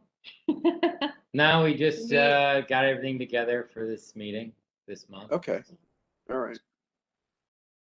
I don't know why. Maybe I'm just because you guys closed down and you moved, right? You're going into the spot on Lorimer now. So. Well, yeah. So we started as a pop-up last August and ran through the winter, and then when indoor dining came back, Pauly G opened back up. So we kind of got the boot and quick opened our sandwich shop at Lorimer and Grand. And you know, like the pop-up was supposed to be temporary. And like the Greenpoint community just rallied around us, so we just kept it going and kept it going. And then, you know, that happened with the sandwich shop. And then like each door is kind of opened. And so, yeah, we're trying to open at Leonard and Concelia now, where Joe D used to be, and he moved a block over. And we plan to use that space as like our specialty grocer, and then do like a unique dining concept at night, which is what we want the liquor license for.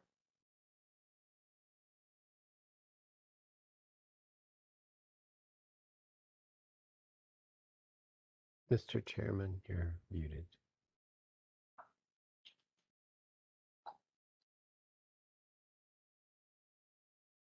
Bogdan. Bogdan, you're muted. Sorry, I'm sorry, thank you. The hours of operation perfectly fine. Everything is fine. You don't have outdoor spaces, okay. You have like 35 people, right? Yeah. Yes. Okay, and the only my consideration is that Eric is between and other members, and between Skillman Avenue and other, that is like on the other side of the highway in that, I would say, the Italian neighborhood. Okay. Yeah. Okay, and that's the private party. So private party, what are you gonna have? How many people are you gonna have there? Well, we only will be seating 35 inside at any given time. So it would just be for reservations only if someone wanted to have a birthday or something like that. Okay, okay. How for capacity? I'm sorry because I was going through the application and probably I missed that. For how long you have the premises open? How long you are in the business? So I've been in the food business for This location hasn't been, it's Oh, not it's open yet. We plan on opening in August. Yeah. Okay, because Mike Eric, what what I would like to ask, if maybe we shouldn't, Mike, because they're very, very, very picky. Mike, how you call that? The Mike, our member from the committee member. Oh, Mike Chirchella? Yes, or we shouldn't bother with that because the hours. I mean, that's not really Mike's part of the neighborhood. He's south of Metro, but who's over there? Lisa Bamonte is near there, sorta. I mean, this isn't raising any red flags for me. I don't know. I don't know. Okay, so I have just question on the. I agree with Eric for what it's worth. Okay, do you have a bar there? Because it looks like you have on one end tables and other end tables, right? And do you have a bar there? How many The bar bars? is just a service bar. There's no standing at the bar. Okay, so cocktails will be only going to the tables. Okay, so service bar is at the front when the entrance is to the premises. That's correct? Yes, sir. Okay. All right. Okay, so okay, also because please correct me if I am wrong. So this looks like a restaurant. So it's not going to be open. It's just going to be a reservation. It's like going to be like banquet place, or how you call that? It'll function as like a normal dining room. People can make reservations and walk in. But it's a grocery store during the day. So the dining hours will probably only be between 7 and close. Okay, so where is the grocery? That is grocery just after the serving bar? Where is the grocery store located? Because I cannot see. On the plan I can see only tables. Yeah, so the grocery store is on the perimeter of that diagram, and you see like a couple tables and kind of those nooks. Those are like semi-grocery store aisles. And then the room all the way to the right is kind of like our bazaar and bakery area. And what would be open retail space, we kind of pop up tables around there. It's supposed to be like a very cute experiential dining experience in like this ethnic grocery store. Okay. And so the store is closed at 10, or you just want to serve the retail until 10? So the retail, meaning like the grocery store, that'll stop around 7, and then it'll be dining only between 7 and 10. Okay, thank you, Eric. And other members, please. Roman, any question from you? I mean, the the hours almost making a no-brainer. The only thing I'm looking at is signatures. You can use a couple more, like from the building itself.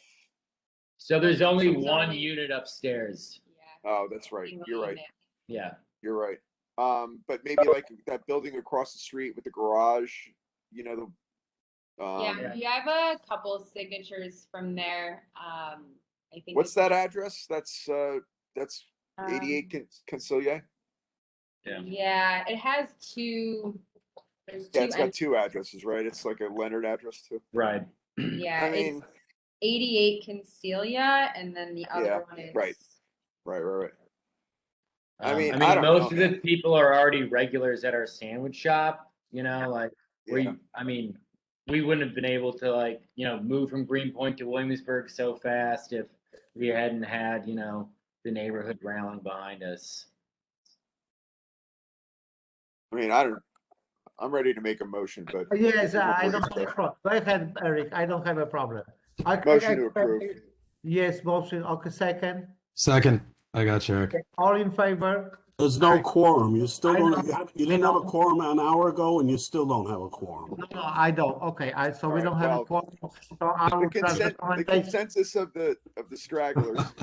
That's correct. That's correct. Yes, thank you for reminding. Sorry. Our recommendation is going to be to the full committee members to approve the application. Is that correct, Jerry, Eric, and others?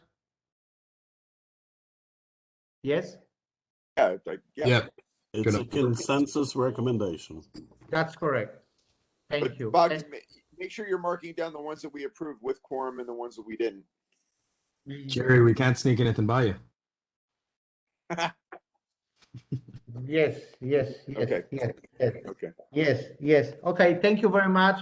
He's trying to keep it legal. Thanks, Rona. Thanks, Eric. Come on by the shop, grab a bagel. Next application is going to be 94. Thank you guys. Thanks everyone. Thank you. Get some gluten-free bread. We will. We're trying. We're figuring it out. Okay, thank you. 94 Franklin. Please. 94 Franklin, please. Hello? The application. Hello? Yes, go ahead. I'm sorry, that's it's so late, but 94 Frankie, go ahead, please. Yeah, is my client on? Giovanni? I'm not sure, Mike. Giovanni?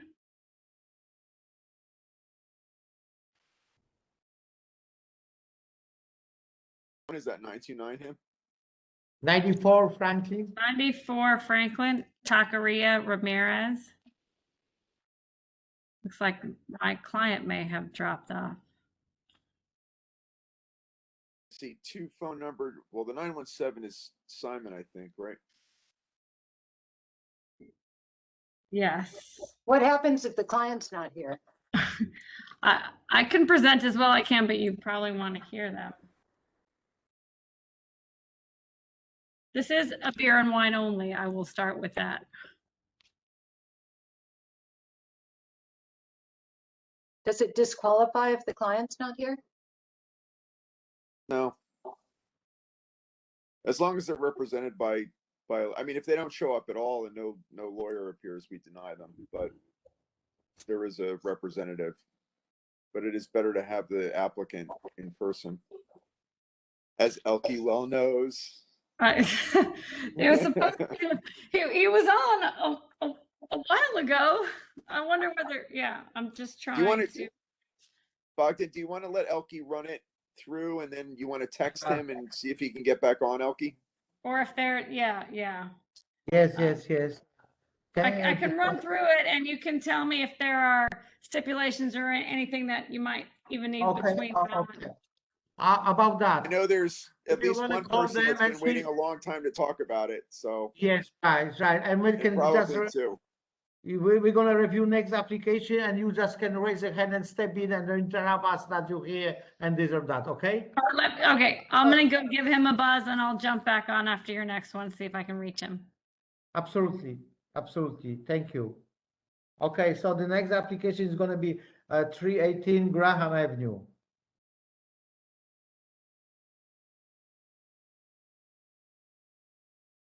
Hey everyone, it's Heather from Heilbronn and Levy. I'm here with Roger Jacobson.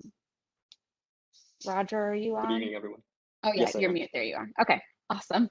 Okay, I will try to be quick. This is Graham between DeVoe and Ainsley Street. I'm here with Roger, the owner and operator, so I'll let him kind of introduce the concept. This is a full liquor license application for a restaurant, background music only. Our hours of operation are Monday through Friday, 12 p.m. to 12 a.m., Saturday, 10 a.m. to 12 a.m., Sunday, 10 a.m. to 10 p.m. There is outside seating in the yard with a garden with a 10 p.m. closing all days. Outside, there's 5 tables and 20 seats. Inside, there's 36 seats with 11 seats at the bar. Roger did some great outreach. He met with the 90th precinct. They came into the space, had a meeting with him. Also emailed and spoke with the North Brooklyn neighbors as well, talked to them about his environmental impact, ways that he can work on that. Emailed St. Nick's Alliance, Evergreen Brooklyn Business Exchange about hiring positions. He provided a hiring plan and a security plan. Again, the security plan was discussed with the community affairs officers. He collected 68 petitions, 12 on Graham Avenue within his block, 5 on DeVoe, the immediate neighbors that would be kind of back where his yard is, and then 10 on Ainsley as well. Those that had terraces overlooking the backyard, he spoke with them as well. The immediate neighbors, there's no one above his building. It's a standalone, so he's the only tenant in that building. And then the families on either side he spoke with and has signatures from them. Okay, thank you very much. Okay. Heather, you are fast becoming my favorite expediter. I just listened to what you guys asked for. Oh my God. So Thank great. you. Thank you. Okay. Okay, all the members, it's very quick. That's gonna be first the easy one, I believe. Okay, hours of operation is perfect. And at the outside place, just outdoor place is 5. That is okay too. They cut the hours to 10 p.m. They have even lower than they can. The signature are perfectly fine. The only question I would have about the backyard, that's from the people are facing the backyard. If I'm gonna believe you, because I may check, but I'm gonna believe you if you get the signature from them, from the people that have the view to the backyard.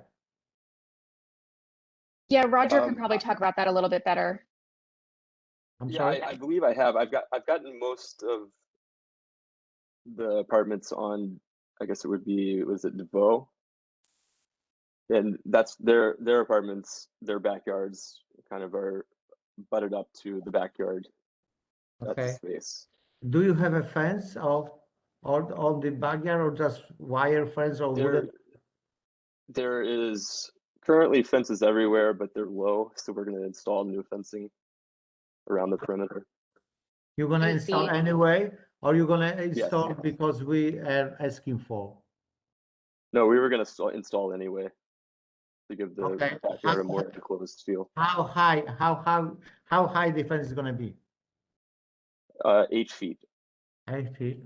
Okay. Along with my architect recommended using mass loaded vinyl in between the fence to kind of Okay. deaden some of the sound.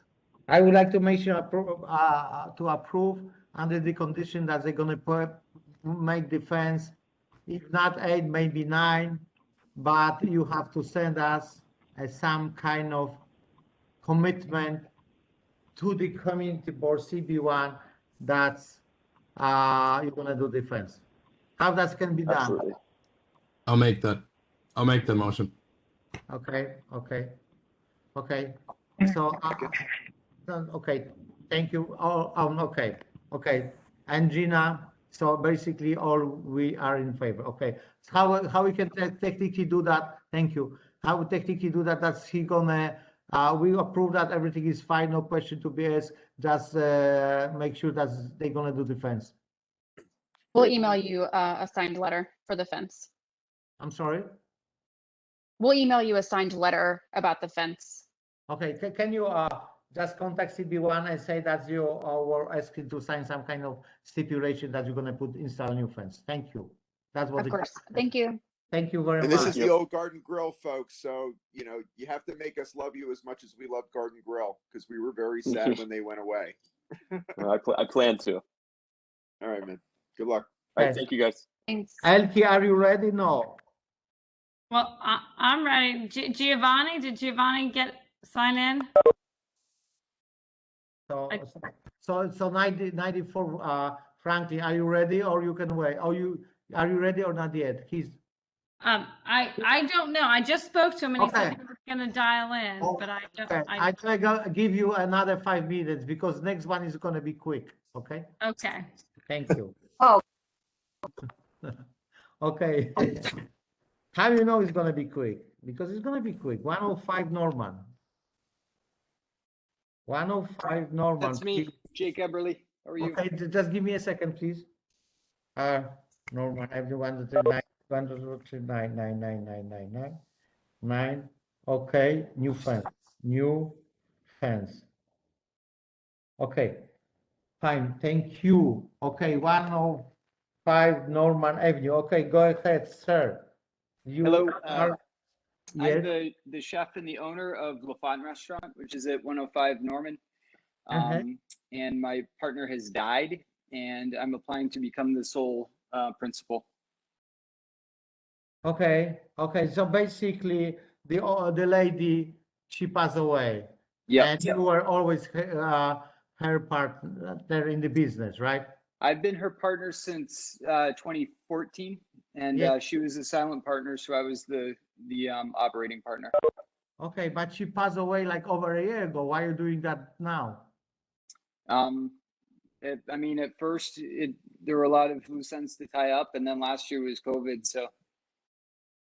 Okay, and so you're gonna be just only owner? Yes. Okay. I'm sorry, committee. Okay, because this application is perfect. I have nothing to say. Everything is great. Everything is okay with the restaurant. I'm not even. I have nothing to ask. Just the recommendation is to approve. Second. Thank you. Wait a minute. I think there's some community input, no? Yeah, we're gonna just say okay, and it's no voting. We're gonna recommendation. We just explain how that's go. No, so we don't have a quorum. Between us, whoever it is, we say okay. We're gonna pass that information legally to another member of the committee to say okay, and then to full board, that's okay. Most likely 99%, 99.9, you okay, sir. Okay. Thank you. Thank you. Thank you, good luck. Okay, thanks, bye. Okay, and next, who is gonna be next? Oh, Elke is ready, or we're gonna take 473? No. No, I think we should go. The community is ready. Okay. We want Elke. My client, he called me and he said he could hear us, but we couldn't hear him. Okay. On the call. So maybe I'll just try to call him and see if I can even just get him on speaker on my phone. Yes, thank you, because it's so many people waiting for you. And we will. Hello? Can you guys hear me? Yeah, I don't know if you can hear, can you hear Giovanni, sort of, kind of? Giovanni? Yes, yes. I'm speaking right now. It's Okay. very hard to hear him. Yeah. Okay.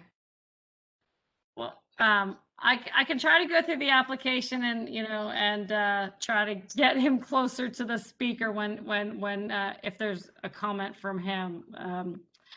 I don't know. This is essentially, it's a small taqueria at 94 Franklin, and it's a beer and wine only license. Again, closing hours are, 1 a.m. nightly, no music, no dancing, no DJs, no promoted events. It's a small, 18-seat taqueria that wants to be able to serve beer and wine.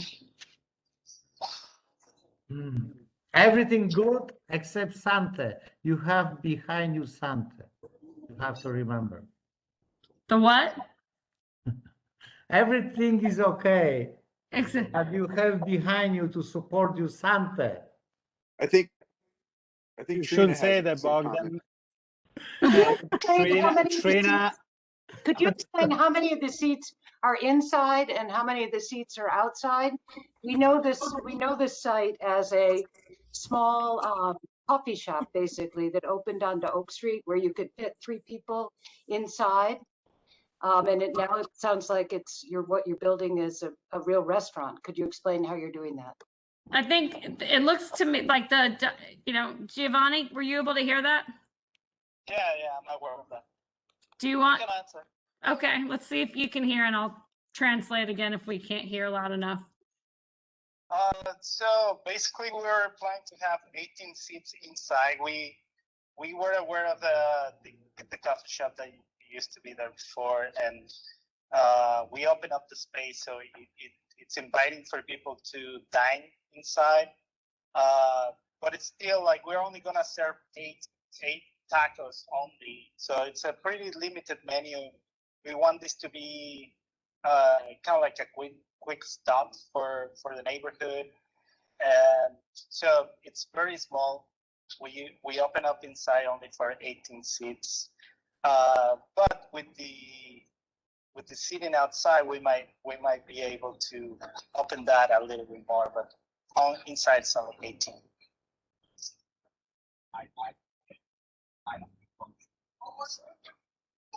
32. Are you expanding to the whole first floor of the building? No. This is something I haven't done yet. I'm really planning to wait until the place is already open and I get the first feeling of the place once we only open indoors. Probably if we do decide to go outside, we're probably gonna take only 2 car spots, which is probably less than 50% of the actual takeout of the building. So I'm not planning to do anything crazy. I like this. I want to keep it chill, so I might take only 2 car spots if I decide to start with the outdoor seating process.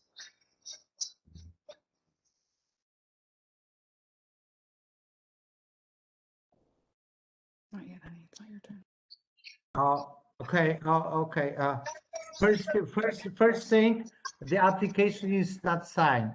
Elke, that is very hard for you all the time. Usually we make changes, and I think it's more appropriate to sign it after you make the changes. No. What we always did. Tom always wanted to notarize them in person when we made changes. Okay, but when you not sign, you don't sign the stipulation. When you sign the stipulation, you can do whatever you want. No, we always sign it and get it over there. Okay. This I'm gonna give that to other members of the community to talk about that, and of course we have to give a chance to talk. We got a chance to talk by Santa because he's very supportive of you. From what both And of of you, course, other people, except Sante, maybe we know already what you have in mind. Maybe you have another community members who would like to speak or have the other application, please. I will speak, but because I have spoke extensively, and unfortunately, I'm always pointed. So please don't point at me anymore like a black sheep, because there are other community board member here too that they live on the street. There is a lot of other community activists, and they're all member of the block association that we talk. Unfortunately, I'm out there more than them, but all of them, the people they are.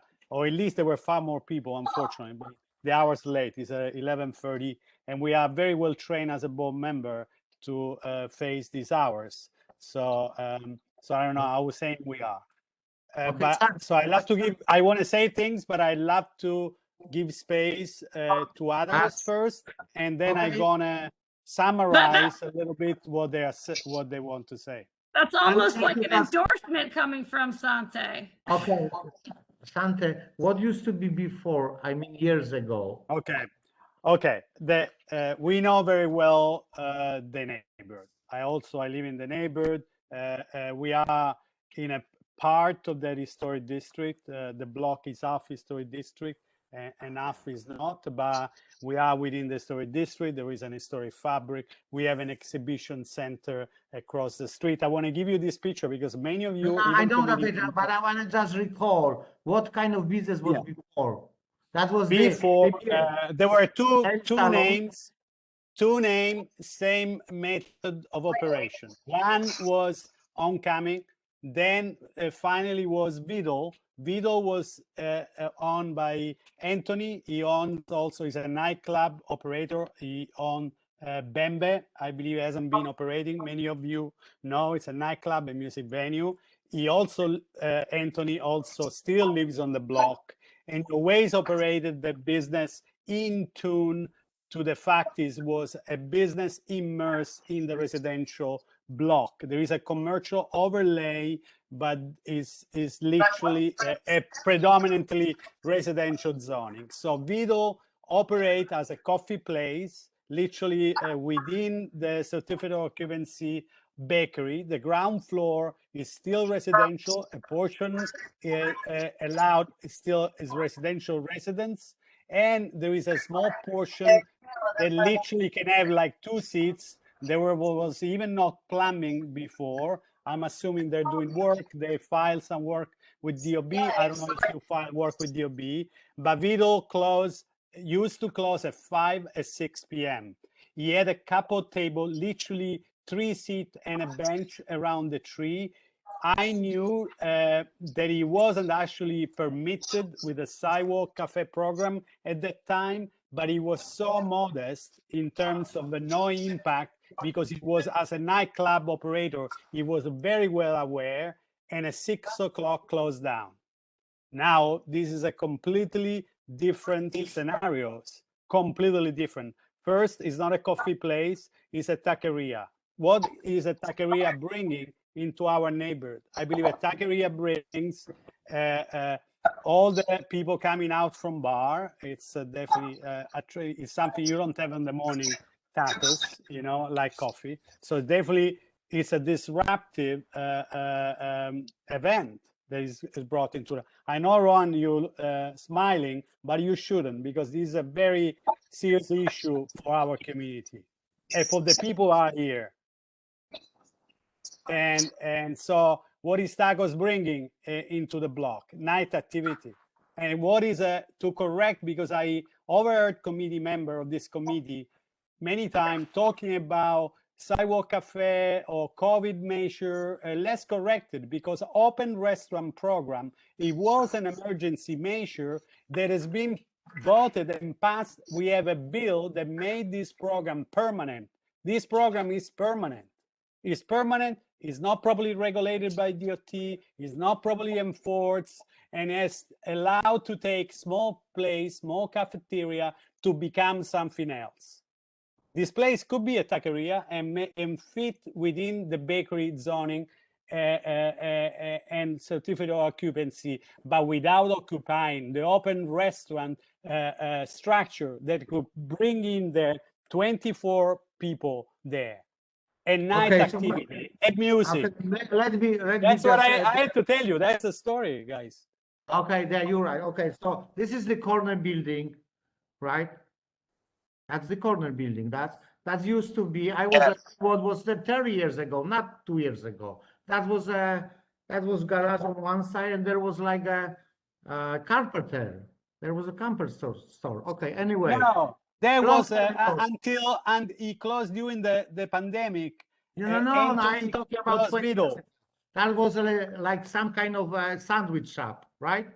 After that, sandwich shop, and before was that. Okay. Anyway, what he's saying is technically you will be able to put the seats on the street on Franklin and Oak, right? On one and another, when city allows you. At this time, in the pandemic time, we would say that, right, Sante? It's it's not going to be on Franklin. We're not touching Franklin at all. It's only in Oak Street in front of the actual place. So I cannot hear who is speaking. I'm sorry. That was Giovanni. He said he's not doing anything on Franklin. It was only on the Oak side. Outside, because in a full residential block, Bogdan. Okay, I know. I listen. That is 7. No, I'm sorry. I'm sorry to interrupt. Well, but 75. Sorry. Hello. That is 75 feet long, right? Something from Franklin to 32 feet by 8 feet. Is taking not only the actual storefront, but is extending into the residential portion on Oak Street of the same building, which is a predominantly residential. How deep it is? How deep it is the property from Franklin on Oak? How deep it is? It's the same building. I know it's same building. How deep it is? There is garages on the side, I believe, no? There is I have permission from the landlord and the current tenants to occupy that car space, and this is only a projection. I mean, this is the way I would like to see things happening, but like I don't think we need to jump into it. It's fine. Well, you're jumping with your liquor license. You're jumping to ask for wine. Okay. Sante, thank you very much. There is anybody else from the community? This is a beer and wine. I'm sorry. We have to, as we see the application. We know it's beer and wine. We can see that, and we would like to ask another people to say something about the application. I see our community board 1 members as well. Okay, go ahead, sir. Hi, my name is Anna Krakowski. Okay. I'm at 92 Franklin Street, directly across the street, the corner, same corner, but across the street. And I have a 3-space garage directly across from the store in question that I believe would infringe if they do put a sidewalk shed out there, because I have to pull straight out of my garages, which goes right across into the old Cookie Road that was originally there. Okay, so that's my concern, as well as the noise factor of being directly across from them. I've had to put soundproof windows in just to avoid being on the ground floor, just from the people coming and goings in the 2 and 3 o'clock morning coming home from these bars. And that's my concern as well. Okay. Thank you. I see more people from the neighborhood who would like to speak. Yes, please. That lady that is raising the hand, go ahead. Yes, go ahead, please. Susan Anderson. and I live on 102 Oak Street.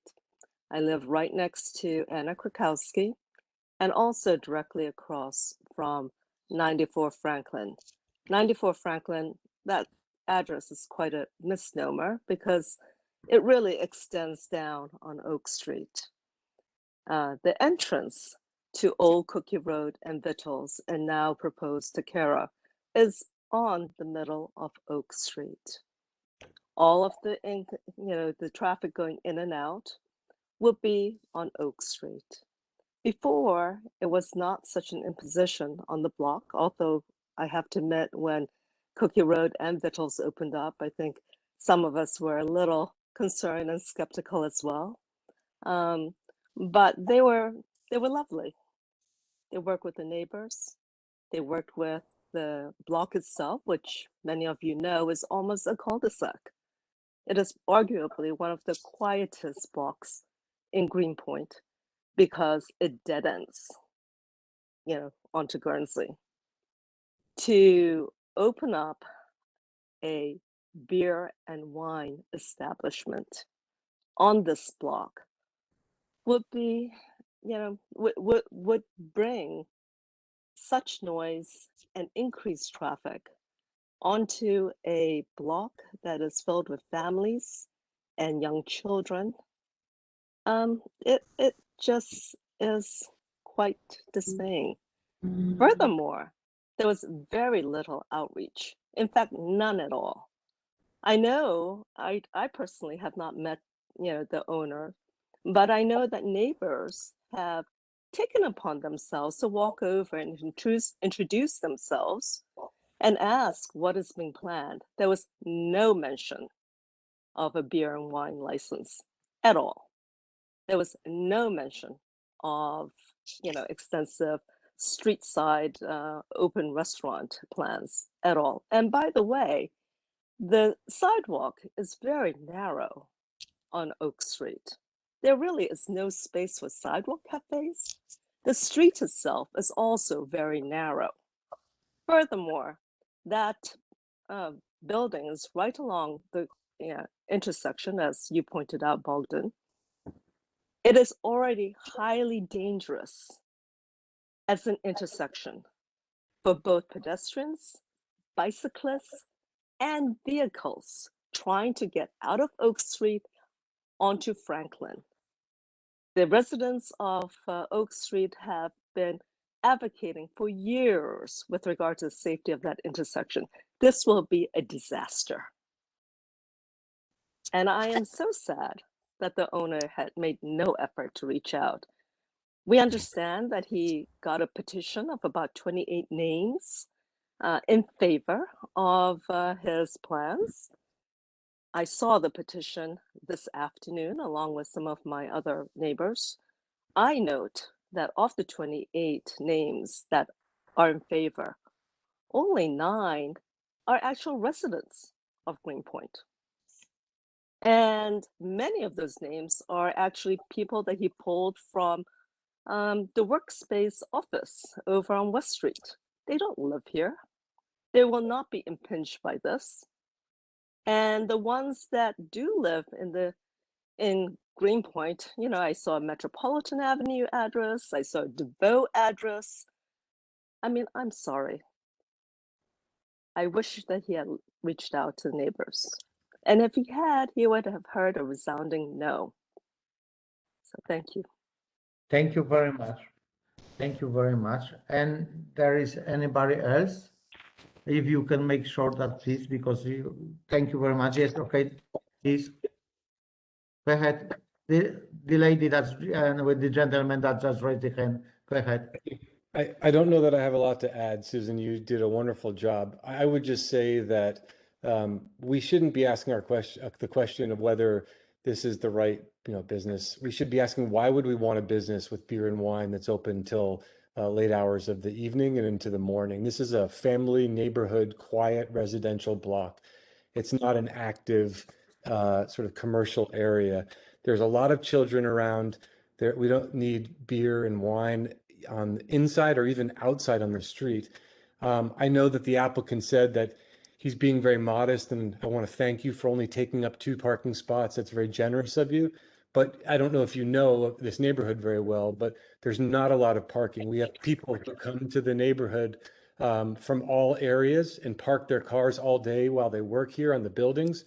We also have a lot of people that have come to the neighborhood. So parking is a premium, and to lose 2 spots on Oak Street from where I live on Guernsey is about 5% of the parking spots. So you might think it's not a lot, but it is a lot to us. And I think, quite frankly, that talks to the perspective of, you know, where the applicant is coming from. I don't think the nature of the interaction has been effective with our community.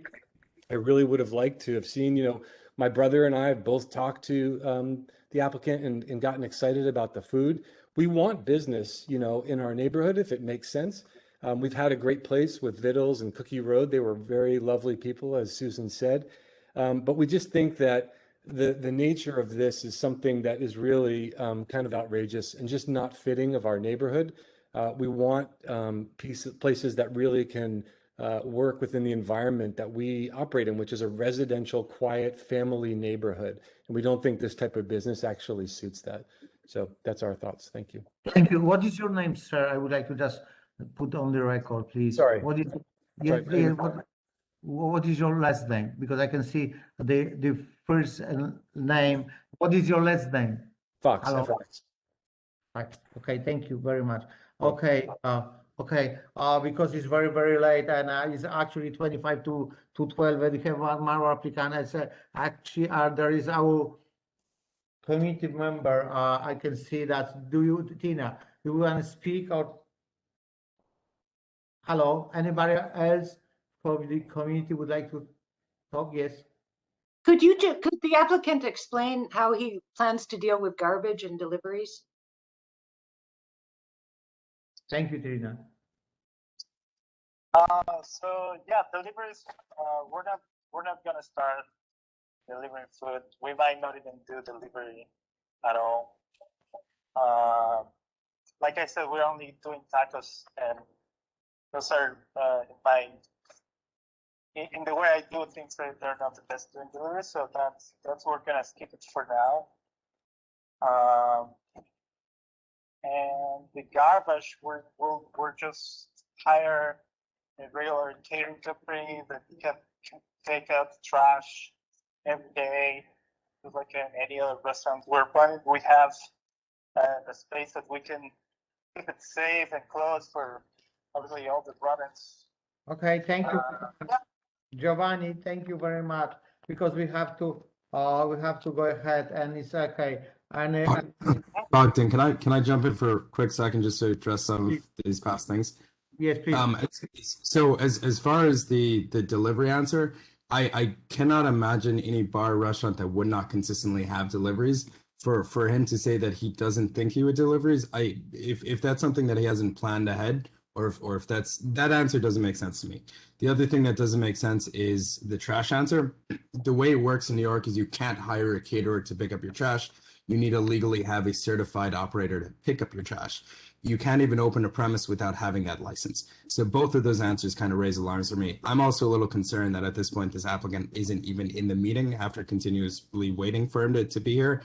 To quickly summarize, because I know it's running late, I think Lara, Jonathan, and Susan especially brought up a lot of good points. Another thing that raised flags to me is that there's only 28 people who signed the petition, and only 9 of whom are residents. We've had applicants today, even a contentious one, who had 200 signatures. So to show up with 9 signatures and not even be in the meeting, to me, is astonishing. Lastly, Sante, I'm sorry, I wasn't smiling at something you said. I was smiling at something completely unrelated to the community board. So apologies if that was, so that was not you at all. I'm sorry. But again, the last point that I do want to run by the applicant is the 9 signatures that he was able to get from the residents. That's wild to me, especially from what we've seen tonight. Thank you. Okay, this lady, please make quick. Yes, go ahead, ma'am. I'll be quick. I want to echo what everyone said. I mean, what's not feeling right to me is there's no real plan. It just seems like we're going to wing it. And I have questions about if there's a structure on that street, what will happen in the winter? Is it going to be up all the time? the trash is a big issue because again, it's a plan. You're a restaurant, you're a bar. So all of these details, because it's a very compacted space, you have a bakery. Are you using the roof? Like what is going to go on here? I mean, it's not instilling confidence for this application. Thank you. Can this applicant come back once he's put this plan together, because it doesn't sound like he has one at all?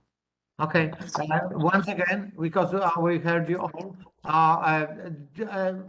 Sorry, and can I just quickly say, and Elke, outreach? you want to add it very quickly something, Elke, Yes, because I just everything- want to ask him to outreach to the community that is the actual community that lives on the street, not, you know, it's 67 West and. I know that everybody does that. Yeah, I know that. We know that. Yes, we know that. So I would like to because we cannot vote. All right. Well, I'm happy we can postpone, and if I have, I have. I did not agree with that last time because that is not fair. We're spending 40 minutes and then you postponed and okay. Sante, yes, very quick, please. Just for the record, so stay on the record and can give you an extra input. At the corner of Milton Street, Franklin, we have a very typical in the neighborhood, right? Residential zoning, commercial overlay. Yeah, Little Neck Outpost. He didn't even ask, and has been there for years. He didn't even ask for a structure.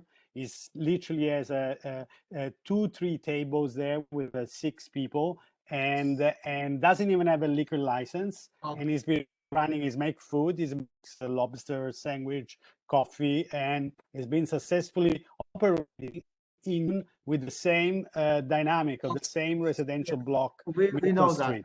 Just go and look at that. That's a good model. Yes, absolutely. Thank you very much, Sante, and all the committee members, because the applicant actually has postponed that we have to do that, right, Eric? And Gina?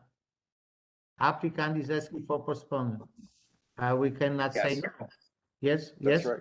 Correct. Okay, so it's Yes. postponed. So all the people from the neighborhood, I really thank you very much. I know your concern because I know what it is, especially the gentleman who was saying about parking. All the people that work on Manhattan Avenue, go to Oak Street and park the cars. All of them. Well, I will make sure.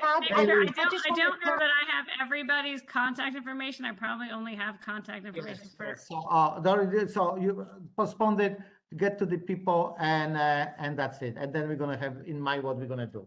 Does the community board have contact information for? Yes, they do. Yes, they do. Yes, Sante has everything. I know we have like Sante's, but I don't know if we have anybody else's.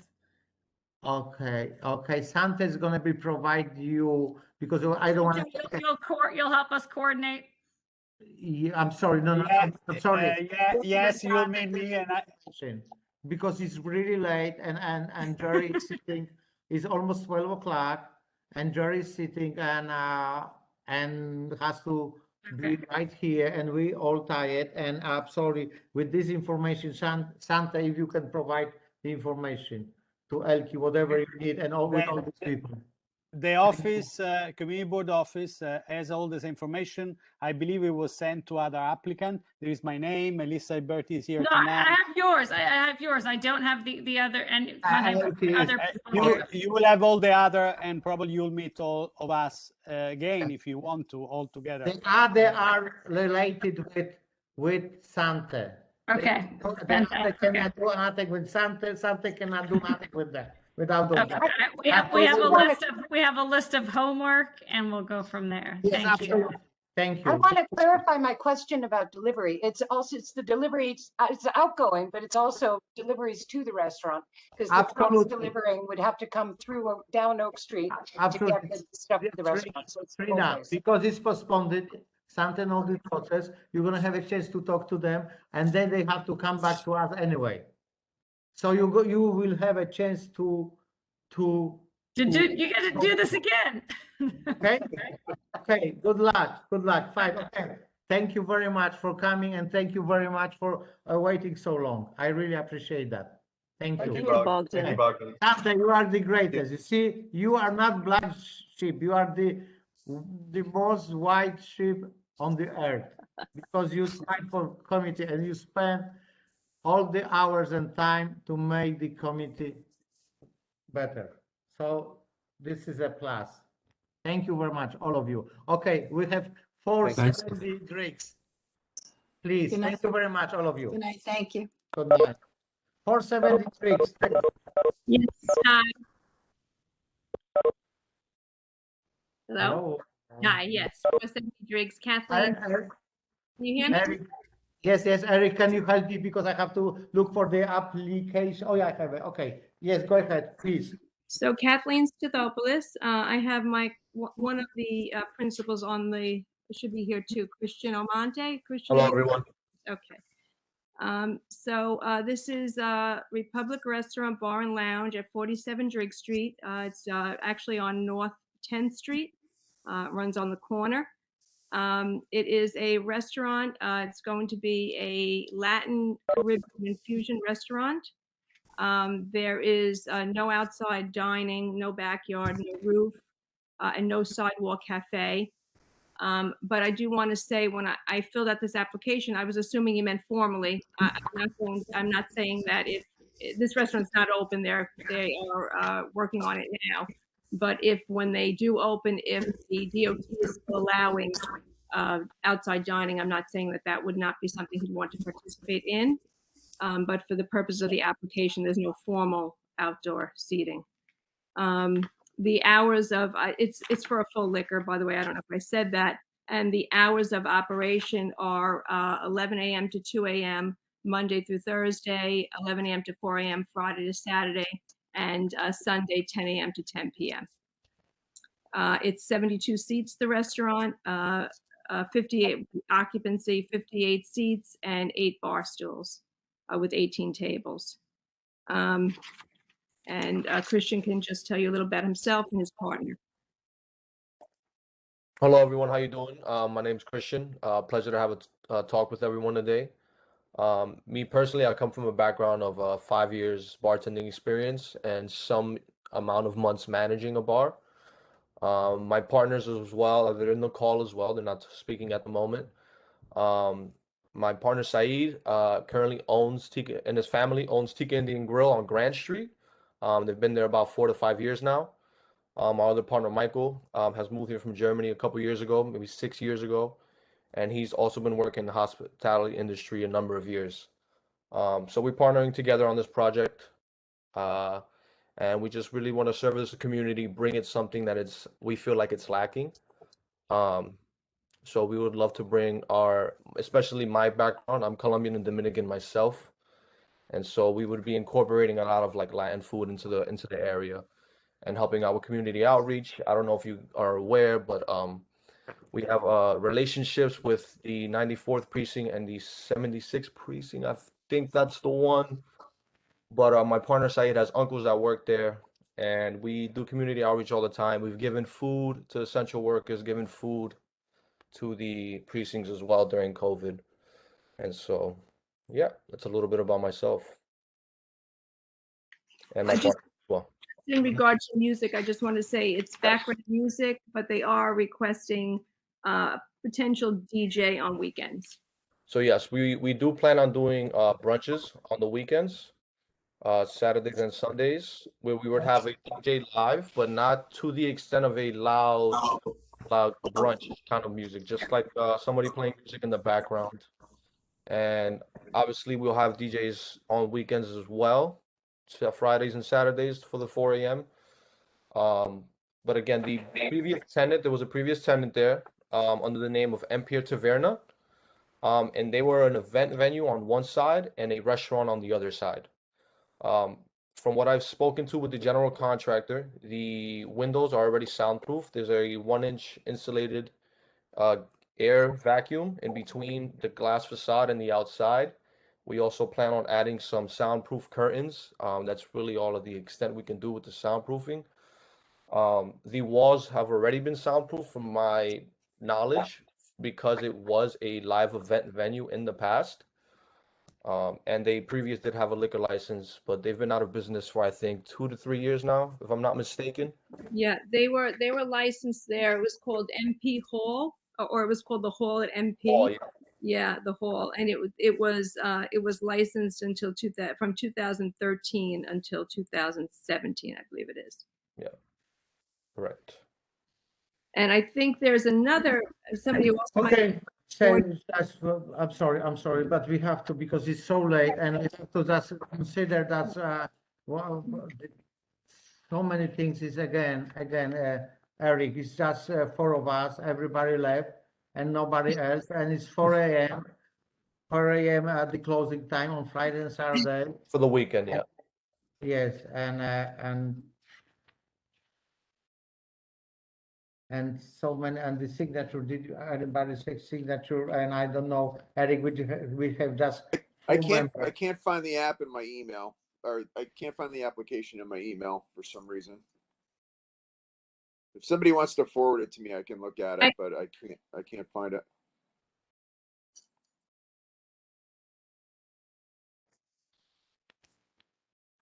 I mean, to make things quick, we're not going to approve 4 a.m. So if you want to do 2, just to like cut to the chase. I mean, you've been here all night. That was kind of late tonight. And so Christian and Kathleen, another question off of that. So like Eric said, we won't do 4. Does music also end at the same time as service? And is there any music outside? There is no music outside. I'm sorry, I'm mistaken there. We will have some outdoor speakers, but that music will stop at 10:30 p.m. every night. Cool. We're not trying to impede on any loud noises in the neighborhood. And so there'll only be indoor music inside those nights as well. And what time do you plan on ending that? For when we close, 4 a.m. Yeah. So Eric's saying that we won't give you We guys won't do 4 a.m. at all. Yeah, but I would also reduce the hours of your music as well before close. Would it for the live? Not even we could still do background music though. Is that? Yeah, of course, yeah. Yeah. Okay. Talking about the No DJ. live acoustic music, no live DJ. I'm saying DJs. That's specifically. But you had mentioned DJs, so that's what specifically. Okay.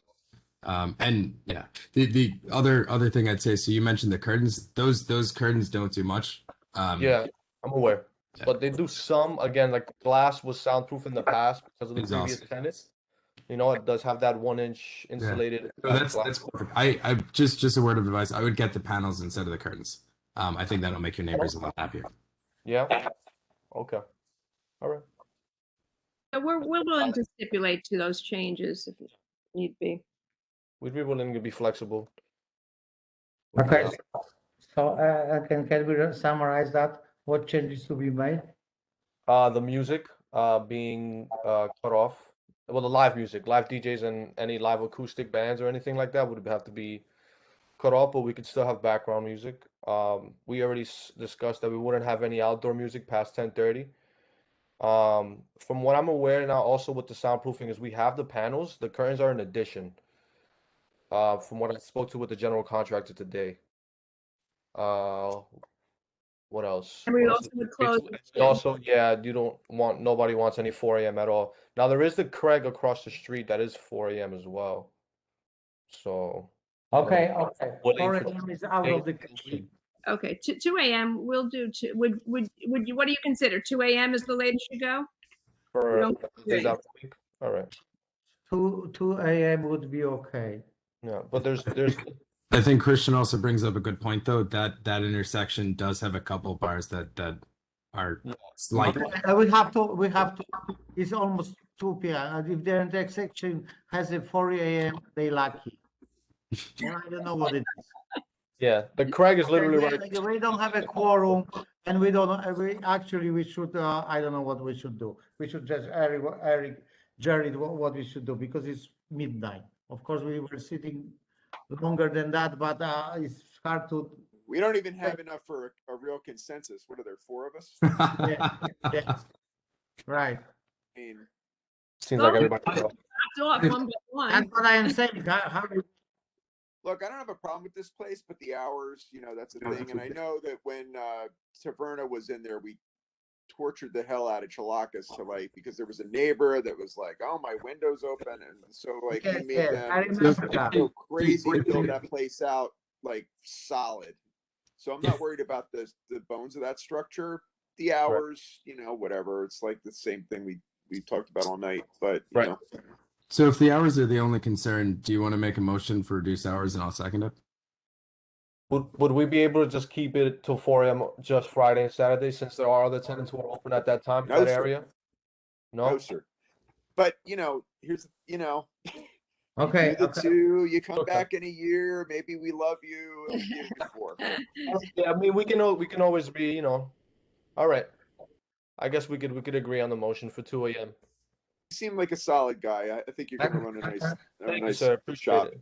Thank I'll you. make And that motion. Ronan, what was the issue with the music? Because I was going through the application. What was I think at this point we're pretty much covered it. I think the only concern is that Christian mentioned the outdoor music. Did you say 10:30 outside? You cut it? 10:30 would the music will end outside, yeah. We'll have some outdoor speakers because we are doing the DOT approved outdoor seating. Okay, okay. 10:30 will be an Fine. outdoor the music. Okay, fine. So we have to stop at this moment because we don't have a quorum, and I don't know how that's going to go through because it's very late. So the with the music, like Ronan was saying, and the applicant is willing to cut the hours of operation on Thursday, Friday. No, actually Friday Friday and Saturday. to 2 a.m. Right? And with everything else, we are okay. Is that correct? As far as we are concerned, it's okay. Yes. Okay, fine. So thank you very much. Again, we cannot vote, but you have to submit the application with the hours of operation that's going to change from Friday and Saturday to 2 a.m. That's all. So just resubmit that. Okay. I'll resubmit it. Thank Okay. you. Great. Is that correct, Eric and Ronan? Mm-hmm. Yes. Thank you, Okay. Gina. Okay, All right. thank Thank you. you, everyone. Appreciate your time being here so late. Good night. Good night. Same. Thank you. Thank you very much. Thank you. Jerry, come on. Who's next? Yeah, nobody is next. That is all. Nobody is waiting. I mean, Anybody we got else the waiting? renewals. I mean, We got the renewals. I don't think anybody has a problem with any of them. None of them jumped out at me. No, is anybody, any other applicant is in because I don't have nobody else. Who is there? Who is there? Nobody, right? Okay. So the only we still cannot vote because I have previously, renewal. So we cannot vote. So how are we gonna do that, Jerry? Can I ask you? Hello. Yeah, the chair will have to call another meeting. So for the renewal, we have to call another meeting, right? For anything, you have to call another meeting because you don't have a body here tonight. Okay. Unless you want to rubber stamp stuff. Okay. Okay. So, okay. All right. Okay. So all this I think up to 25 Broadway. Yes. Even without a quorum, we had a consensus. And on that not the Driggs one, but the Oak Street one. I think with the application was what it was, and then the community concerns, and they postponed anyway, right? So, I mean, let's just maybe we can do a quick meeting before the July meeting just to like say yes on the renewals and any questions Tom may have and take it from there. Jerry, sound appropriate or? It's Tom's call. Right, of course. But, I'm just saying, based on what we did tonight. That no quorum was on. 25 was no quorum, but anyway, they postponed. And everything after that. Right, but we still had like six or seven members on. And like Isaac was here and Simon counts because he's a member of all committees. Okay, and then, right. Okay, also whoever was here, I have written down everything, I believe. And we can, we're gonna meet before the next meeting, and how we're gonna do that? I don't know. If we go to the full board meeting, we can vote at the full board meeting for these that we didn't have a quorum at the full board. Right, but if we're gonna vote on the renewals, Tom's gonna have to call a meeting before the 13th or whenever they decide tomorrow it's gonna be. The one that we did not have a quorum was 312 Leonard, 318 Graham, 105 Norman, 470 Driggs. And that's the only one. And the others, as we didn't have a quorum, was postponed. So once again, we did not have a quorum on 312 Leonard, 318 Graham, 105 Norman Avenue, and the last one, 470 Driggs. So 4 of them. And the rest was either postponed or we had a quorum before. That's all. Yeah, I mean, just report that to Tom, and I would say, you know, I don't know, the last 4 didn't seem controversial. I mean, look, it's Tom's call, but the last 4 didn't seem that controversial that we thought were fine. Let him decide if he wants them to come back or whatever, and then we'll do the renewals in like a quick and dirty meeting.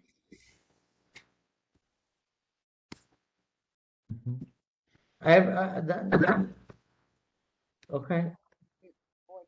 Because those were very easy one and no controversial. All this that was number 5 on the agenda, number 7 on the agenda, number 1 on the agenda, and number 11. And actually, everything was fine except the last one that we changed the hours of operation, and the other was just passing by through. That's all. Thank you.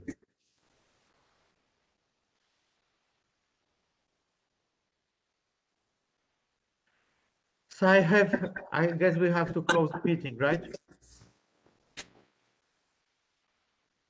So good to see you. Good night, guys.